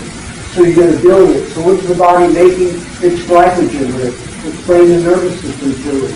All of this sticky substance. So the cells, the red and white blood cells, stick together and don't move properly. Sticking fluid, everything is slow. In the brain and nervous system, the same thing. The neurons and axons and ganglia, during the synapse firing, can just go to the wrong place because they get stuck on the way. It won't bounce off the walls properly. It doesn't bounce off of other electrical minerals, they reflect from. It goes in different directions, the wrong direction.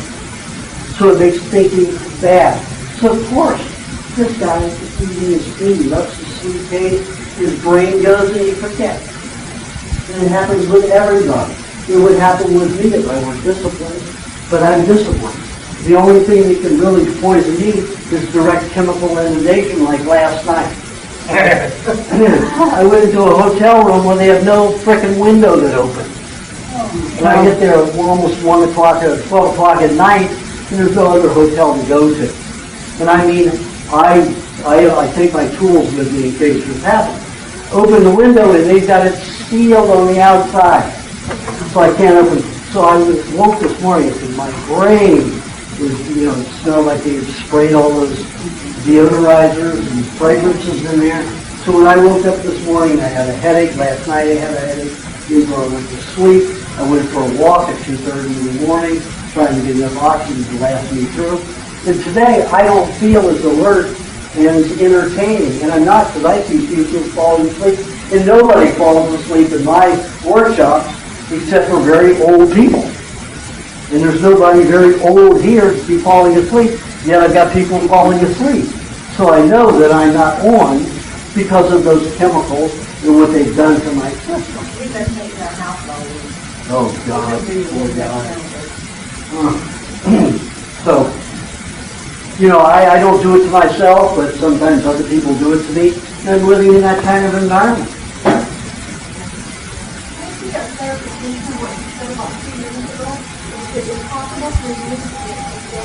That's what Columbia found. They said, no. I'm saying they've never observed anybody on this diet. But I've seen it removed on this diet. On this diet, it will clean out the advanced glycation. Think about it. At 20 years old, 10% of my brain was alive. I have 80% of my brain alive. Most people, when they're 60, have maybe 25, 28% of the brain alive, and that's it. And it just goes down from there, different ages. So here I am at 60 years old, gone from 10% to 80% alive. So you know I had to get rid of those advanced glycation enzymes for my brain to function properly.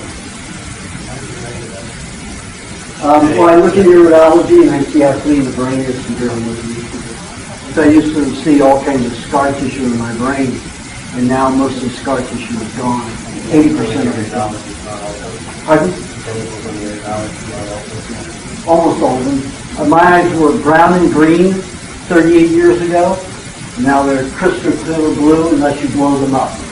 And, when I photograph an eye, I can blow up an eye this big so you see a little spot. Now I've got one brown spot that exists on my in my bladder and prostate area.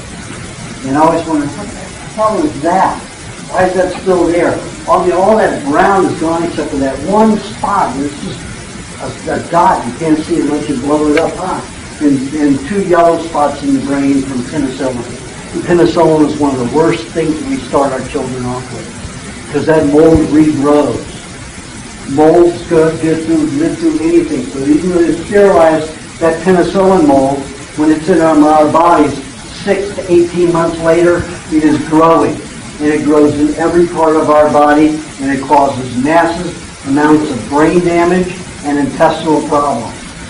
Any kid, any person that has digestive problems start in their life, it's always antibiotics, and 90% of the time it's penicillin. It shows up yellow in the eye. Very toxic stuff. Horrible. So here's this brown spot. Been there, waiting, can't figure it out. It's right in the prostate. I've got an enlarged prostate. Nothing's a problem. And all of a sudden, last June, it's just coincidental. One of my patients got, for 2 years he was dealing with bladder stones. And he was trying to dissolve them naturally. He couldn't get to do it. Kept growing them. Because he was a vegetarian for 32 years, saved diarrhea for pineapple. And he demineralized himself, so all these minerals were collecting, kept building stones, but very small. So he went to a urologist because he was screaming in pain and what he was doing. So he went there and had him blasted with a laser. Took about 45 minutes, and they were all gone. And the urologist said he'd never seen anybody that had any stones before. But he lived on soy chips. Oh, God. That's what he lived on before he went on a diet. He lived on soy chips. The mineral concentration there, God. And the toxicity involved. So he's detoxing that all those years, and it was causing crystals. Again, vegetable oils. In beans, you have a vegetable oil. The hardened and crystallized. So it kept collecting. So he had his removed about probably 6 months before this event happened. It probably, I think it was December, he had that done. And here was June, and I had some other people who were complaining of the same kind of symptoms, so I sent them to that fellow's urologist because he would just use the ultrasound to check and see if there were stones. And none of those people had stones, it was just their urinary walls. They have some problems, toxicity stored there, causing the same kind of symptoms. Well, all of a sudden here in June, I got back from Asia, and it was on a Friday night, and I started having some pain. I mean, the penis was aching. I couldn't urinate unless I lift my leg like a dog. Literally, I had to go like this, or I had to go around the house with a bottle jar and go like this to pee, so I knew something was wrong. So, a little bit of blood, just a little bit of blood. So I said, I'm going to this urologist. So on the Monday I went to the urologist. He looks at me and says, my God, I've never seen this stuff like this before. My bladder wall was 4 inches thick. There was a stone in there that was bigger than my thumb, this big around. It had been growing for 58 years since I was 2 years old. And I never noticed because it was natural for me. It would take me, 3 to 5 minutes, or about 2 to 3 minutes to start urination, and it would take me that long to finish. My mother used to slap me on the back and on the head. Hurry up! None of your brothers take this long. You know, and I was just trying to pee. And he also noticed that I had a urinary tract that never revolved out of infancy. It was very fine and narrow. So all of that was blocking minerals from discharging from my bladder. So I had this huge stone, and I said, well, we're going to go and take that out. You're going to know your laser and blast it. How long do you think it'll take? Oh, he said to me, 35, 40 minutes. He said, just like your friend, he had a lot of them, and he had them all done. He went in there, it took him 2 hours to blast at a time. The whole center was full of mercury. It was vaccines that I had had. So my body started off making that when I was 2 years old. So the amount of vaccines that I had, the whole center was the size of a marble. And it was black with mercury. We had the analysis done on the fluid. Concentration of mercury that would kill 5,000 people in a day. Oh, no shit. When I went to that operating room, they had shafts as big as those going up the penis. And they were metal rods. But they have to put four things. They have to put a scope up you. They have to put a washing fluid. They have to have a suction thing. I guess you were out. Yeah, and then the laser blaster. So yeah, I went out. I didn't stand any kind of pain. Squeamish?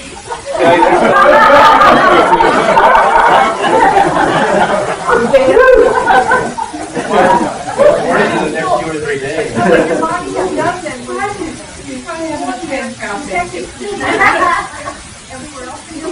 Absolutely. Yeah. Trying to put a baby back together. Exactly. So I knew it took me 2 hours to blast, and there's no way I could do it. I was on a good diet, and not forming these. I'm sure the stone was getting larger because I was detoxing heavy metals all the time, especially from chemotherapy. So they added to it. So, but I mean, it was huge. I went into the last time I went. He has the largest one. Every time he has the largest one. Even the secretaries and the nurses can't believe the size of that stone. Well, it took me 58 years to grow it, and with all that mass toxicity. So all that toxicity had gone back into my system because it took so long to blast it through the fluid and going back in. So I was breaking out. I had gray skin for a while, and pardon? This was just August. This was last August. We just had it. Last August I had it. So, and while he was in there, he scraped 2 inches of the bladder wall. He was small and thin because it had grown so thick. So now I don't pee so well because that's part of the prostate gland. So, I pee excellently. I pee like a horse now. But when I ejaculate, it's just, there's no, because the prostate is the muscle that drives the sperm out. So now,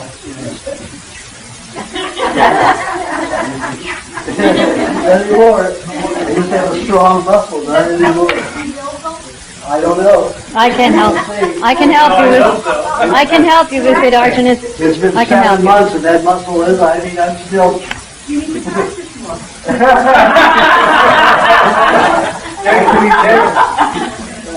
Only when I go to Thailand and I see my girlfriend,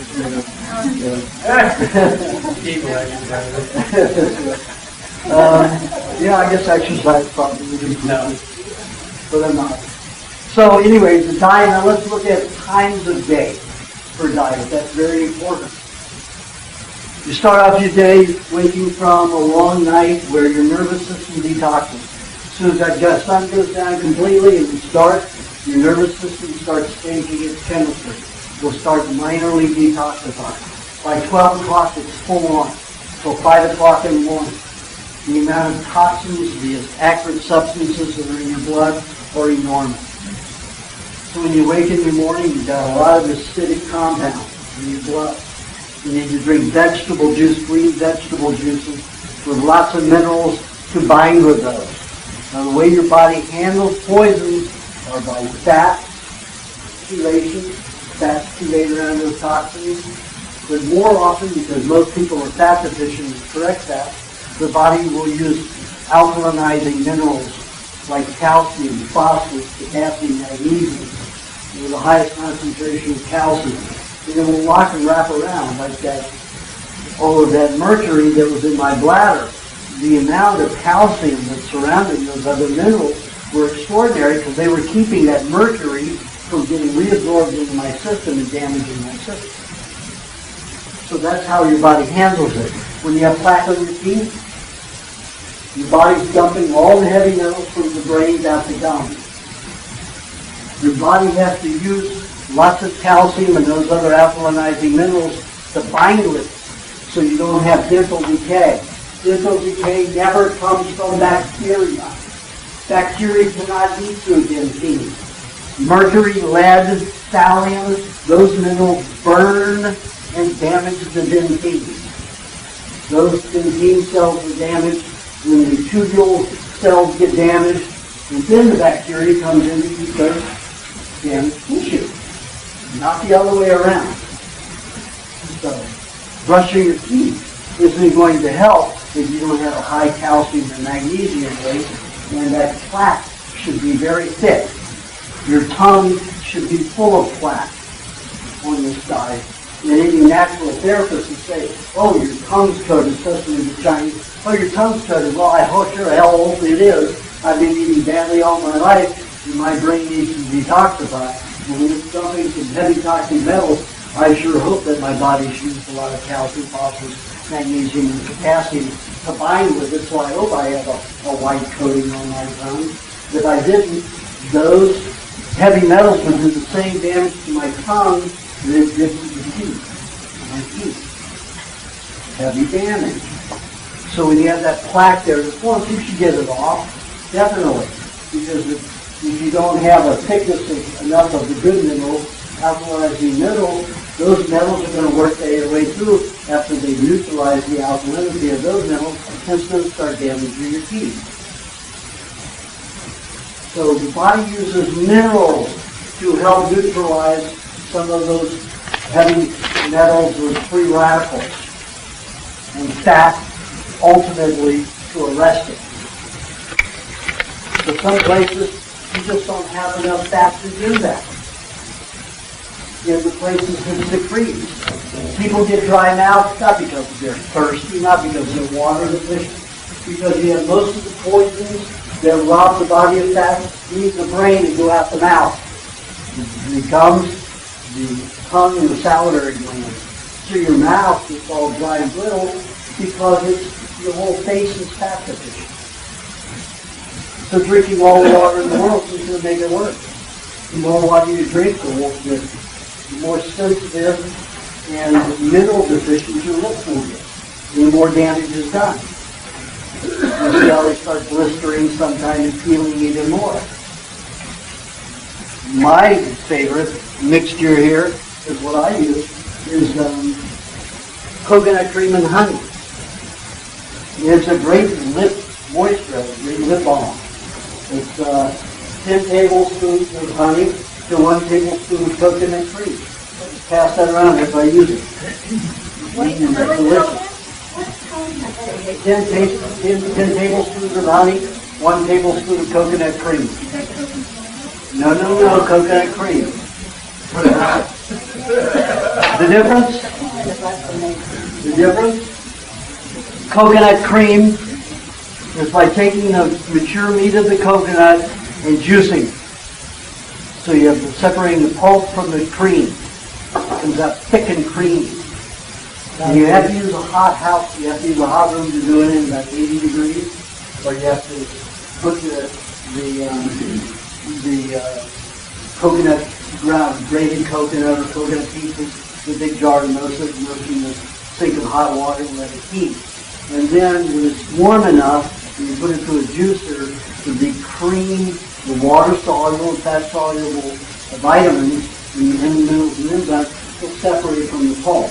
And you have a lot of cream. If you don't have a warm environment for it, cold, you'll get very little cream separating from the coconut. Here you've got a warm environment, not so bad. It's pretty easy to juice here. But you're in a cold climate, and your house is 65 degrees, there's no way you're going to get much coconut cream out of it. The coconut cream is very different from the oil. Oil is very, very shallow in nutrients. It has only the fat-soluble vitamins, and it will smother your tissue. It can't breathe very well. It's good medicinal, like I said. But the coconut cream is water, has water-soluble fats and the fat-soluble fats, oil-soluble fats, and that helps clean everything in the body. It is the most valuable cleanser there is. If I take the coconut cream and I put it on this lid, it will turn this lid gray in about an hour. If I put butter on here, cream, olive oil, flax oil, something like that, it may take a week before it starts turning gray, ripping up the metal. But coconut cream will clean it the best. That's why I use coconut cream so much in my recipe book and in my work helping people on the diet. The coconut cream helps cleanse their system. It helps break down fat deposits, mineral deposits, all kinds of deposits in the body. But you have to be careful. It can cause severe amounts of nausea because it starts breaking stuff down too quickly. Both books. However, I left out the heating part. I don't know how it got left out. The whole 2 sentences got left out. So, no, about 95 degrees. Water, put in about 105 degrees water. By the time you get through the glass and heats by air, it's only going to be like 95 degrees. You should take over 96 degrees for about 20 minutes and then juice it. You don't have that.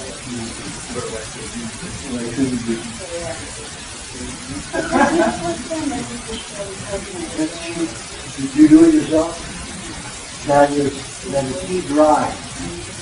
Heat dried in process. Well, that tastes good. I mean, if you provide you with plenty of bowl, if you have problems pooping, that'll help. It's not going to do you a lot of good.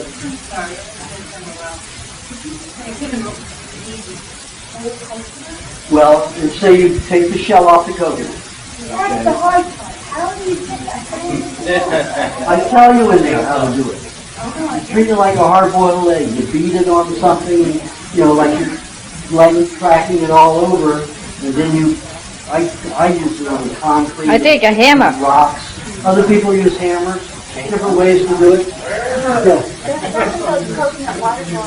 Pardon? We'll be making coconut cream. Oh, I bought some machines. He will. Sure.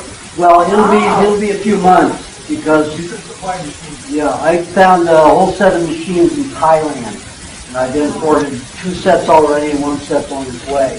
So we have it in Los Angeles, where these things take 5 gallons an hour. 5 gallons an hour. And there's a machine that can take the shell off the coconut in 3 to 15 seconds. So, and then they put the meat into a grinder, and that grates it, and then you put the gratings into this huge juicer that's stainless steel that's about this big. It looks like a huge champion juicer with stainless steel. And it goes through that and separates the coconut cream with the pulp. So right now what you have to do is you take a like I say in the book, you use an oyster knife that has a curve on the end. It's the best way to pry it after you do it, cracking it around a little bit and break it off.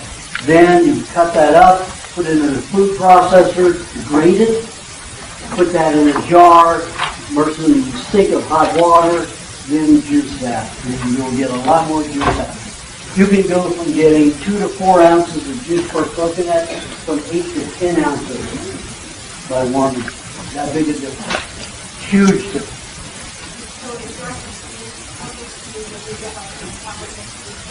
That is processed and heated.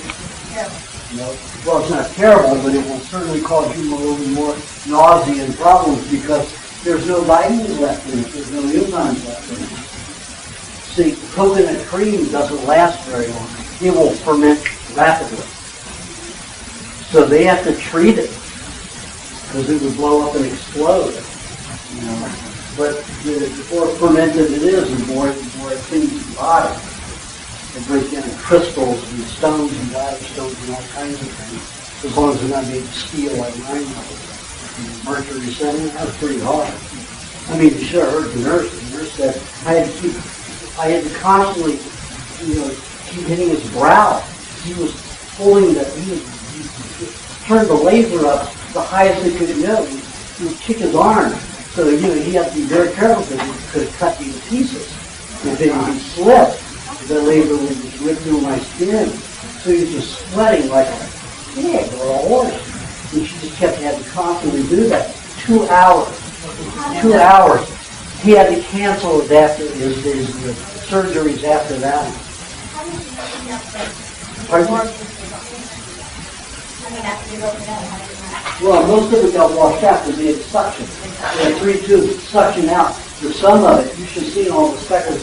I did my iridology, shot it, and you can see all these metal fragments all throughout the digestive tract. All throughout the small intestines that got reabsorbed. And I ate 5 pounds of cheese that week to help pull it out of my system. And that's another thing, cheese. Cheese is an incredible substance. In the human body, you will not digest it. But what it will do is act like a magnet and sponge. So as it goes through the stomach and intestinal tract, it magnetizes and draws out the heavy metals and poisons from the nerve fluid, the lymphatic fluid, and the bloodstream as they flow through the stomach and intestinal wall.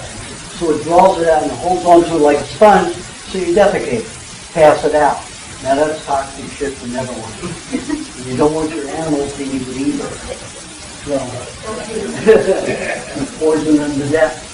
But if you eat the way you can do, let's say you've got some osteoporosis, or you've got an infection in your tooth and you need a lot of minerals, or you're feeling weak in general, and maybe you're not very virile, not feeling very potent or not sexual, you want to increase that. In order to get a lot of minerals into your system, you have to eat cheese and honey together in your mouth. And you will digest it. You can eat cheese along with a milkshake that has honey in it, or, honey in anything. It doesn't make any difference. The honey's already gone to doing something else, and it will not work on the cheese unless you're eating the cheese together in the mouth. So if you have some kind of a arterial or osteo problem, bone problem, simple problem, eat a little amounts of cheese all day long with a little honey. And you're always going to have some toxicity, so you also eat the cheese without the honey throughout the day. But usually on a daily basis, just keep the mineral balance higher is your mineral supplement. About 30 minutes, 35 minutes after your meat meal, eat 1.5 to 2 tablespoons of cheese with 2 to 2.5 teaspoons of honey. Tablespoons of the cheese, teaspoons of the honey.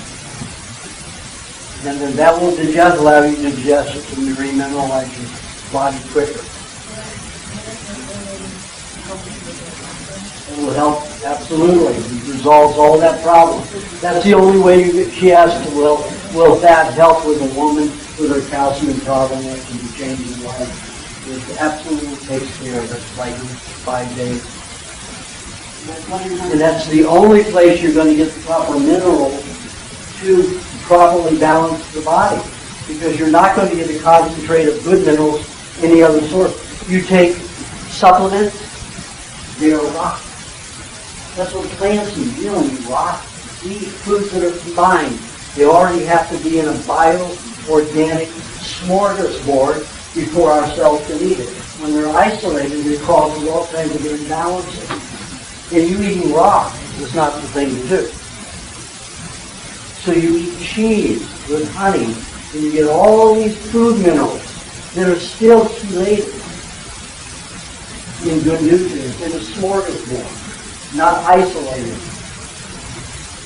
So first thing they have in the morning to neutralize that toxicity, provide lots of minerals to bind with a lot of those toxins that are in the blood, those acrid toxins. You have green vegetable juice. I like to keep the carbohydrate level down, so I mainly use celery. Celery does not have enough carbohydrate in it to digest celery. So it's a negative. So you can add lots of parsley and carrot juice to it, and it will still come out as a very low carbohydrate substance because a lot of it will be used just to digest the celery. To assimilate the celery product. So, usually 80% celery, 10% carrot, 10% parsley, or 10% zucchini and 10% parsley, some balance like that. And I've got some recommendations in the book for various juices to have in particular ingredients. In the amount. In your case. As far as, the quantities, I give a ratio for size and volume. So it's anywhere from a cup to 2 cups, depending upon how large a person is. Like Joe, you will have like 12 to 16 ounces of first thing in the morning. Sometimes if I have something really toxic, I may give this person the size 24 ounces first thing and cut it down the rest of the day. Now, if you get sleepy very sleepy and wiped out after drinking vegetable juice is not for you, except in very small amounts. 2 to 4 ounces at a time only. You just have to piecemeal it out. More of your minerals from the cheese and honey together. Well, you need more of it. Yeah, but maybe mineral deficient are unable to digest your fats. Like I say, you have questions, write it down, we'll get to the third one in a tangent. So, after you have the juice, the next thing is we need to supply fuel and building material for the body. So we know that we don't want high carbohydrate because we'll call the stickiness in the blood and brain series and even in the lymphatic. So what we want to do is put high protein in the body. So we have our first meat meal about an hour after the juice. Depending upon, your metabolism, whether you're a highly active, hyperactive person, you need less red meat. If you eat a lot of red meat, you're going to pump a lot of adrenaline out, you're going to be more hyperactive, even irritable. So, and I have people that are so hyperactive that when they eat a lot of red meat, it causes them to pass out because the adrenaline level gets so high. It's like getting a level of shot of adrenaline. So it is not something good to do to eat only red meat unless you are anemic or leukemic. Even then, I think you should always be eating white meat together with the red meat, even if it's a little. If you're a highly active person and hyperactive person, 50-50. The higher your metabolism, you should go lower than 50% red meat. The more you're toward anemia or leukemia, the higher the meat should go, up to maybe 80-90% maximum. And it's always best to eat the red and the white together. You'll always stay more balanced intellectually and physiologically.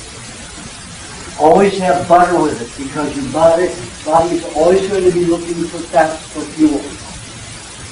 And if it doesn't have it readily in the blood, and when you get up in the morning, let me tell you, there's very little fat left in the blood. The body has used it all. So the body's going to take most of that meat, turn it into a pyruvate, and then turn it into an acetate, which is a fat. So you're taking your meat, a very expensive item that you don't like to eat very much for some people. I love it, most of the time. And then you convert it into a fuel. Not very good. So always eat butter at that meal. You can eat cream, but a lot of people don't digest. Remember the complexity of digesting cream. Sometimes you'll put the cream with the meat, and if it's not sour cream, already pre-digested, it will coat the meat, and you will not digest much of the meat. It will never pre-degrade in your system. You'll even see that the meat is less digested in your fecal mass.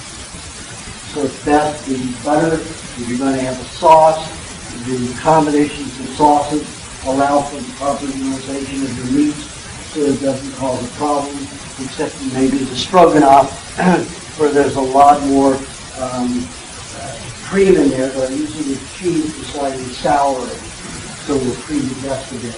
But if you have a problem, if you look at your feces the next day and you see some meat that's coated, that looks like it's pearlized, and means you cream coated it, and your nutrients didn't get, the bacteria and the hydrochloric acid didn't get through the cream and you get ingestion. So be careful of that. So it's always good to eat butter, 2 tablespoons minimum with meat. I eat sometimes a whole cup of butter with one meat. And self-fat I am. But I am fat. I am as big as he is, but I don't look it. You know why? You know why? Because my fat cells are very small. Raw fat cells are very condensed. When you cook a fat, it swells 10 to 50 times its normal size. Take like a little corn popcorn, pop it, what happens? It's huge. That's what happens with fat cells when you cook them. So I'm 27% body fat. Do I look it? You're 26, I'm fatter than you are. See? I'm a fatter head than you are. So do I. So look at the difference. There's 26, I have that, but it's concentrated. That's what I'm saying. Mine is concentrated. I'm fatter than he is. Do I look at it? So after you've been on this diet, I haven't eaten cooked fat since 1974. Took that long. It took me this long to get there, where I wasn't very large. I used to go up to a 30-inch waist on my big side. Now the highest I get is 36. But I have 3 wardrobes. I go from all the way from a 30 to a 37, 36 waist. And I, my 31, 32 size, and my 34 size, and 30, 35, and then I do 36, which is easy up to 38, So I have 3 wardrobes. And I still use them because they go up and down. A year ago, I had a 29, 30-inch waist when I was here. It was on the downside. Now I'm on the upside. I'm up to a 36 right now. 34, 36 waist. I got 34. Yeah, way down here. Yeah, but way down there. Oh, even up there? Well, that's good. So, I eat a tremendous amount of food. A tremendous amount of fat. And I have to eat a lot of milk in order to keep my weight up. Why does it fluctuate so much? I like to put on down, like I said, like everybody gets fat. You want to get well, you bind food poisons fast, get fat. And then sometimes I'll get up so heavy, and I won't look that heavy. But like I said, I'm fatter than he is. But I don't look it. But I can see that it's starting to make me, my heart is carrying more weight. It's a little bit more of a struggle. And then I'll start getting a cold or a flu or something like that. And it'll start coming on. But I let my body go. In the recipe book, I tell people every 6 months to go up and down. But that's just because so many people, especially women, are paranoid of being fat and not losing the weight. So what are you really on? This girl was a skinny model 9 years ago. Been on the diet 9 years? 9 years? Skinny little model. And I mean skinny tall model. Like Twiggy. And I dated Twiggy one day and that was it. That girl was crazy. Very sensitive, overreactive to everything. And that's the problem with skinny people. They don't have enough fat combined with any kind of erratic poisons going on in their body. So she was the same way, had a lot of health problems. And she got up to 270 pounds, was it not? 210. She got to be a pretty big girl, 210. Big mama. Yeah. So now she's been on the diet long enough, she's trim, strong. She's beautiful. A tennis player, She's beautiful. Yeah. So,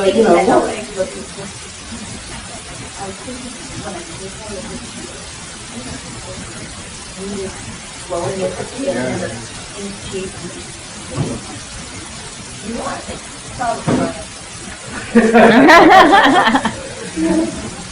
So, you see how it is. You have to get fat for a certain amount of time. It took me longer because I was so poisoned by medical professionals where I could look slim with all the fat in my body. So, get fat, stay that way. I like people to get this size. You're safer. I weigh 185 right now, and I'm 5'7". Okay. When I was this shape, when I was on a Crook diet, at this, I was 145. So everything is very dense and concentrated. Very dense and concentrated.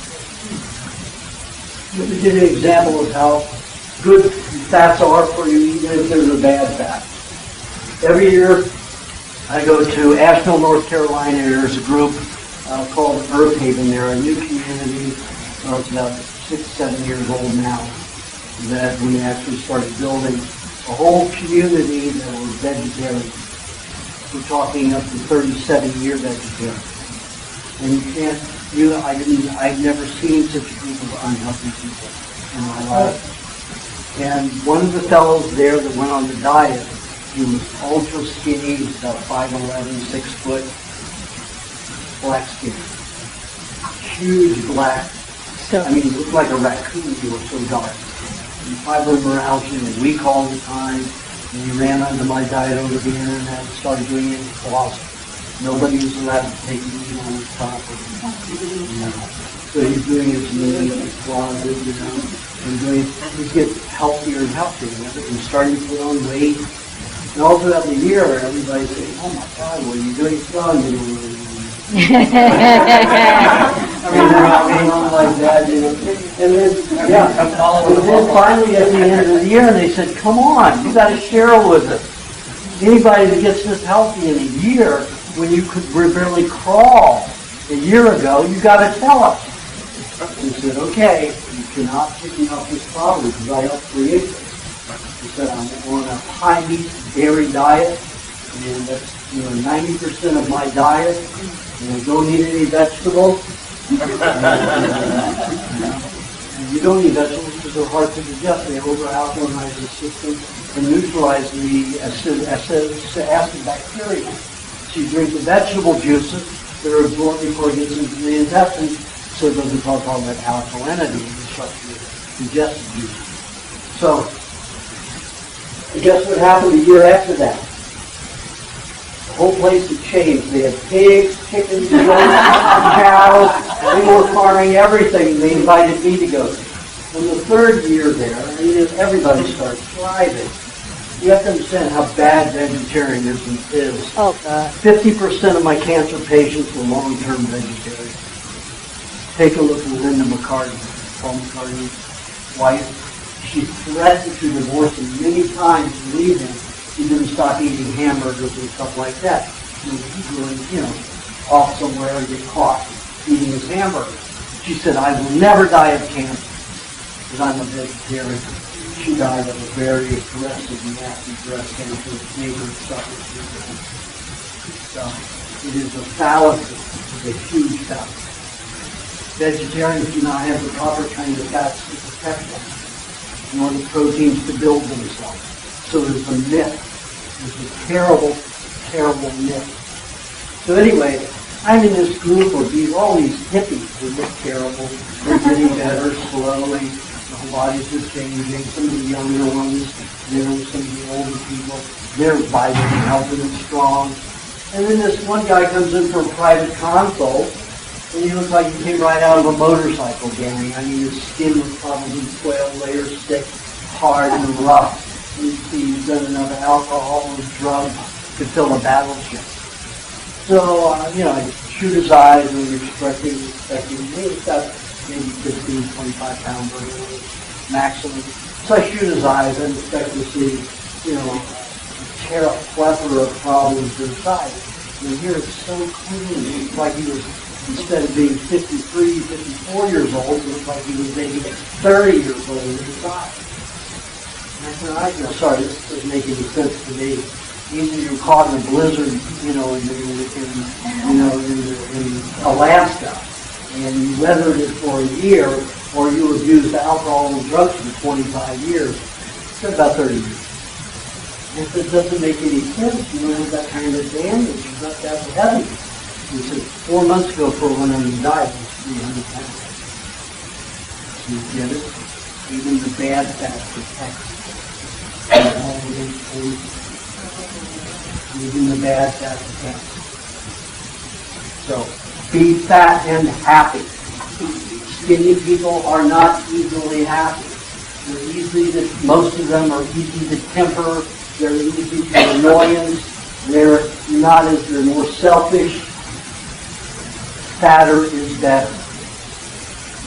And let me tell you, I stayed his size for probably 20 years.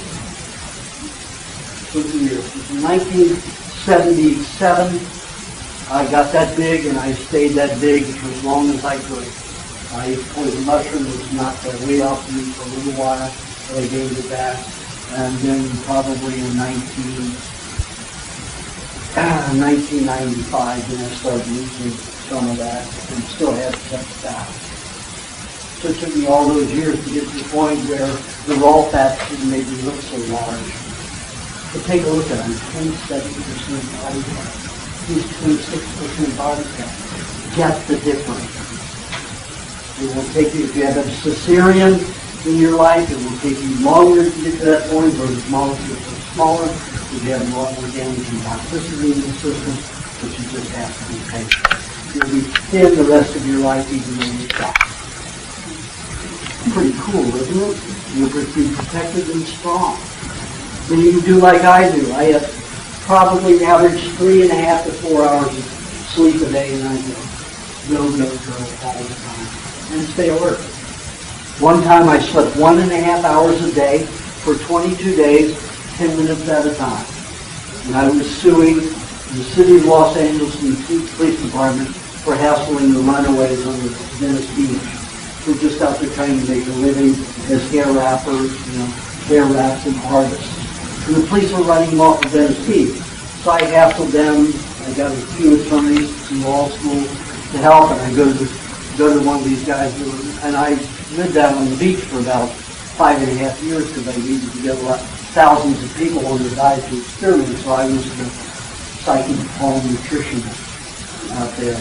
And that was to draw people in, to get them to do the diet. I'd spend an hour with them getting the diet. I had thousands of people, probably about 10,000 people over a 5.5 year period, to try the diet. So I got a large number because I had only worked with hundreds, in my exploration. So I needed to know how effective a lot of people and a lot of different, backgrounds and styles and lifestyles.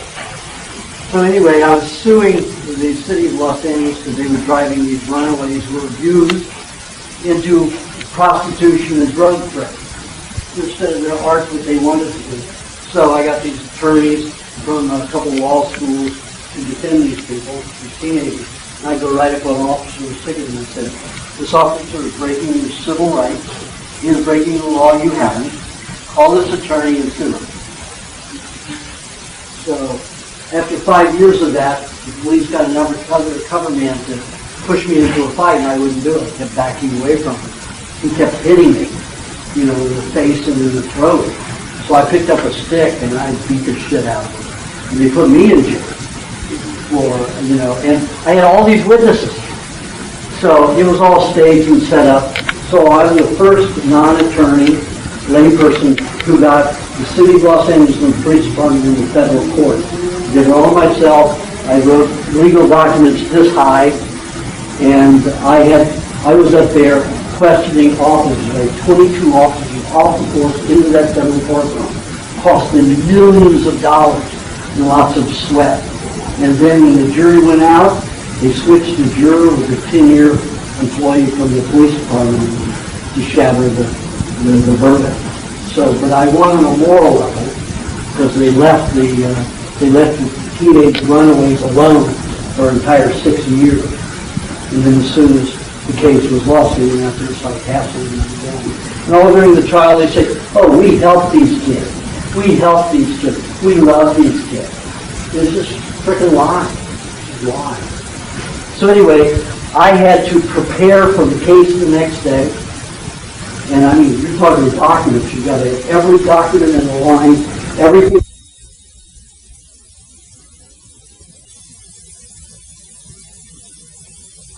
A half a cup of food every hour. Never enough to satiate yourself, never free. That's right. So I ate egg 1 hour, maybe half a cup of meat the next hour, it was all full size of meat, and then the next hour half a cup of milk. So every hour I had something.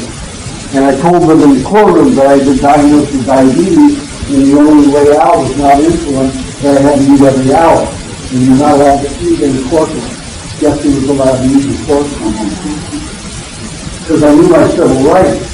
Because he had taken my civil rights to eat as I needed to for health reasons. I couldn't see that judge. And I let the judge know.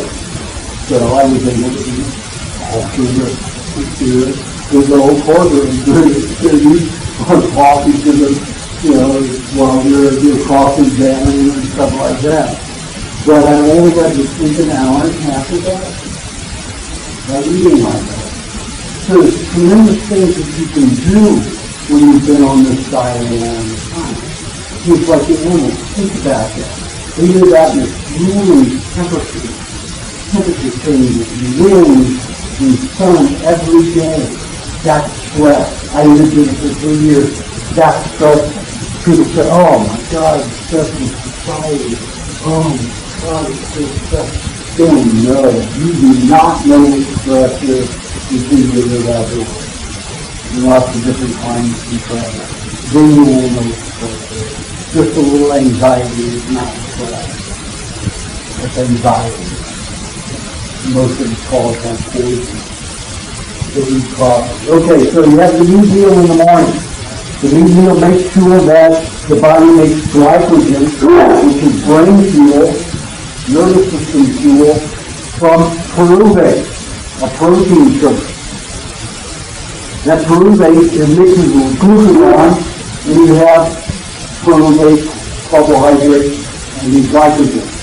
And guess what? The advanced glycation concentration, 78%, you have 112% a day. So no sugar overload. So your brain and nervous system is good, and your blood stays thin and unsticky. Then from there, like I said, if you have, if you have a mineral deficiency, which we all have 1.5 to 2 tablespoons of tea with some honey. And then a couple of hours after that, 2-3 hours after that, you have milk in between, stuff that you do to gain a lot of weight. If you have problems digesting, you want to suck a lot of eggs. I'm going to go into eggs. I'll allow you to go ahead now. Okay, eggs, we talk about the fat in the egg. Eggs is a very, very unusual creature called milk. Eggs can digest in 16 to 23 minutes, completely in cold. Milk takes a minimum of 6 hours if you have a good digestion tract. You can have a bad digestive tract and still digest an egg in 45 minutes max. And people come to me with allergies for anything and everything, even water. I put them on an egg diet. They're eating egg every 40 to 45 minutes, every hour, and all of a sudden, all of their problems start going away. I had one woman that ate mainly eggs for a year and a half. Then I was able to start adding other foods, little by little, but I had to add only maybe 2 tablespoons or tablespoon butter a day at a time, kept increasing it. 6 years later, she was skinny and dying. The doctors couldn't help her. Her husband was such an educated, he was a professor at the university. And he came in coughing at me. But medical professors have been working with us for 20 years, and it's just been getting worse. So he had to work it in, and he's keeping his mouth shut for his wife. He loved her that much. He just kept his mouth shut. He was listening to me. I used to see thinking I'm the biggest lunatic you've ever heard. He wanted to get up and strangle me and shoot me to the bathroom. He just looked at me and he was like,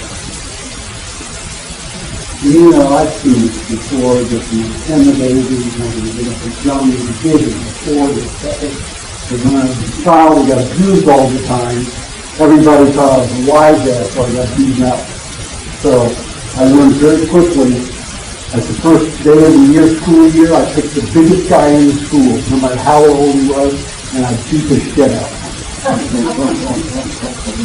And I beat him bad. Because I did just like animals do. I went for the throat, the eyes, and the ears, and the temples. And if you go there, you're incapacitated your opponent, no matter how big they are. So that's what I did every year so everybody knew me up. So I never worried about being bad. Unless it was grand martial arts. I did sucker puncher. But I never had to do that situation. And having that since I was very young. So, oh God, I'm getting thirsty.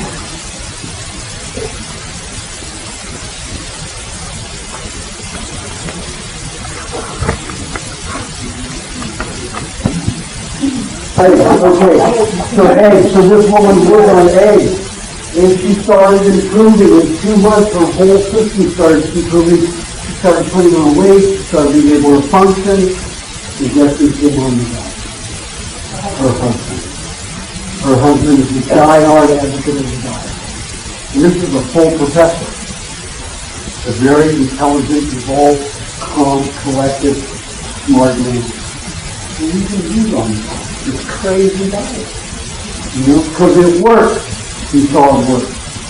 Eggs were very important. Also told a story in the rest of the book about this woman who had advanced emphysema.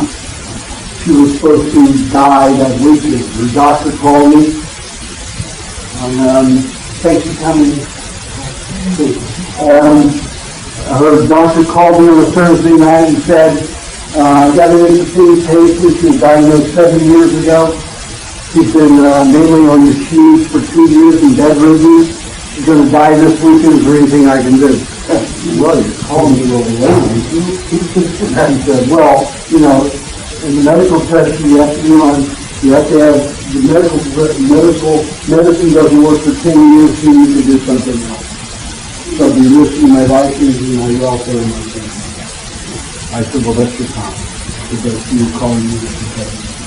So, and I said, the only thing I can suggest is you get 10 to 15 dozen eggs, put them at a bed table, and tell her you want to walk in the kitchen.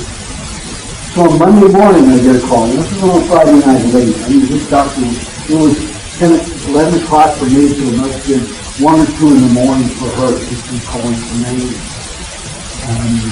I get a call on Monday morning from this raspy voice woman. She says, you know, I got off the machines, I'm out of bed for the first time, and that I can remember, like 2 years, and what else should I do? And I said, well, who are you?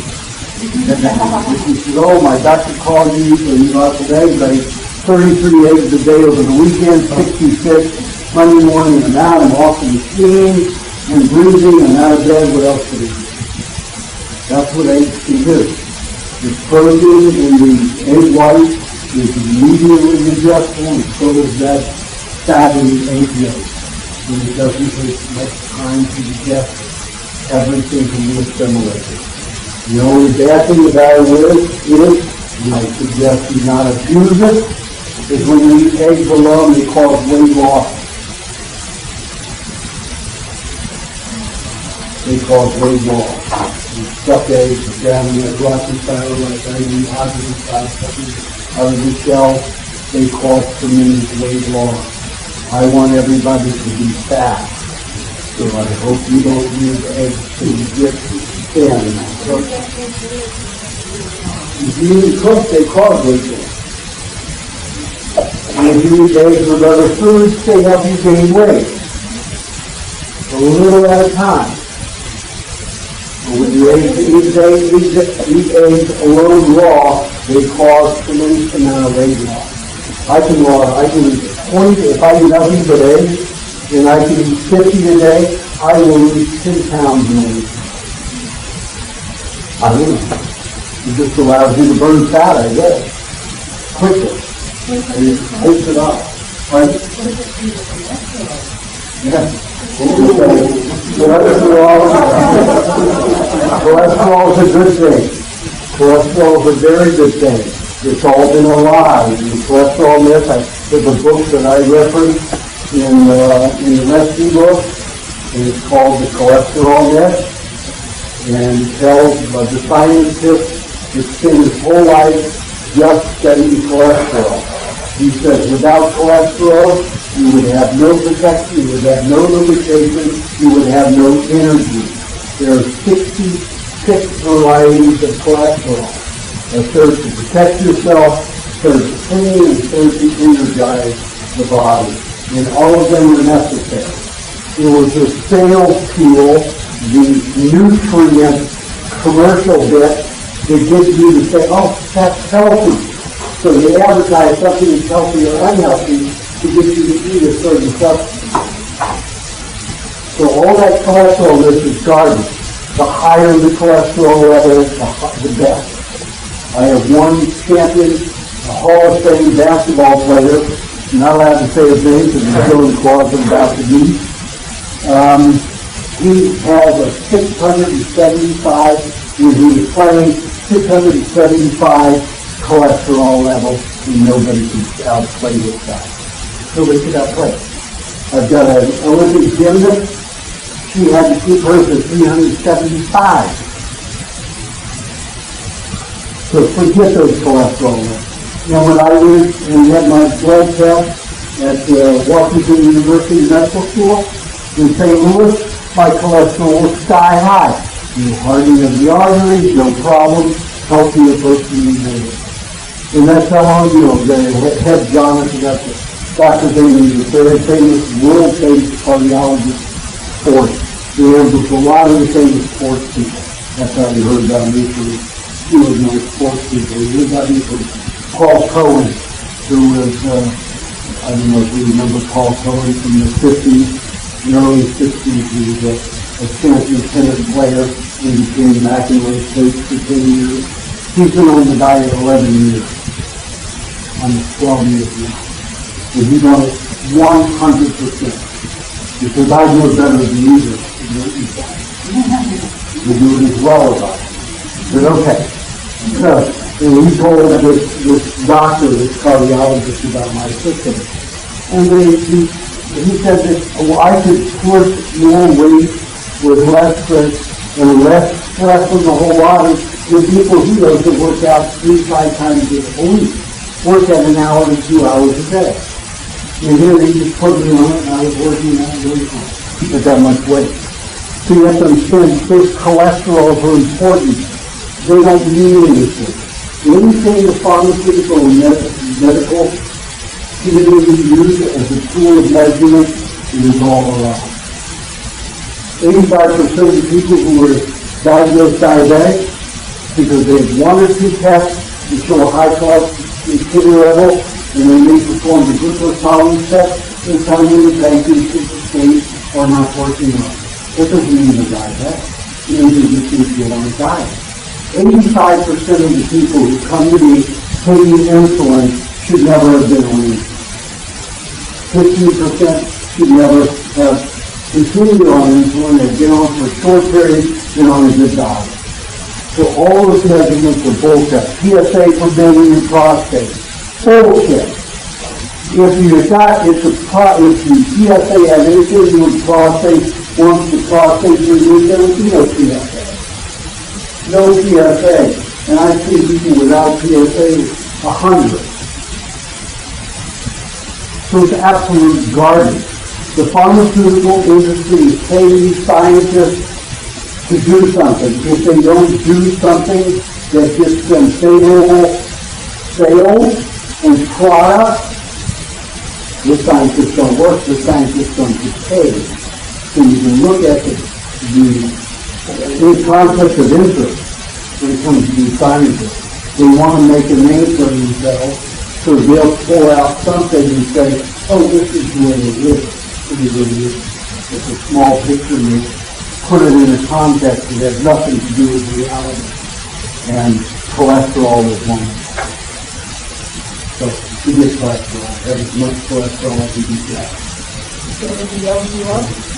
Is in the LDL. Just remember that when you're on a good diet, you're going to be throwing off a lot of toxic cholesterol from your body that's stored in your body.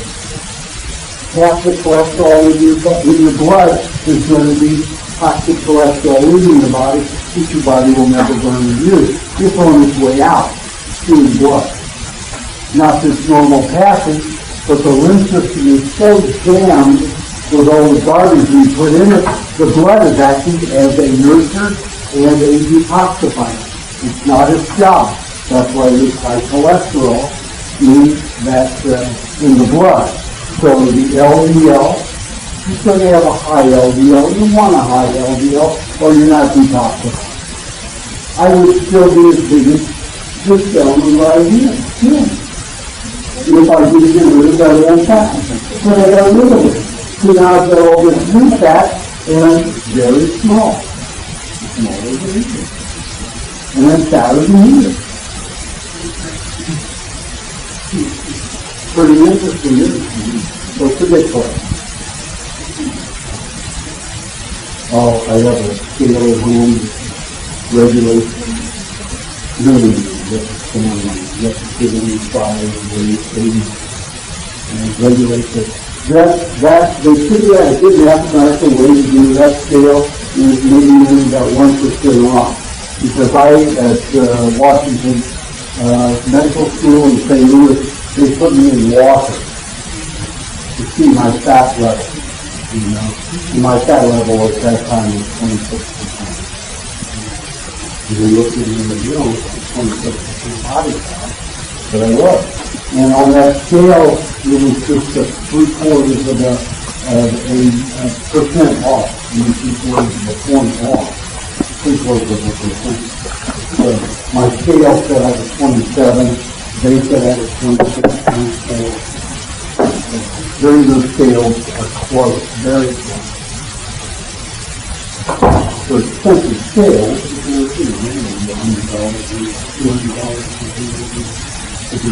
they give you a good range of your fat level. And women should be around 30%, minimum 30%. Men, they say the athletes should be 7 to 13% maximum. That's why they dry out and can't be athletes after 30 years. They dry out and spin themselves. They just become brittle inside. McEnroe, that's what that. He was so skinny, he was just freaked out all the time, crazy from this rabbit going bananas.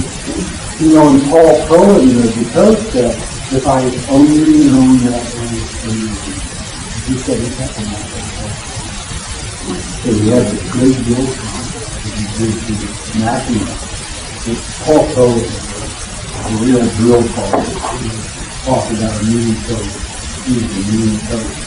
Now he's a nice guy and smart and intelligent. That is what I like to do.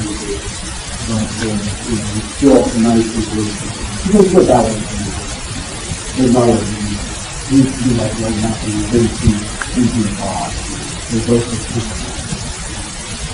I think probably also in Philly, now you know how to do that. Good crazy behavior as well as sport. But that's all changed now. The whole body is different. They're different. McEnroe, I mean, he died he was healthier and happier. He got a lot more weight. So he got 24% body weight. And he was a happier guy. But I don't know as far as on the diet. Maybe you saw it. But anyway, for the eggs, you got quickly cholesterol. Forget about it. Highest cholesterol you want, fat as you can get. And I need it fat as you can get. I want to eat fat, or eating fat, letting it fat. To be healthy,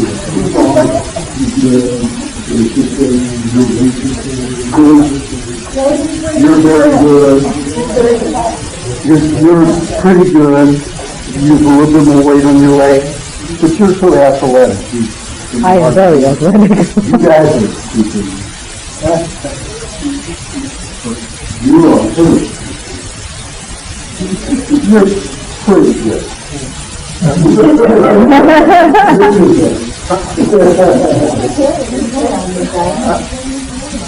Harry doesn't do my diet. 60-70% protein, right?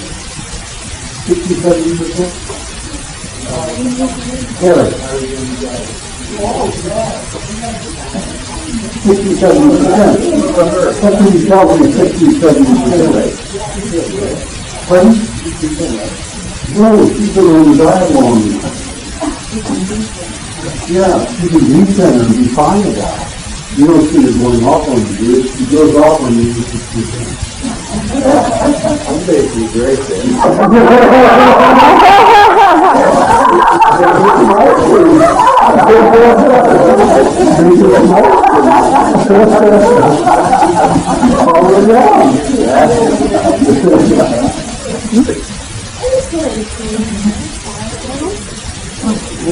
That, no way, no way.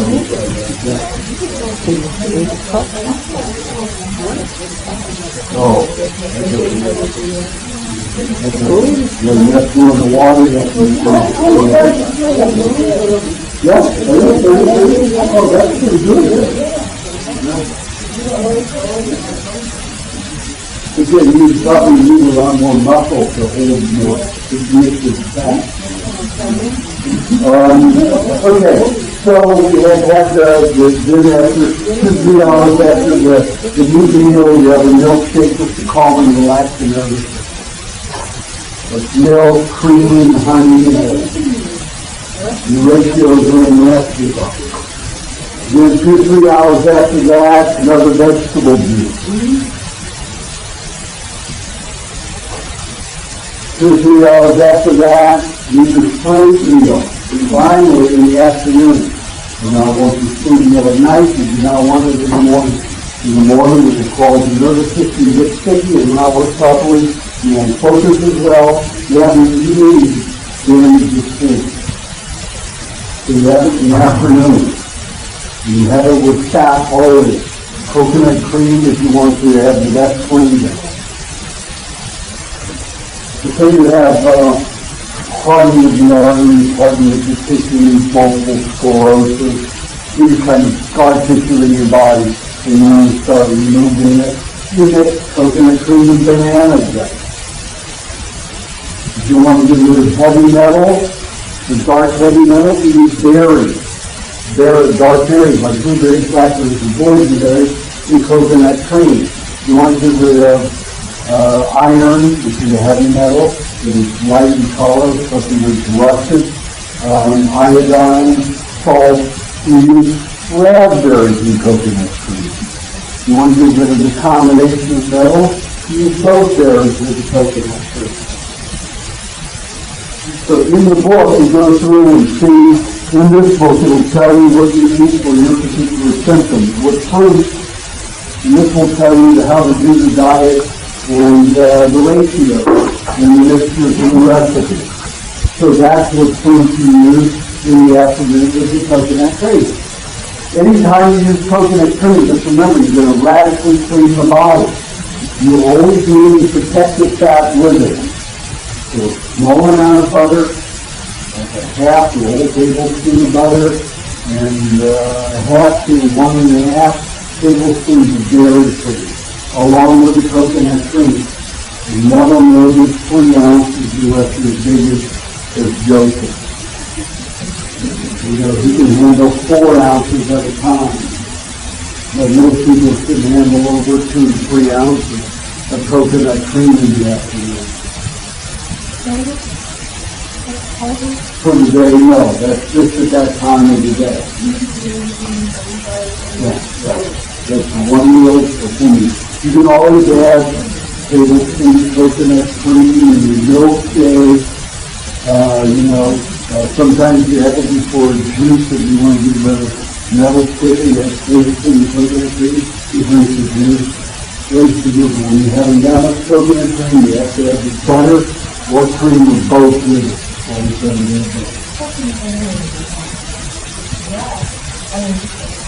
how do you do any of that? You have cheese, you have stove hot, you have water, most everything with it on this diet.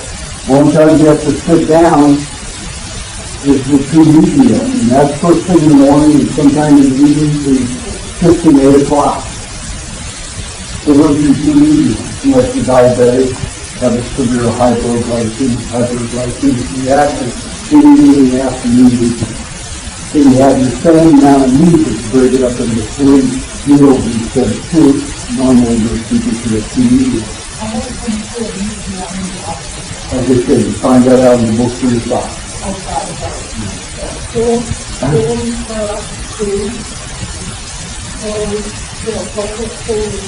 That's processed and cooked. Very toxic. If it's in a pan, it's pulling out the metal. You can better believe it's pulling out the metal with the pan. You're poisoning yourself. So, remember, coconut cream, large amount should be large amounts to be just 2 ounces at a time of the protein. You have butter and cream with it. 2 to 3 hours after that, another vegetable juice. And this vegetable juice is tricky, because after that, your next meat meal is very slow and digesting. Then you want to cut the ratio of that down, cut that vegetable juice out of your diet. And you go into a meat meal after the food. And maybe you have milk in the food. Now this is a skeleton diet. Just remember that everything will be liquid. And I prepare everything between my juice in the morning and my meat meal. I prepare all my foods for them. All done in 45 minutes. All prepared. Even my meat, my milkshake, my afternoon food meal. Everything is prepared in 45 minutes. If I went to a restaurant for one meal, I could wait 45 minutes just for one frickin' meal. And I've wasted all this time. And I can make my whole meal for the day in 45 minutes. It may take you an hour and 15 minutes, because you don't know how to do it and you're not used to it. It becomes very simple and very easy. And if you take that food meal and you blend it all together, you don't have to sit down and eat it like you do custard, or you're blending the berries and coconut cream. It turns into like a parfait because of the texture in the and you have to sit down and eat like a jello, so, but that's okay. You can sit down about 3 times a day, and you just eat it, and just spoon it out. Once in the morning, the meat meal, once in the afternoon, but most people will be drinking it in the afternoon. So they're only having to sit down and eat. How many people drink coffee and tea and soda pop and water? They're always sticking something in your face all day long. You go to the same thing, always sticking with raw nutrients in your face. Just a question of temperature. And so it's very easy. So then after that, the third vegetable juice, hour and a half, 2 hours maximum, you have your second or third meat juice. Same as the first.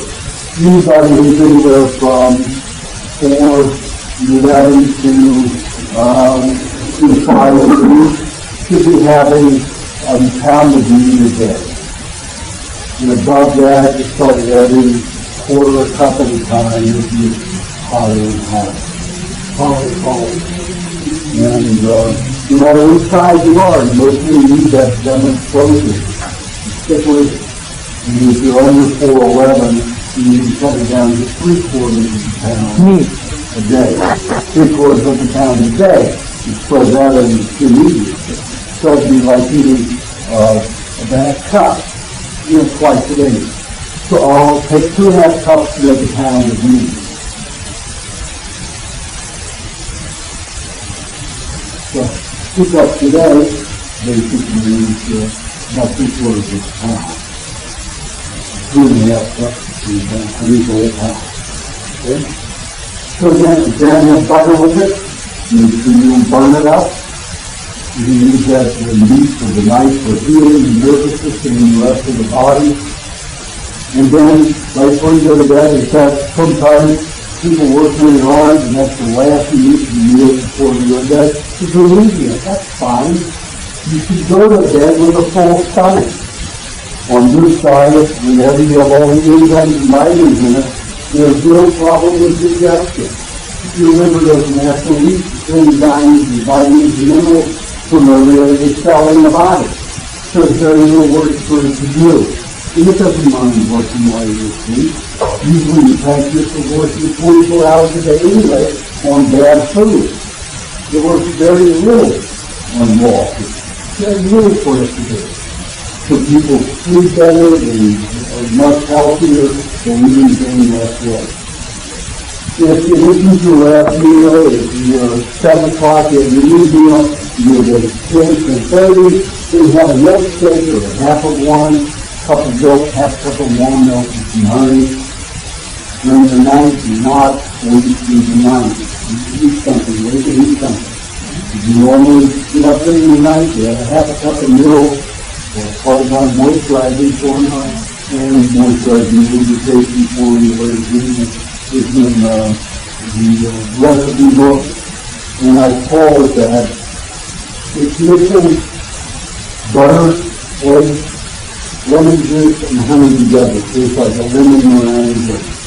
And that's what I suggest that people eat with their meat instead of just having plain butter. And at the start of the day, you serve it. In the second meat meal, you serve it during the middle of the night. And you serve it for 2 ounces of your good diet and 3 or 4 ounces at a time. But you can make it small, that's what you do. And the reason I like to moisturize the lubrication, I call it 2 things. And we're there in the recipe book, it's called moisturizing / lubrication formula. I do that because I want to appeal to both sexes. Moisturizing is for women, very key. I don't know a woman who doesn't want to use a moisturizer for her skin, and that's what it does. The moisturizer does. And men like lubrication. That's why I call it 2 A's. And the reason I like that combination is because, like at an orphanage, the bigger kids and kids closest to the children get the most, but each kids in the back don't get much. That's the way it is in the human body. The oranges and grams will take all of the fat, the slower and gradually. And there's none left in the skin, connected to the bone, or very little left. So this lubrication work, this moisturizing lubrication formula, force it is so easy to digest because the lemon juice helps break down the back of it. So rapidly the brains and organs can absorb all of it. But they can only absorb about a third of it. That means 2/3 of it is actually exchange of the body. Remember, the most toxins in your body into the skin. More than twice as many into the skin lead out the bowel. Perspiration and evaporation. You don't have damage to the skin yet because the poison's leaving it. The more bad things you do, the worse the skin gets because it's discharging out the skin.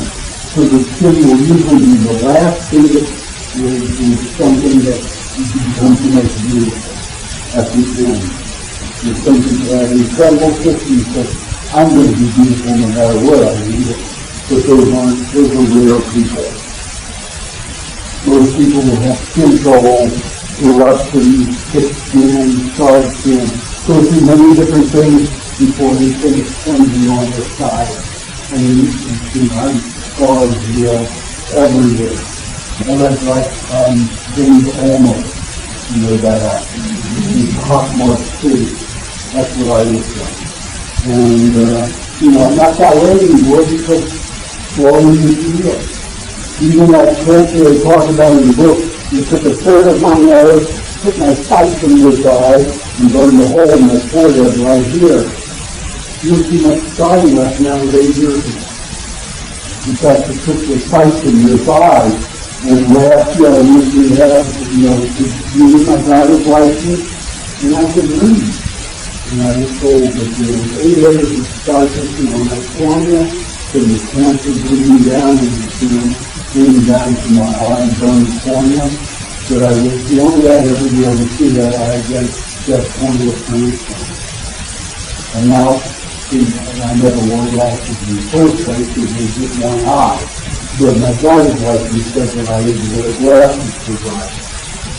So it's contacts out there and nobody knows that we wear glasses. So I never wore any glasses, but now I'm about to legally drive without glasses. So that eye got better. The scar is now just a small hole. Part my finger here, and it's the whole third of my nose gone. So the body repairs itself. This skin is one of the last things. That moisturizing lubrication formula gets out to the skin and the bones and the texture. And people usually love that version. They love when they suck that like crazy. It's a very, very important formula if you want to be well in the crazy. Pretty possible, like pushing your foot without Okay, now I have 2 more things to cover. Water and salt. Back in the 50s, 40s, and 50s, when I was a child, you went to the fountain 3 times a day maximum. Full water in everyone. Everybody could drink milk, 3 glasses, 4 glasses a day. Never touch water except for 3 sips a day. Then all of a sudden, in the 60s, mid-60s, they started bottling water, and then they were starting to take 8 glasses. We thought it was 45 glasses a day, and then by the 70s, they came out with 8 glasses a day. I'm marketing from the bullshit marketing. Water is very bad for you. Period. It is bad for you. It is soluble. If you look at an archaeological book, the first word under solvent is water. In rain, the rain causes rust and mold and deterioration and leaching and breaking down of rock. So the plants can eat. In our system, the leaches dissolve and neutralize toxins in the digestive tract. It turns out to be the flying that damages your intestinal wall. It causes dehydration. The more water you have, the more you want. The drier you get, the more water you take, the drier you get. You put water in your arm and what happens? It gets so dry, it's up. You put oil on it, moisture, it goes all the cream or fat. What happens? We are fat deficient, we are not water deficient. We are dehydrated, we're not dehydrated. It sells water, it sells more food because people become more malnourished by drinking water. If you want to know how much water we need to drink, look at the Aborigines in the hot British desert.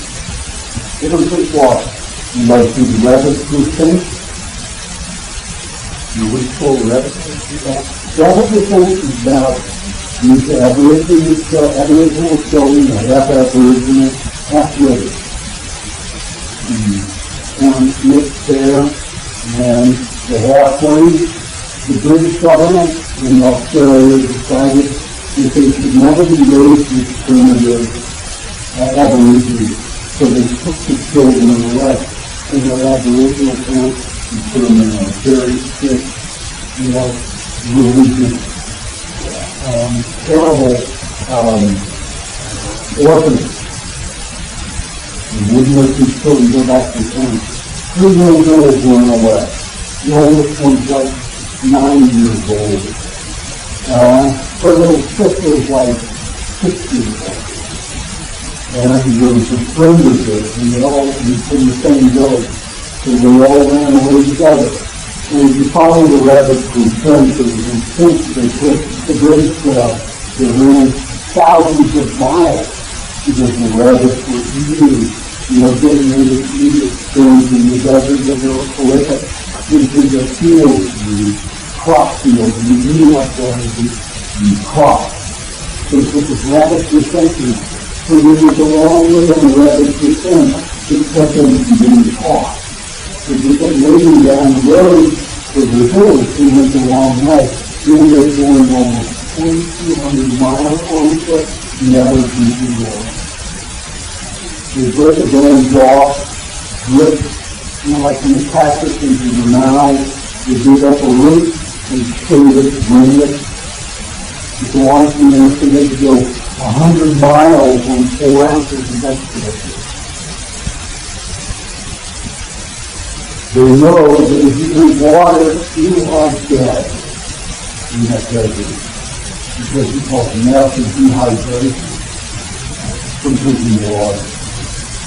The vegetables and milk, that's what you need. And if you have dry lips, they say most important ingredients come out the mouth. So all of the fat in your mouth and leave your lips dry. So you have the honey and coconut cream you put on your lips. That protects you. You keep licking that, and the fat in the coconut cream are more easily absorbed, and the fat in the honey are more easily absorbed than any other vitamins in the lip and moisturize your cells. In my sorry spring 4 years ago, I had huge lines that were forming here. And started using honey butter mixture and honey coconut cream mixture, and those are now down to about 10% wine. So you help me with the wine. I'm not as big, but I have someone like this putting saliva around their eyes and everywhere in the region. The coconut cream and honey helps them with wrinkles and moisturize the skin. And I don't have time to do that. So if I didn't know better, maybe more time, I'll do more days. Before they come, I'll just take on rugged work with me. The whole night. So when I lived out work and I came back in, my skin was leathery thick like in and now it's much better. So, water is not good. Water is a solvent. You will neutralize nutrients in your body, skin them, cause all kinds of problems. Salt is another problem. Salt clumps, salt molecules clump. And normally, when you have nutrients that bind together, you have made about 6 or 7 calcium molecules, a couple magnesium, 1 potassium, and all these other minerals you'll have in this balance. You've got a soluble, you've got vitamins, you've got vegetable, soluble fat, water-soluble fat, fat-soluble fat, oil-soluble fat, water-soluble fat, vitamins. You have this whole smorgasbord of nutrients. And the skin is clumpy. You're flowing along in the blood. And then this huge cell opens up with these 2 ions inside, and it cracks this big clump out that you draw it into itself. And that's what it is. So every time it draws in food, unless it's processed or cooked or heavily salted, you've got a smorgasbord of nutrients going in every cell and every. When cooked and isolated, you have different things that come between normally. Salt is one of the ways. Because it's 4 to 5 ions of sodium to group together. So that becomes a smorgasbord. And that sodium molecule is huge. You have a whole basket of variety of nutrients in a clump this big, especially this big. So when sodium goes into the body in rock form, in cold form, the molecule, you get 5 molecules and it's this big compared to the smorgasbord of crystals. you get this huge clump. So the cellulose will open up, and that it can get in, and magnetism is so great in this clump in the coating, it pulls the ions out of the, which means it's ripping the dust out of that cell, so the cell can never again shrivels like a great arrangement and little cell. So one little grain of salt is for 1 million red blood cells, looking for 10 to 10. But collectively, the bits of salt is killing hundreds of thousands, hundreds of millions of blood cells. So that's maybe a little stuff. It's also destruction of cells in the body. It's also a waste product now. But also can cause that cell destruction maybe for cancer or any other disease. So salt is a very bad thing unless you got the green exhaustion. You know what they say in the book? 2 to 3 grains, 4 grains a week. That's all you need. And some vegetables. You're going to have water, and you just use it from salt as people's bowls. You have having a bite, it's together, and you want to do it, it's 4 ounces a day. Water, mixed vegetables, mixed junk, things that have nutrients in them. We're already starving nutrients, all that would be more water and salt. It's difficult to know more nutrients. Okay, now it's time to take our final break. Then we're going to get into, has anybody sign up for new title? Okay, what if you do the Q&A before that, so some people can go on, because we've got many. We'll do the Q&A, then we'll take a break. Okay. And then we'll do the main PowerPoint. One question you said about salting instead of for those who have trouble digesting fat, is that correct? Oh, let's sit down, everyone, because we're going to do the Q&A. You said, is that what you said, that salting would be for the real clean? Dairy, you have a raw dairy, never goes bad. It just freezes up, whether it's in bacteria or whether it's some bacteria. Now, if you have Aajonus Vonderplanitz, you have a sweetened milk, so it uses all that carbohydrates. You have cocoa from Bulgaria. So when you use an Aajonus grain in the milk, you call it your sugar. Sugar things for using fat and milk. I don't suggest you do that. The recipe book, I tell you, uses a little bit of honey, you let the natural bacteria in the milk do on digestion. So the easy way to use those things is to wash. You're not a perfect environment anymore. And you don't encourage your own bacteria and intestines to work on your food. Of course, we're getting treated up the milk for you, so you get more from it. But it doesn't help your own bacteria. The bacteria relies on it. Looks like an antibiotic. Not a good thing. The natural bacteria, self bacteria in the milk, or the food that pre-digested, or the stock that you want. So if you want to feed your milk with all milk, with a little bit of any salad, and if you ever go on the phone, because like the human body, they want more fat and protein, that means dairy products. Sugar that's going to be digested is very sweet. So if you put a little honey in it, honey helps protein digestion and fat digestion. Only protein digestion is better than fat digestion. Dairy really helps eat all the hydrated digestion, even though it's highly sweet. And it's not highly sweet, it's highly carbohydrate, where folks are heated, then this is carbohydrate. It's high in kinds alkalinizing minerals and hormones and other nutrients from the nectar. And when you breathe those you talk the nectar from the flower, it swallows it. But you pre-digestion as a insulin-like substance, a variety of insulin-like substances to the nectar, converting the carbohydrates into enzymes for digesting mainly proteins and secondarily fat. So during the honey, we get back to the hive in the bottom. So that's the honey. The other nice so it's a top suggestion. So what happens is they put it with other things in their hive is for the digestion. So you put a little bit of honey, like 2 tablespoons of honey for a quart of milk. I blend it together because it will sit at the bottom.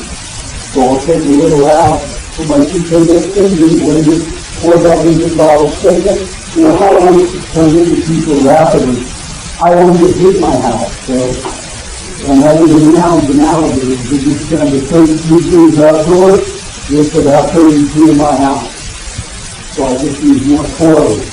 So I usually keep my milk in the end. You know, even though I think it was probably 45 degrees Celsius for milk. So I put it in a sink of hot water.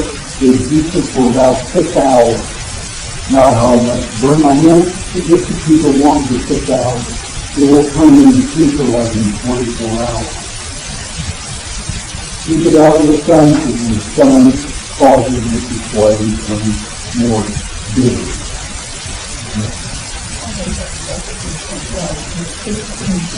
Oh, somebody finished that. You don't never go down and it turns into pre-digested substances. You don't need to see for it. And I really better. If you mold it, getting on better in the refrigerator, that's easy. Make those refreshing, enjoy it. It's pre-digested, it's different. The journey feels strong in your work, you know, when you're starving, you're preparing a race, but look at how healthy you work. You know, if anybody who eats one bowl and Thanksgiving, that's a particular country. I mean, some of the most citrus smelling food I've ever had is from Germany. Yep. And that helps them. We digest everything. If the body can absorb it easily and readily, you get it and make it strong. Okay. When it thinks and runs, it's good. Pardon? When it thinks and runs, it's good food. Yes, absolutely.